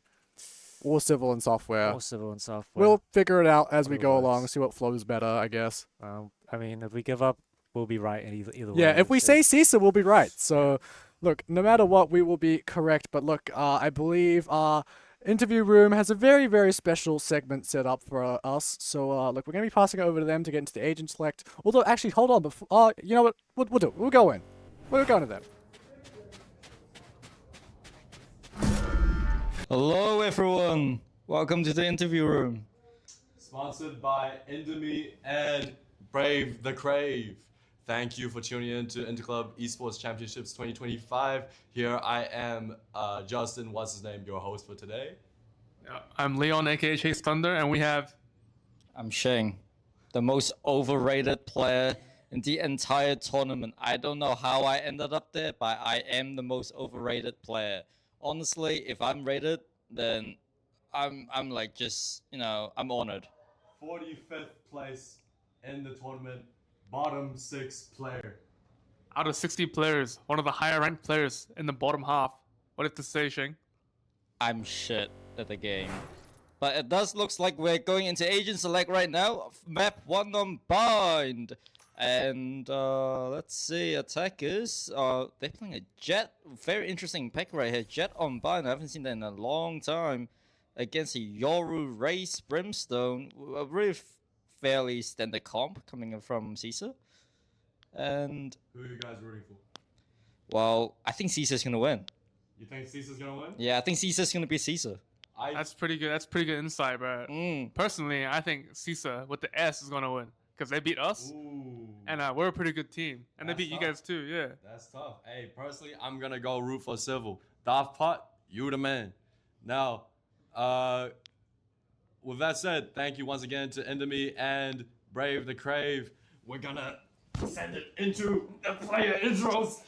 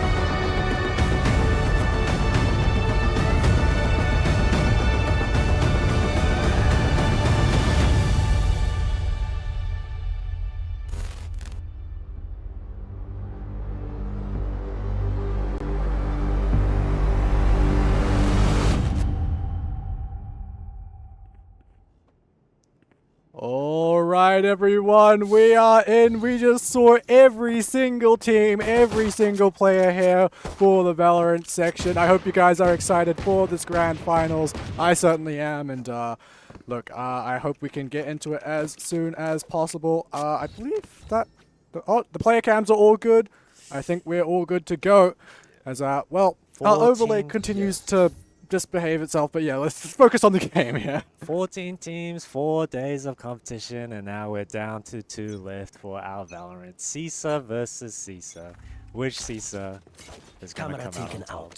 Yeah, well, we're starting on Bind. We didn't touch too much on the map video. We'll get to that a little bit later on, but look, starting here on Bind, I'm very, very interested to see how this goes, because of course we've only seen the Civil team really on Sunset thus far this tournament. They've only played 2 maps. We're doubling the amount of time that we get to see this team, and well, what a treat it will be. It looks like Software looking to make their way onto the site. We've got a boombot kill from Merc Floyd. And we were just spamming through with the Sheriff, looking for any pixels out of place, but look, I think Software found themselves in a pretty good situation here to start things off. Yeah, very solid coming out from the side of CISA. Software CISA. I think I like just saying CESA or SESA. Team S, Team C. Yeah, maybe. Well, either way, it looks like a bit of a swing on out. Daftpot able to get one, but look, he's going to need a little bit more than that, and Gary's taking his time on the rotate. I don't think they're going to be able to claim this pistol at all. Daftpot doesn't have much health left, and just like that, already first round claimed for SESA. First round. Oh, that's the interview room. I thought we had the mobile camera set up. Hi, Ben. First round of pistol going to the side of Software. You know, over the last 2 games that the Civil has played, that they've won, you know, first round of every map they've played. So really, you know, momentum swinging not their way for the first time for the start of the map. So we'll see how it goes. Yeah, we see new Master 69 in this game, back on the yard. Yeah, look, this is what I wanted to see him on, this duelist where he did so well over in the first game. Look, they managed to make it work with him on the Vise over on Lotus earlier today up against, what was it, AUSS, but coming into this one. Daftpot underneath inside the tube, gets taken down by Merc Floyd. LNDgen running in and out of the smokes. Able to find one, but I don't think there'll be much more than that. Toby, what can you do? Sees at his feet. Will be avoided, but now the spike goes down, and 4 versus 3. It's going to be pretty difficult to do much with this one, I reckon. Yeah, not much for the side of and we were able to find the first pick, but all down left to Gary. We'll see if he can make thing. Fortunately not. Not to be this time. Yeah, but you know, speaking of the agent pick, you know, you saw Shing bring up that, hey, interesting pick, Jet coming out on Bind from Gary, but Gary, it is a classic pick for Gary. But you know, it's one of those picks I think where he's either gonna do really well, or maybe he'll have a bit of a quiet map. But yeah, I mean, look, that's good that you bring that up. I mean, Jet on Bind is an interesting decision. I mean, this is like definitely a bit of an old school comp. Obviously not counting the Clove. If you swap that out for a Brim, this would be like, you know, people pugging it out in the day. Although you might also consider the Cypher being a bit different as well. But either way, like playing the Jet Raise Sky is very, very an old style of playing, shall we say. And look, SESA, that's an excellent start to their bonus round. Just getting that kill on the lurk. yeah, The Sheriff. solid pick coming out. Just Tubby left on the side and they've spotted him. Oh, that's a weapon that they can pick up. How did that Prowler go so fast? Spike carrier Spike down. B. But huge picks coming out for the side of Civil. There's Andrew in our Down you go. gets picked off by OCAT. Yeah, it's look, SESA doing lots of damage here, and OCAT finding LNDgen there. Not favored in that fight, but still comes out on top. Toby swings on out. Spike down B. Through, and Noob Master's made this so close that he managed to win it! No way! Noob Master! Noob Master 69. The Yoru, dude, we talked about it earlier today. He's you know? different. He's good on this Yoru, and we saw him on the Vice, and you know he was playing a much slower character for his team, but you know now he's heating up. You know, interesting with the Yoru as well. You know, it's something I would expect. You know, maybe the side of Civil to be also playing. You know, in our previous tournaments we've seen Alan DJ pick up the Yoru before, and he was really solid. But you know, it seems like he's playing Smoke Sports. Yeah. Here. The Dimensional Drift coming out now. So that gets taken. We saw this yesterday against AUEC. Noob Master able to find the space for his team when he pops this Dimensional Drift. And yeah, that's the side taken. Spike planted. Yeah, it's good that you bring up the fact that, you know, this SESA team, they did take down AUEC here on Bind yesterday. So they've got that experience. They've been playing together. And they look pretty decent. And look, this is so clean from them. 4 players alive. 4 rounds to start up with against CESA is a very solid start to this map. Yeah, not really, you know. I don't know if anyone would have expected this kind of start that we're seeing to this grand finals. But, you know, we take a look at the map picks earlier. This is CESA's map pick. We saw Corona and Abyss Binds first before the map picks, so SESA did let Sunset through initially, but the map didn't get picked. CESA did pick this map Bind over Sunset. Yeah, that's an interesting decision considering how, you know, dominant we've seen them over on that map. We'll see if it comes back to bite them, but like at the moment, oh, they're just going straight over that trip. 2 players that can really just bounce on over, and no one is aware of the possibility of this at all. Are they going to turn? Ming spots it. Can they make the adjustment? No, Andy Root comes out with 2. Can OCat find the trade? He does. Dreambot will deal a decent amount of damage though. Numbers advantage for CESA, exploiting that weakness on the flank. I think I've looked at it wrong, but this is SESA's map pick, which, I mean, makes sense as how they beat AUEC yesterday on it. So, but yeah, the CSA picked Haven instead of Sunset. But yeah, 4-3 now. I have to find the picks. You know, we saw Andrew actually get deep into the side of SESA, but able to find a pick, but did get traded. There's only Giga Gary 30 left on this seconds side left. of B. Yeah, I think this one probably lost for SESA unless they can make the site execute perfect. But yeah, like you said, Gary sticking around, leaving it all up to Noob Master. He's going to collect that ultimate and perhaps even take the TP. I don't think he's going to have enough time. Perhaps just looking to save here. I think he might have wanted another orb, but definitely not going to have enough time. So just going to opt for the save. To be honest, I think if he ran, he actually might have been able to make that. I think he would have made it, but you know, you don't know who's on the side or not, so wasn't gonna risk it. Might as well just save the weapon and, you know, keep the economy stronger for the side of SESA, as that is the first round now coming for the side of CESA. Yeah, absolutely. Odin now coming out from the off part. The side of CESA do like this kind of Odin. It's a strong weapon. We do see it, and you know, like VCT stuff like that. They've utilized well at those.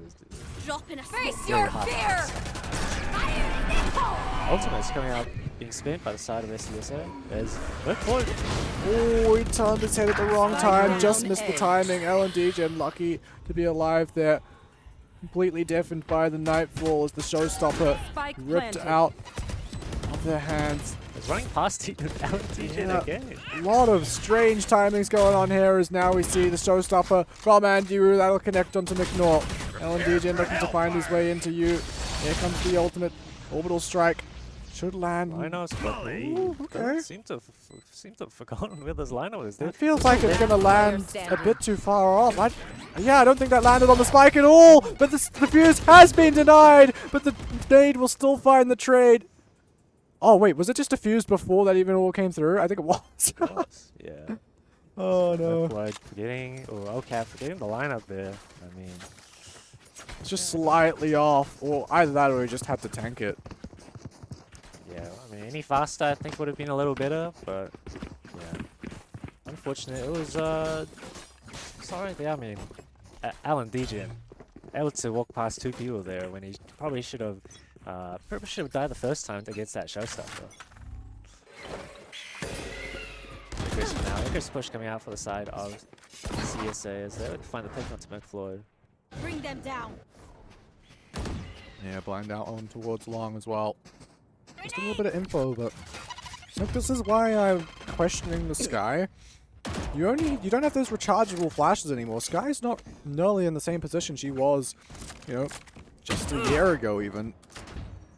So the single Sky pick is interesting. I feel like a Gecko might have been a little bit better, perhaps. Let's see kind of how well Pot uses his utility usage, you know. Must be a comfort pick, right? Probably is, you know. He is the president of CSA, so, you know, probably knows what he's doing. Wait, he is? Yeah. Damn, I didn't know that. Yeah, I mean, yeah, asking him to, when I asked him to join this tournament, you know, to bring up is like, you know, so I can get anyone on my team. I was like, yeah, you can. I mean, he knew what kind of team he was gonna put together, but you know. Well, he brought the whole Hungry Seekers squad, and look, they are looking to get back into this here. SESA got that plant down, but now it's all down to one. OCAT unable to do anything to stop this retake. Solid retake coming out and putting that Odin to use right there. Yeah, so CSA getting back into things. Look at the Max's employees in the back. What are they doing? The 9 to 5 Yeah, crew. seems like the 9 to 5 has taken a toll to a lot of us. Yeah. We are on the home stretch, but has been a long 4 days. But you know, this is the final, so you know, get excited, everyone. Yeah, quiet crowd at the moment. For all I know, the timing might be off. I don't know what the Twitch delay is like, I but also think everyone left after ESA loss, so I think, you know, that was most of our crowd. no, there's still plenty of people there. They're just kind of quiet. That's all.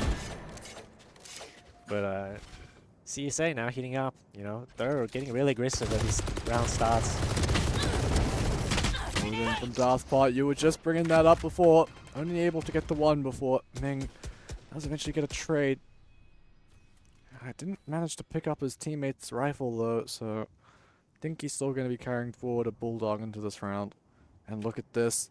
Andy Ru's going exploring down short. He's just about to make contact, and Ming prepared for it. Maybe Still another aware. extension there, but Alan Degen is ready to hit the teleporter into our casting room as he peeks out. Maybe take the spike. Finds the pick. That is the spike. Spike down B. No Yeah, he actually just ran past us, so, you know, we were ready on that one. But unfortunately, for SESA, that's the spike dropped out in the open, and now they have to deal with Alan Degen and, of course, Toby coming around on the flank. Yeah, very hard spot. He's going to take this contact as well, because he does have the ultimate just to get back alive if he does get picked off. Exactly. Double swing. Oh my gosh, the crossfire is beautiful. Perfect. Clean right there. Both taking one each, right? You know, that's hard to answer, you know. Yeah. And with that, 4 rounds from SESA and now 4 rounds from CSA, and now economy for the side of SESA, not so good anymore. Yeah, I mean, look, I was wondering how long it would take CSA to get back into things, but look, this is back to looking like a well-oiled machine. But also, it's worth mentioning, we actually haven't seen a full half of defense from them. They started to attack both times on Sunset, so we kind of know what their attack sides are going to be like. But here on the defense, look, they got a Rain and Andy Roo. He just keeps on running on forward and dying. Well, you know what? Some say the strongest defense is offense, and that's what Andy Roo's doing right now. He's just playing his defense like an attack round, and, you know, trying to get his pick at the start of the round, you know, and that didn't work out for him this time, like last round. But, yeah, now advantage goes to SESA, so let's see what they can make of this. Yeah, but again, this is still an eco round, so it's never going to be easy. Trapwire dealt with the flash round. I don't know how that didn't connect. Noob Master, though, still able to find one. Just L&D, Jen and Gary. Bring them down. Bringing numbers back in towards SESA's favor. Oh, sorry, CESA's favor. I should just start saying CISA. I'll always be right then. Yeah. Ming taking a lot of damage trying to recover the gun, but doesn't even look like he was able to recover the gun. As yeah, I should be able to now. L&D falling off the angle. Convinced that SESA are 30 actually seconds left. going in towards the B site. So just be Gary here on the side to deny SESA from getting the front now. Yeah, looks like he Picking up wants now. to swing though. One enemy Finds the remaining. first and the second. There you are. Okay. For the Jet. And the lead going over to the side of CSA. Locked in the crowd, dude. That's why they're quiet. It's grand finals, you know? Yeah, for sure. But yeah, solid round. Solid Gary. That's 9 plan, I think. Not sure for the side One of enemy remaining. SESA. They were There you expecting are. maybe a player from U-Haul or someone else to pick way earlier. So, Gary able to get the 2 solid picks right there. Now, on to round 10. SESA. And they stem the bleeding. Got another Nightfall. It looks like they just want to absolutely send it in towards Hookah now. But 4 players already here on the side. All from 5 even. CSA. All 5, yeah. I think these guys will fight this. Oh no. How many smokes did he just shoot through? I don't know.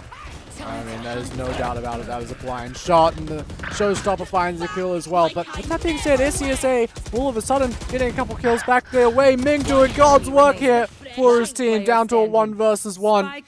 How have they managed this? Merc Floyd versus L&D Gent. Ultimates utilized, but the spike down in towards Octagon.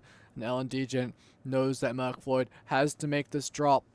Yeah, Not even. Floyd, just not sure where he is. I mean, I feel like the longer that Merc Floyd takes, the more L&D Gent will consider that he might wrap around. Yeah, seems like it. I mean, this has thrown a smoke down, it seems like, so. He's still 30 laser seconds focused left. on towards drop by the look of things, but look, it's really just mind games at this point. I mean, he's ready for this now.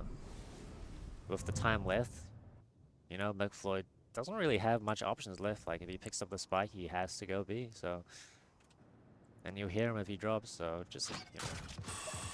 There's that boom bot that reveals exactly where L&D Gent is and Merc Floyd! Oh, what a way to do it for CSA. That boom bot utilization is perfect there. Yeah. Merc Floyd didn't even expect him to be there. Like, the boombot just gave away his position to tell him where he was. Just, what a perfect boombot there. I mean, look, we've seen a lot of L&D Gent, and I feel like L&D Gent kind of got spooked by that boom bot. He kind of panicked for a second there. Yeah, well, definitely, I don't think he was expecting that. It was, yeah, solid round. That just back and forth trades that whole round. Yeah. Well, I don't know who was going to win that round. Well, I mean, it started with, what, Darth Pod and Andy Roo just getting an op and an Odin kill. But then also, I mean, Ming, you gotta credit him. He just jumped out of Hookah and somehow found 3. Yeah, if there's any team that I would expect to have some very solid team play other than this CSA squad, it's definitely this SES squad. You know, these guys play together all the time, so they just know how to play with each other here. As, back to the B side again, but we'll see if there's any fight. Andy, we're really trying to get these, loves these shots through the wall, through the smoke, dude. Big Gary comes out as well, and Ming finds 2. L&D Gent on the flank though. Contact made, but the headshot through the box is not what you want to see, and now it's just a 1 versus 3. Operator swapped over to a Vandal now. First one found. And around the corner. Track down Okado, and it's a half clear. Left-handed Don Model wins that. Maybe, yeah. Last Left-handed. switch. Which one do you use? when I'm you a play? lefty. I'm a left. I use left-handed as well, dude. There you go. Hell yeah. I mean, he hurt him. I think, pretty sure. That's Yeah. what he was checking, but just wasn't sure where he was. But yeah, solid round coming out, and after that, heading into this last round, they have 4 ultimates up as well, and Ming is just 1 off as well. Yeah, I mean, honestly, for an attacker side here, I think SCSA doing an excellent job. Yeah, CSA is going to try to deny this fight early, but... Gary just being absolutely run down. Andy Rue to fall and... Blinded I by know exactly where Pot at the start. I'm back. Picks are coming out from the side of CSA. It's all down left to okay. Blinded. Yeah, another round where all these fights happen. Blink of an eye. Yeah, huge shutdown. Those picks come out, you know, they denied that showstopper, denied that Fade ultimate as well. Oh, repositioning towards long here. Look, CSA, they had just like a hard read there that might have been going down. And so Corp the knife out, looking a little silly in that 1v1. Yeah, another 6-6 half coming out from the CSA. You know, we did see, but on their Lotus, what did they play? Well, they started defense first on Lotus, didn't they? SCSA? SCSA, yeah. So. Oh man, I really even remember. I think They so. did. Yeah, they started defense, I think. Yeah, because they finished on their attack with Noob Master lurking always around B. I remember that. So they must have been in defense first. Now swap sides now, so we'll see the defense side of Bind. Where are you? Coming out from the side of SCSA. Yeah, look, it's the double duelist for both squads, so I guess we'll really just see the difference in Initiator. Well, actually, most of it's different. It's really just the Raze and the Cypher that are the same, but there's different flavors of Bind. I have to see which one can be piloted better and which one turns out on top. But right now, Merc Floyd in a whole world of trouble. How does that still kill? It looked like he was out of the range, but first blood to go the way. Spike planted. Ooh. Nice headshots to come through onto Toby. Dealt with nicely, but Darth Spot still around. Last To player keep his standing. team in it. Second, yeah, pull down left to third. 3 kills, 3K coming out from Darth Spot. Yeah, good stuff from the man himself. Solid round. You know, Alan Djinn on the cloud comparison to the Brim. You know, shorter smokes, but you know, and also less utility.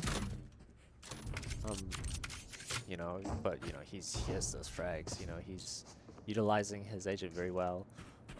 You know, we'll see that they're gonna definitely have a different game plan in comparison to SCSA, because instead of the Yoru, they have a Jet, they have a Sky as well, instead of the Fade, so they'll really be more pick focused, it seems like, as not the paint showers that he wanted, but take will come out again.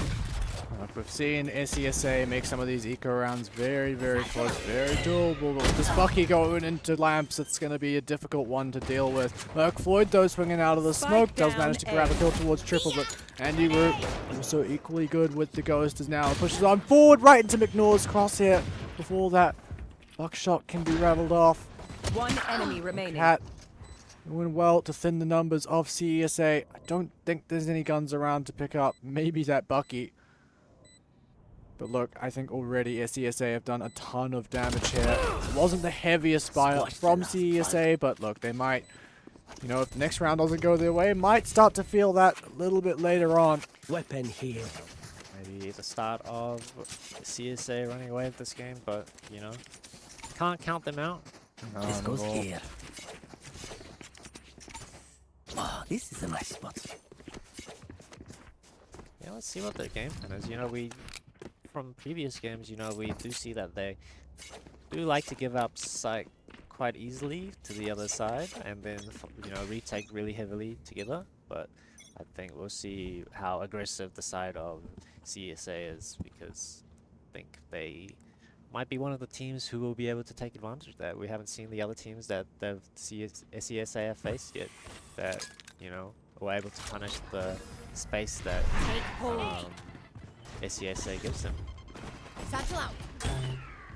Yep. Going in towards Lamps once again, just with the Bucky. Yeah. And we're making it very difficult for SCSA, you know, holding U-Hawk with the Bucky, you know, basically shutting it down. Because are you really going to peek him with the Bucky? No, it's not a fight that you want to be taking, that's for sure. But look, this is not how SCSA want to go for the gun round. Goodbye. That Gary getting in on the action as well. Ming. Trade. Flash comes through. That's going to pause this retake just for a little bit. Up once again. Another crucial kill to even those numbers. Flashes through. That's a team blind. You do got to be aware of showers, but you also got to make sure everyone can see who started the door. The whole way as Toby swings through his own cage. Right from around showers.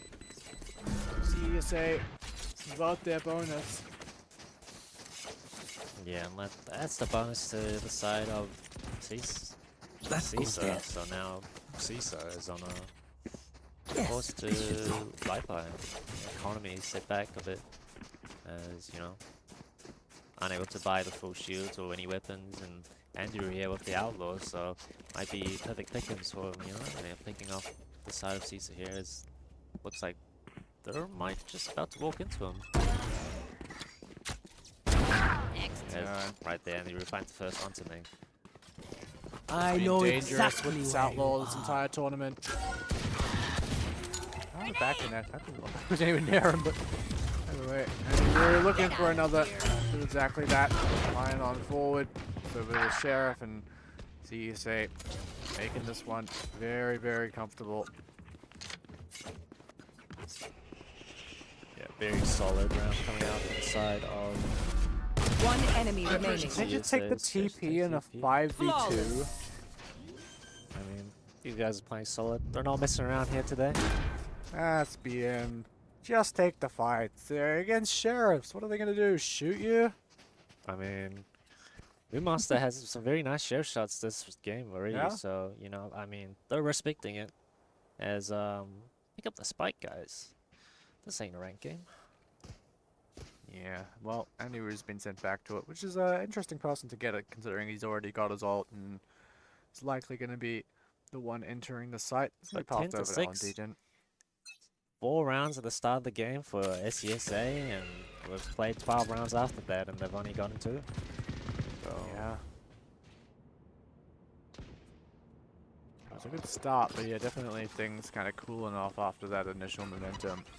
Look, that's one of the things that you know, we haven't necessarily seen a whole lot of from a lot of the teams in this tournament. Is how do you adapt when things aren't going your way? Sure, you might start well, or it's more about how you finish the game, right? Can you adapt if things start going wrong? A new master! Down. Holy! What shots to come on through. Absolutely destroys them. Looks for a little bit more, but just going to fall back to safety. Fight alongside his teammate, perhaps. yeah, making sure he's not going to overheat here. Just going to play really solid with his team. Waiting for his team. Use the util to find out where the side of CISA is before he peeks out again. Not wanting to throw this round away after making this great play.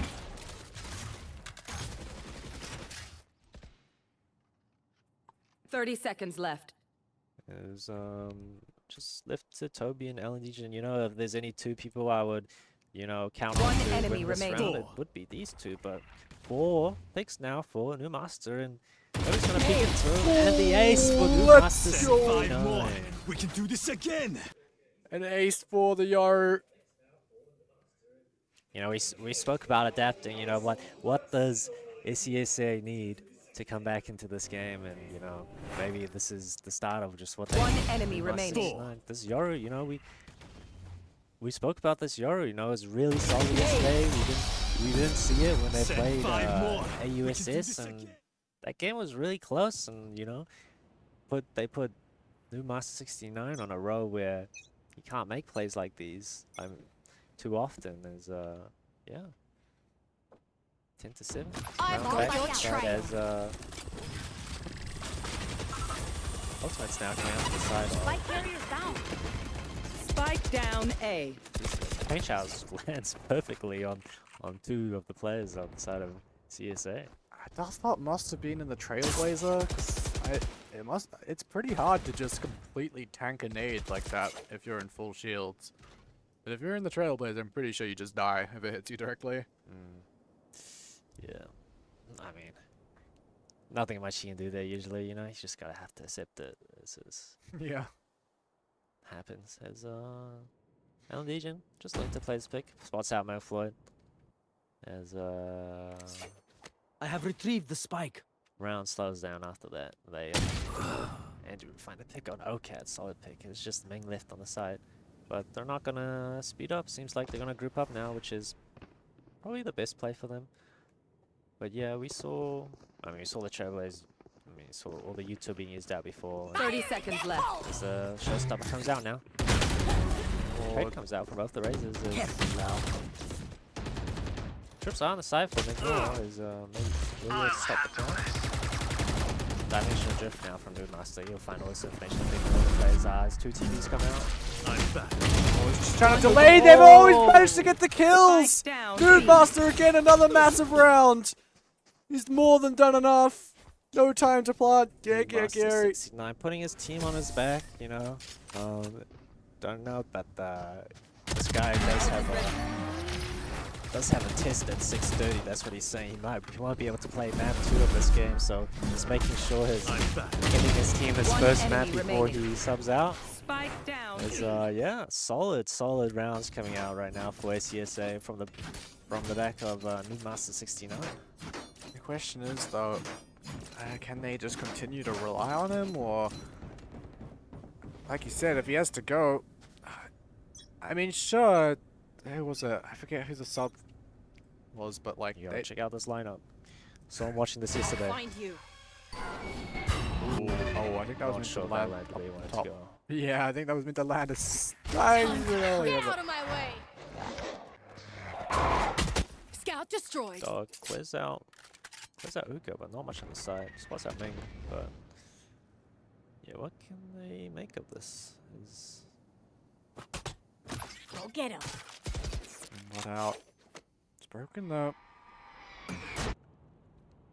CSA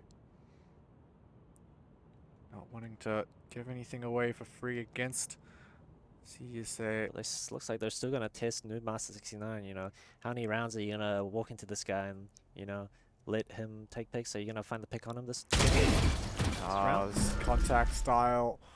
Not against Noobmaster. You can't get away with that. He's always so sharp on the trigger. Yeah, but they did hear him take the TP, so now there's one less player. No Noobmaster 69 on the B side. Well, they're now going to that side. Comes out. 30 seconds left. Some of the plan looks like the rest. Yeah, and of course there's also the showstopper as well. That could definitely do some damage as well. McNor takes down LND. Jen not dead yet though, as he's back in the round. He's going to be seeking out one of these kills. So I think SESA just will have to stall, try and hold on to their numbers advantage, and they've done exactly that, punishing LND. Jen. Now they just have to play together for this retake, and they should be looking to make this closer. Bring us to 10-9. Gary, have to find the ace. Not going to happen. Yeah, solid round coming out from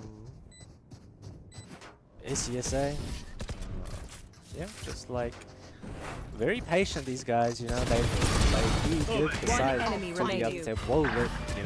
They will invite the other team to the side that they're on, you know, like, come to our side, plant the spike, and then we're just gonna take it back from you. And that's what they're doing. Like, we saw Alan Dejan, you know, he does understand that that's the game plan of SCSA, so he's trying to, you know, get deep into their side, their spawn, get picks from there, but, you know, unable to find it. As yeah, 3 rounds in a row now for the side of SCSA off the picks of off the opening picks of Moodmaster 69 there. Yeah, I mean, look, if they can continue setting him up and getting these numbers advantage, they look pretty solid. Lucky though, once again, finding a fast spot for McNor, looking for the trade. Merc Floyd comes out nicely, and now the ultimate for the Rays, looking to clean up, and look like it's managed to connect. Doesn't end up taking the Toby's TP. walked all the way into Owl. This could be a huge round for SCSA. Yeah, Ming maybe expects that this is clear. Oh, it's tragic from SCSA. It's one of those Toby rounds where he just finds himself in a spot where no one in their right mind would expect a player to be there. But now 1 versus 2 for L&D. Job's not done yet. Merc Floyd finds the first, but Toby over the top. Yeah, solid round coming out from Toby here. You know, able to get himself all the way into elbow without anyone realizing. The TBs came through. The rest of SESA would just look towards Hookah like these guys about to jump out, and then yeah, just weren't expecting Toby to spin off round or pick 2 off. Wiped clean. And the Bucky. Once again, yeah. And you were, you know, top of the scoreboard, but lots of these kills coming from the Bucky. Yeah. And, you know, such a... doesn't cost the same as, you know, a Vandal or a Phantom. And he just satchels twice into there, and there he goes. Gonna go over around the back instead. They're not expecting, but once again, they were just not expecting 2 players in the times the game. Where have I seen that one before? I'll handle this. Spike Exact planted. same opening exchange as the round before, but now Noob Master going looking for these players. They're all stacked up in the cyber cage. It falls and Merc Floyd finds the kill. Looking for a little bit more. This nade could do so much damage, pushing the fight. Oh, but Toby's won them all. Merc Floyd from the grave still manages to find one with the nade, but it's a 1 versus 2 for Ming. But still, Ming has been so good when it comes down to these multi-kills. Dropped so many crucial rounds for this team. The Haunt is good as well, but I don't know if there's enough time to go for this one. Toby, excellent position towards Lamp's smoke in Ming's face. It's going to connect onto L&D Jin, but the close range isn't going to keep him blinded. Map point now for the side of match point. CSA. Hands in his head. Their coach in the back of SESA, knowing that that was probably a round that they needed to win there. As economy, the money situation, horrible for the side of SESA. We see Merc Floyd on that Vandal, no armor. We have a Stinger and a Spectre. Ooh, yeah, 2 Stingers. This is very, very weak buy. I mean, that's all they have, and they need to win this round. Yeah, it looked like CISA, well, SESA. There we go, into new Master 69 again. Yeah, looked like they were making a resurgence, but at the moment, forcing Is that Noob the Master correct off. play? Just, he's I safe. know. He's safe, and he's going to TP out onto site. Yeah, but I mean, it's forcing CESA to invest a lot more neutral than we've seen on like previous site hits and previous maps from them, just to try and get this initial space. Great molly on the ground, but that's going to force the TP now.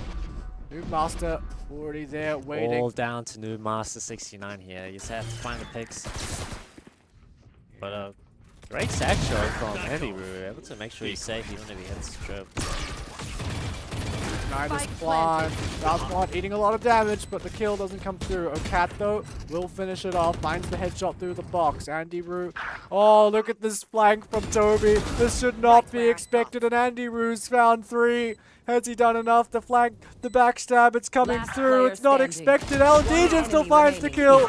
Not dead yet, though. McNor, only 9 bullets remaining in the Stinger. Has to deal with these 2 players, and he's managed to find LDJ again. There's the neural theft. That's going to reveal where Toby is. Has to go for this defuse, though. It's planted safe. So Toby not going to have the best opportunity, but he can just spam through. This is so low on HP from McNor. He's going to round the corner and find the kill. 13-9 for CESA. They take map 1 of Bind. And that's the map pick from SESA.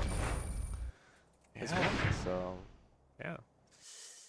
Solid game coming out from CSA. It was close. This closest that anyone's gone to CSA. Yeah. Right? Yeah. I mean, 1 round closer than what was put up from ESA. So look, I think there's hope for this team, but it is concerning that Noob Master's going to have to run off to a test, so... Yeah, he will be subbed in by... can I have a look at the player sheet? But I remember they did really well when they played earlier today. Yeah. I believe it is... Punda. Yeah, Punda. Punda, yes. So Punda actually ended up top fragging last time they were in, so...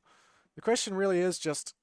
Can they take up the same performance as they did earlier, and can they do what Noob Master was just showing there, because New Master had an excellent map. But look, we're going to go to a short intermission. We'll be back very soon with the stats. And of course, with our next map, we'll be going to Haven next, I believe. So don't go anywhere. We'll be right back.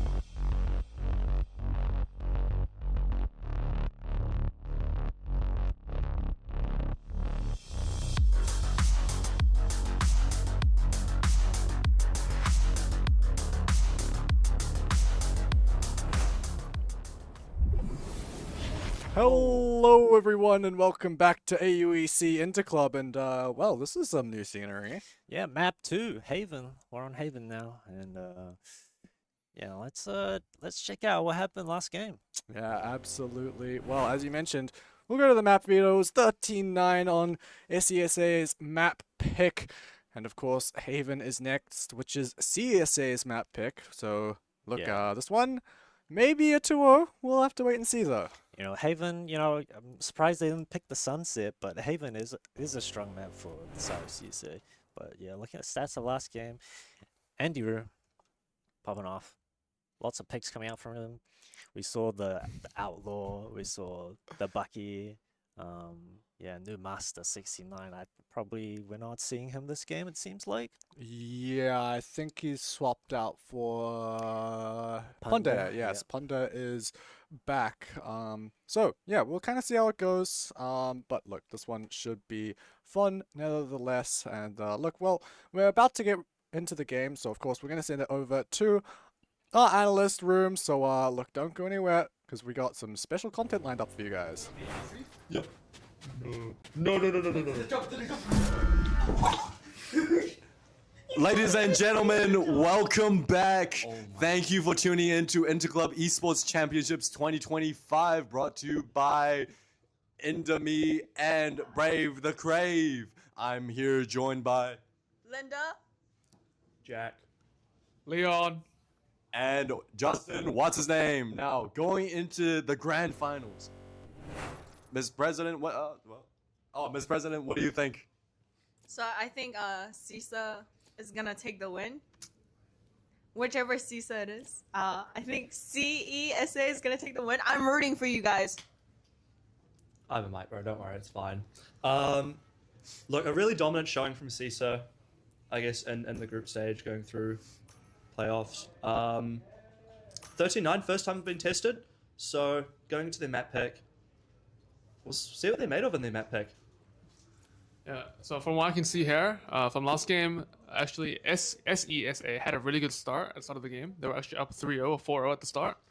But let's see if they can take control of the entire game this time. And seems like they're playing Haven. And well, from what I know, Dude Master 69 actually plays Haven very well. He likes to play up on this map a lot. He's out? He's out? Yeah. Oh, well, ignore what I just said. I still think SESA can come back from this 1-0 deficit. But yeah, I'm excited to see what happens next.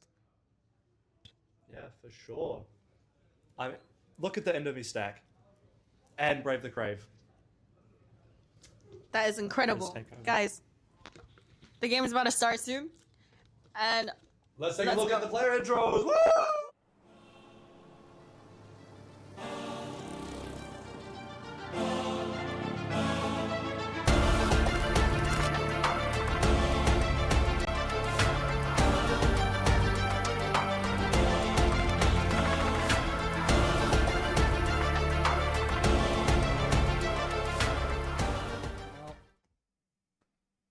Alrighty, we are in map 2 of CISA versus CISA.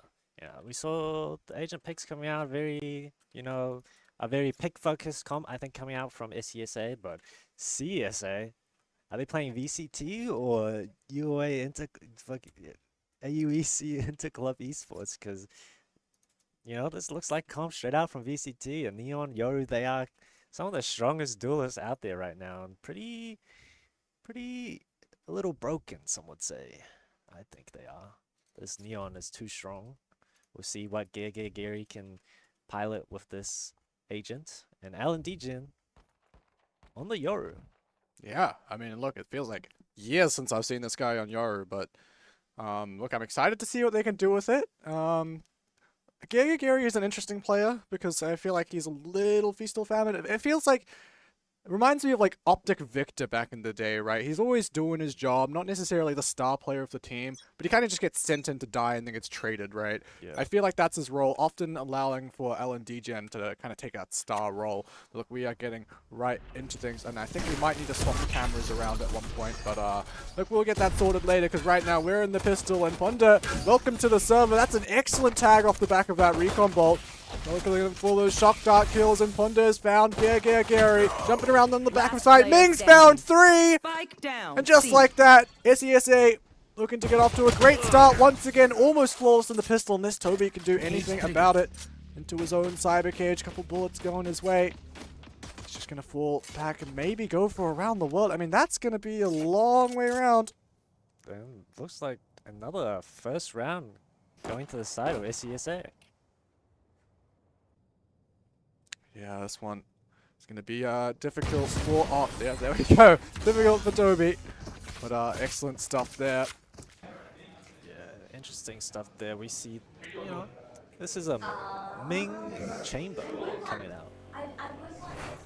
Yeah, I mean, look, Ming has been a really, really solid player. Yeah, we've seen him play Fade this whole tournament currently, even though, you know, it's only like three maps, but he's played Fade every single time. All the roles have kind of been swapped around except for McNor. I mean, he was the duelist to begin with. Yeah, seems like swapping out Lumas 69 has really, you know, scrambled things around, but still, the first round they'd still play the same. You know, they let CSA just walk up all the way onto side, and then they just got rid of all of them. Yeah. I mean, that was honestly such a good retake for the pistol. Oh, nice headshot from Darkpot, but ultimately Ming gonna come out on top with the outlaw. Mike Floyd hitting his as well. I think that was a bit of spam, but, you know, fair enough. Oh, Toby.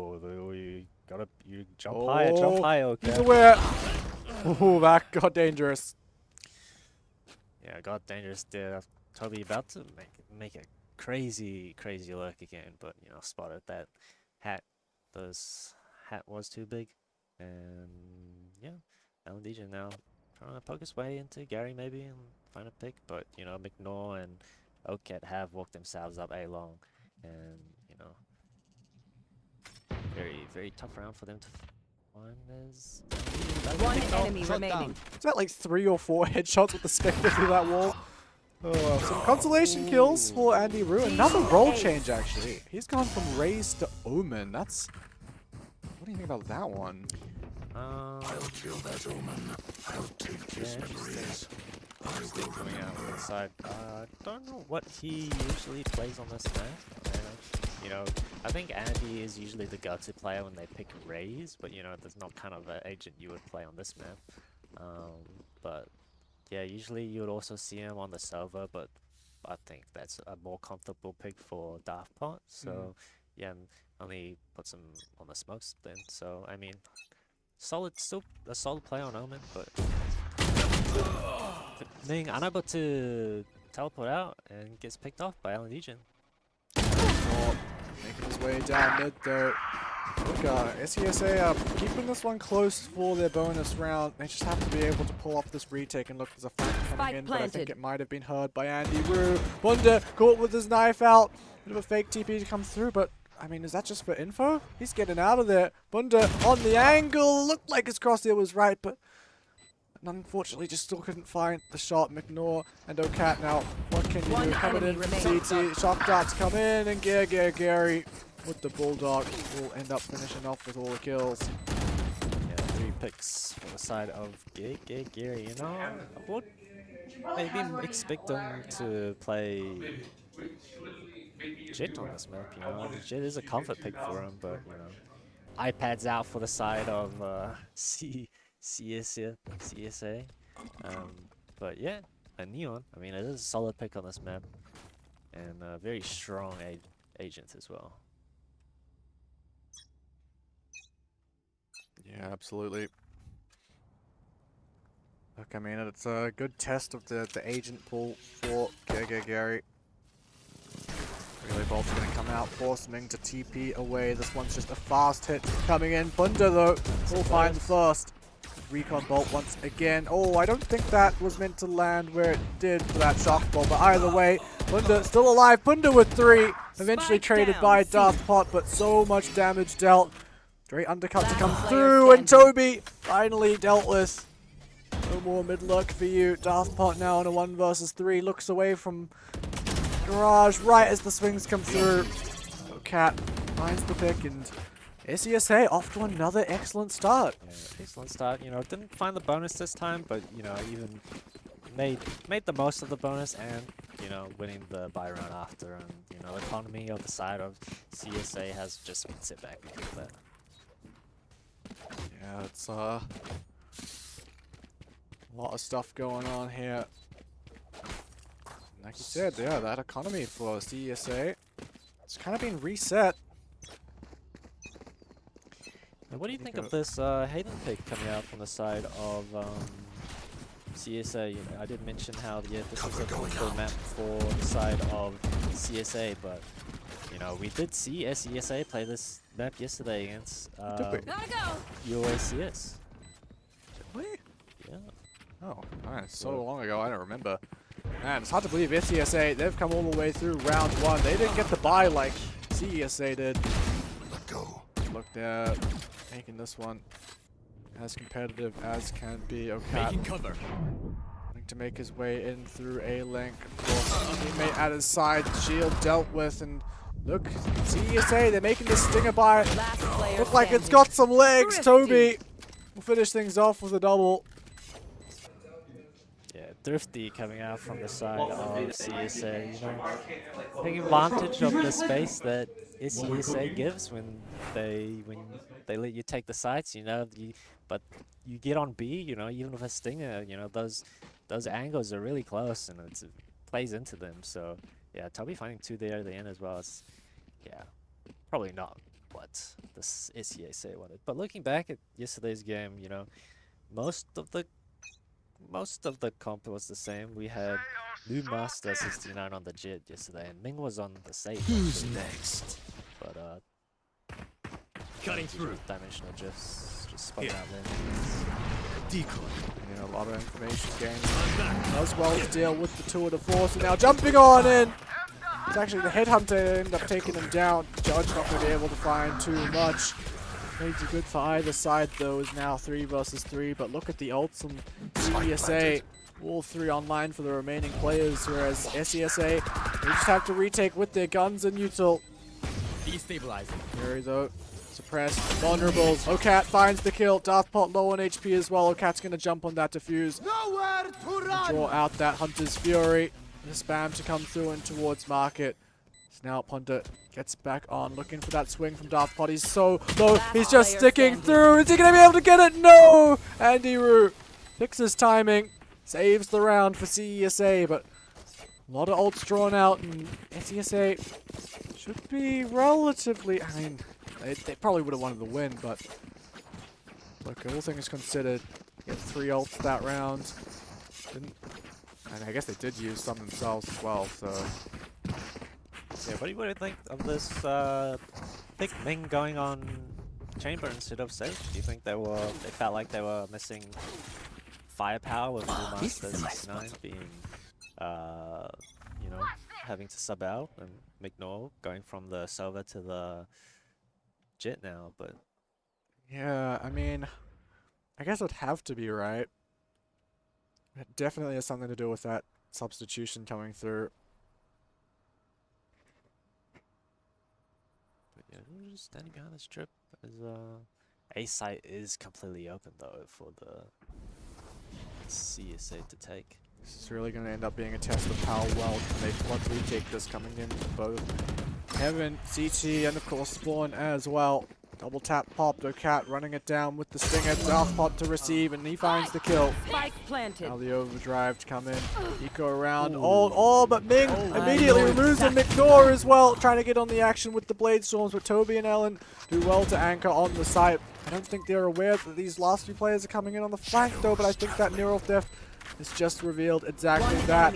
Now Drone unable to shoot back, Punda finally does secure a trade, but so low on HP. 1 versus 2.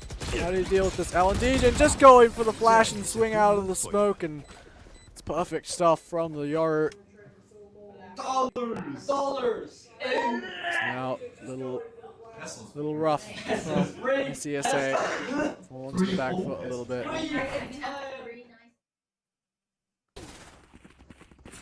Not sure what Shing is yapping about in the background, but yeah, lost brain cells over this week, I think. Yeah, very long event. I mean, on the home stretch now, but this is the biggest game for it to be all in. Just need to lock in just for another hour or two as Ming up on top of the box, spotted by Gary. This jump kicks, this neon slide jump peek, man. This agent, man. I don't know. Yeah. I don't know how I feel about it. We haven't seen him, utilize it fully. I mean, if he does, then cover going out. I might do some complaining, but yeah, we haven't seen any crazy ankle breaks just yet, but yeah, solid rounds coming from CSA is slowed down. Take flight. But enemy mark.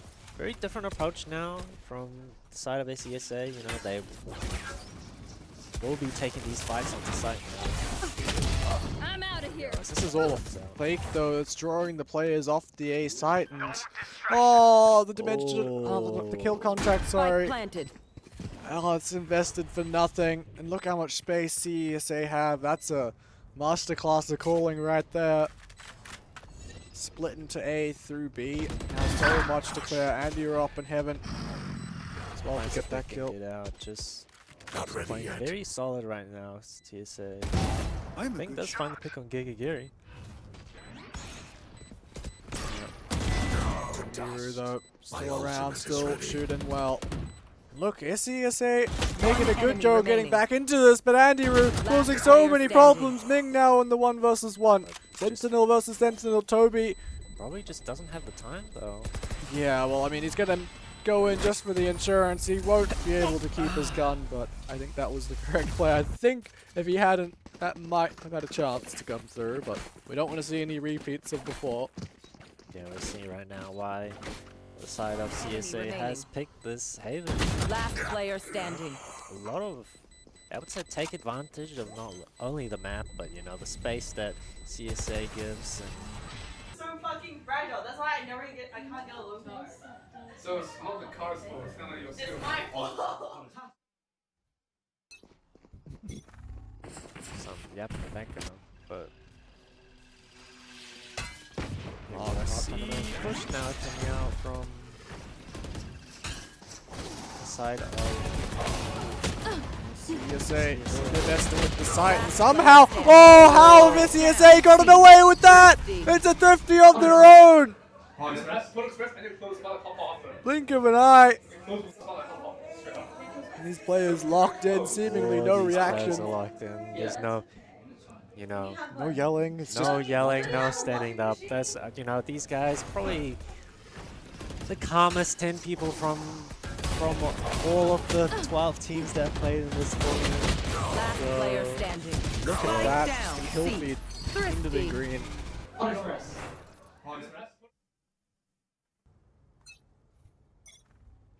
I'll talk about Pot Express in the background. Not sure what's going on, but. Need to focus on Valorant here as McNor has walked all the way up as he's been spotted by Toby. Yeah, camp for info. I mean, that's a very, very aggressive push, and Toby calling his teammates back to potentially look to re-clear this area, but McNor is completely evacuated. And LNDJ walking himself down A long, but very far back OCAT here. They're just gonna give up this A side, seems like, if they come in. Nope, but now he's getting support in from his teammate, but yeah, re-cleared now coming out from CSA. It's down to 24 and Duchen having to make his way out. It's Ming holding the line. Oh, what a shot with the op. I'll shut down the CSA attack quite nicely there, moving that initial duelist hit from the Neon. Paranoia comes through, has to TP out. 30 seconds left. Although still around on site, hasn't been dealt with, but just too impatient on the spray. Can't find the shots, and now CSA and themselves back in an advantageous position. Although Punda's shock darts are incredible. I see why they put this guy on the server. Great spot though. Last player standing. Punda. It's just down left the daft part here in the 1v2 situation. Leader of the squad, leader of the club. What can he do? Misses the first few shots. Shock Dart out, looking to try and chunk him down to lower HP, but Ponder... Oh, we completely best the opposition Sova. Yeah, unfortunate, but solid hold coming out from SESA. Ming finding the picks with the operator, and they recover it as well. So very ideal situation for them as we see Andy Rouge is down to a sheriff here for this round. Yeah, Mark Floyd. Yeah, wait, no, surely he's getting dropped by a teammate. I don't. Right. Yeah, I Sheriff. I mean, he still has a lot better economy than the rest of his teammates, but I don't know, it's a bit mixed right now. Oh, you were talking about Andy. I was looking at Mark Andy, Floyd and thinking, why does he have a sheriff? No, he definitely will get dropped. He picked that operator back up for Ming. Would be very rude not to give him something back. Yeah. Cat essentially got a paranoia, facing him down. He's forced back out of garage. Legion already having crossed. Doesn't matter if he's vulnerable. Still manages to get the kills. It's cleared. That stage clears the seaside out for his team. They just picked it to him twice, and he's Last picking. player He finds a standing. third now, and it's all down left to Ming, who's dropped his operator on him. Yeah, doesn't want to give that over. You can see ESA hunting for Spike him. planted. But it seems like unless he gets picked off right now, Pop might just I find. don't know where he is. That one's Only dead. shots to come out. That's a Shot Vandal done. he can pick up. He can at least just try and go for damage here. I don't know if it's going to matter much in the long run, but yeah, one Degen, 4K on the round. It's been a while since we've seen that sort of play from him. But look, it's going to happen eventually. This guy is known for being a pretty crazy player here from the club. 5-6. And yeah, heading to last round of the half. A lot of ultimates up. A lot of people close to their ultimates. We'll see if it's like previous game where teams get shut down before they're able to use it. Who's Ming next? pulls out the first one as so everyone's just popping everything right now, making sure that they can use it before picked off. There's Alan DJ able to Shorty Ming out of his dimensional drift. That is not what they would have wanted at all. No, not a good start for the ending of this half. Spike planted. 4 versus 5 now on the retake, and like you mentioned, ultimates. Hunter's Fury wasn't used at all. Punter's managed to find Alan Degen going for a reflank through mid though, and McNaw, oh, it's messy, but he still manages to find the kill, goes in for a second as well. Now you gotta wonder, where's the rest of SESA? What can they do here? Gary dealt with by Ocat. It's all down to Daft Pot. Oh, and it's perfect, the kill contract. We finally see it come out. Ocat wins the fight. And the defuse to come on through SESA, keeping us tied at the half once again. 6-6 half coming out the side. CISA. I mean, they sound the same and the score is the same. So, yeah, I mean, Last player standing. they're not seeing the replay, but No distraction. they were able to just stand in the middle of the window to peek graffiti and get the pick, while 2 of the players from CSA are alone. Don't know how he gets away with that, and he's able to get another pick as well after that. So yeah, so And that is just an absolutely insane retake, all things considered, especially how things began. yeah, 6-6. This is close game, closest that anyone's gone to, Yeah, CSA, well, I mean, and it's not even just one map. It's you can't even say they got lucky because this is the second one. Look, this is the second, actually third time today where CESA goes 6-6 in the first half, right? They went 6-6 against ESA as well, right? Oh, wait, no, it was 8-4. No, that was an Spike 8-4. down. C. Double 6-6 today, though, for the second series. CSA playing them very, very close here. They've already been picked off though, unfortunately, and most of the members of CSA are on the side of C. I have the spike.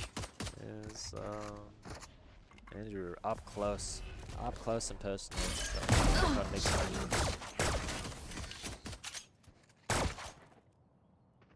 some maybe I'm trying to look for a better pistol, but yeah, nothing going on. There's kind of just trapped in this corner of the map. Seems like for the side of CSA. See if CSA budge a little and maybe give a little picks, but yeah, I mean, they're just gonna sit here and wait for something to happen.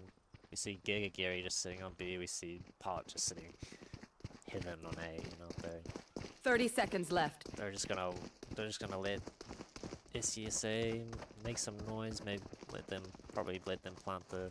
I mean, Gary would have held this 100%. Like, Shock dart. We'll see what the side of CSA decide if they're gonna fast flood, try to deny the plant, but 10 seconds left. Yeah, that's exactly what they're doing. Spike But planted. the spike does get planted. One enemy remaining. yeah, but 4 versus 1. That's probably a little too much for Ming, although as I say that, 2 right clicks, 2 kills, up, reloads in the open. But Toby once again from behind, getting the ping for the fast flank coming out. Yeah. Close. Don probably would have not expected that in a 3v5, but yeah, I think when we least expected the side of SCSA, just 10 finally get seconds these left. picks, you know? Spike planted. One enemy remaining. I guess one. These 2 right clicks are crazy. 2 right clicks.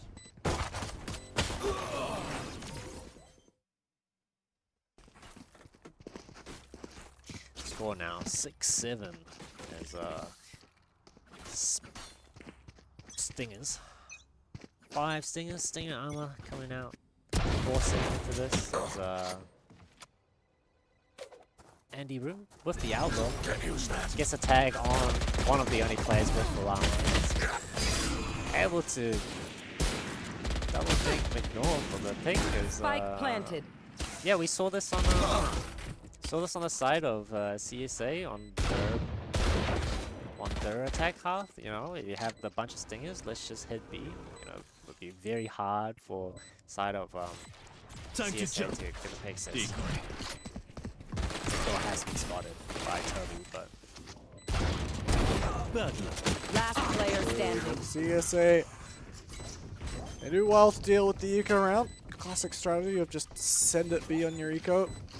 yeah, I mean, was the right idea, had the right guns, but CSA just came from not the position they wanted. Those last 2 players were moving towards that C lane, but the side of CSA were not there. Yeah, now just forced to save. Looks like CSA probably gonna come, you know, and get another round. Yeah, this one be a little rough from CSA. They let this half start badly. CSA, they've kind of snowballed all of their second halves all throughout this tournament. This really speaks to just the resilience of this team, and Andy Root will pick up the first blood, swinging out onto McNaught from Garage. Now LND Gen pushed up so far. Here, jump peek. Oh, and the leg shot. Still enough to take down Ming. Must have been no armor, or at least light armor. Yeah, I think only 1 player on the side of SCSA. Spike down. Attacker spawn. One enemy remaining. Easy pick'ems for the side of CSA. Oh, looking for what's going on. Yeah, I mean, must have been going for the knife there. Everyone's like, actually had a Which one? Look at that. The one Free that cam wasn't ready there. Literally, like, whoever wins first. I want 2 games. I mean, that knife was, it would have been funny if we got it, but I mean, this from Toby is just One enemy absolutely remaining. disgusting from that range. Got one. Yeah, I mean, we saw that quite a lot this tournament, you know, with Stingers and Spectres from that kind of range. There's Owlo now. I mean, LV has had his Owlo for how long now? There's A take now coming out for the side of CISA. Let's see. That doesn't get cleared, but they're still able to get onto the site, and looks like they'll be able to get this plant down as well. Toby just jumps out. Yeah, that's a bit before the rest of the team, I reckon, and Look, now this is a very one-dimensional retake just coming from Heaven and towards CT, and all 5 SESA players should be ready for this, should have their crosses trained, but the double Outlaw ends up getting double the kills. Andy Rue with the Sheriff able to find one, but the trades go back and forth. Leaving us in a 2 versus 2. Clone comes out of Heaven. McNaw distracted for a moment, but still able to convert the kill. Traded again by Gary, looking for the clutch, and he's done it.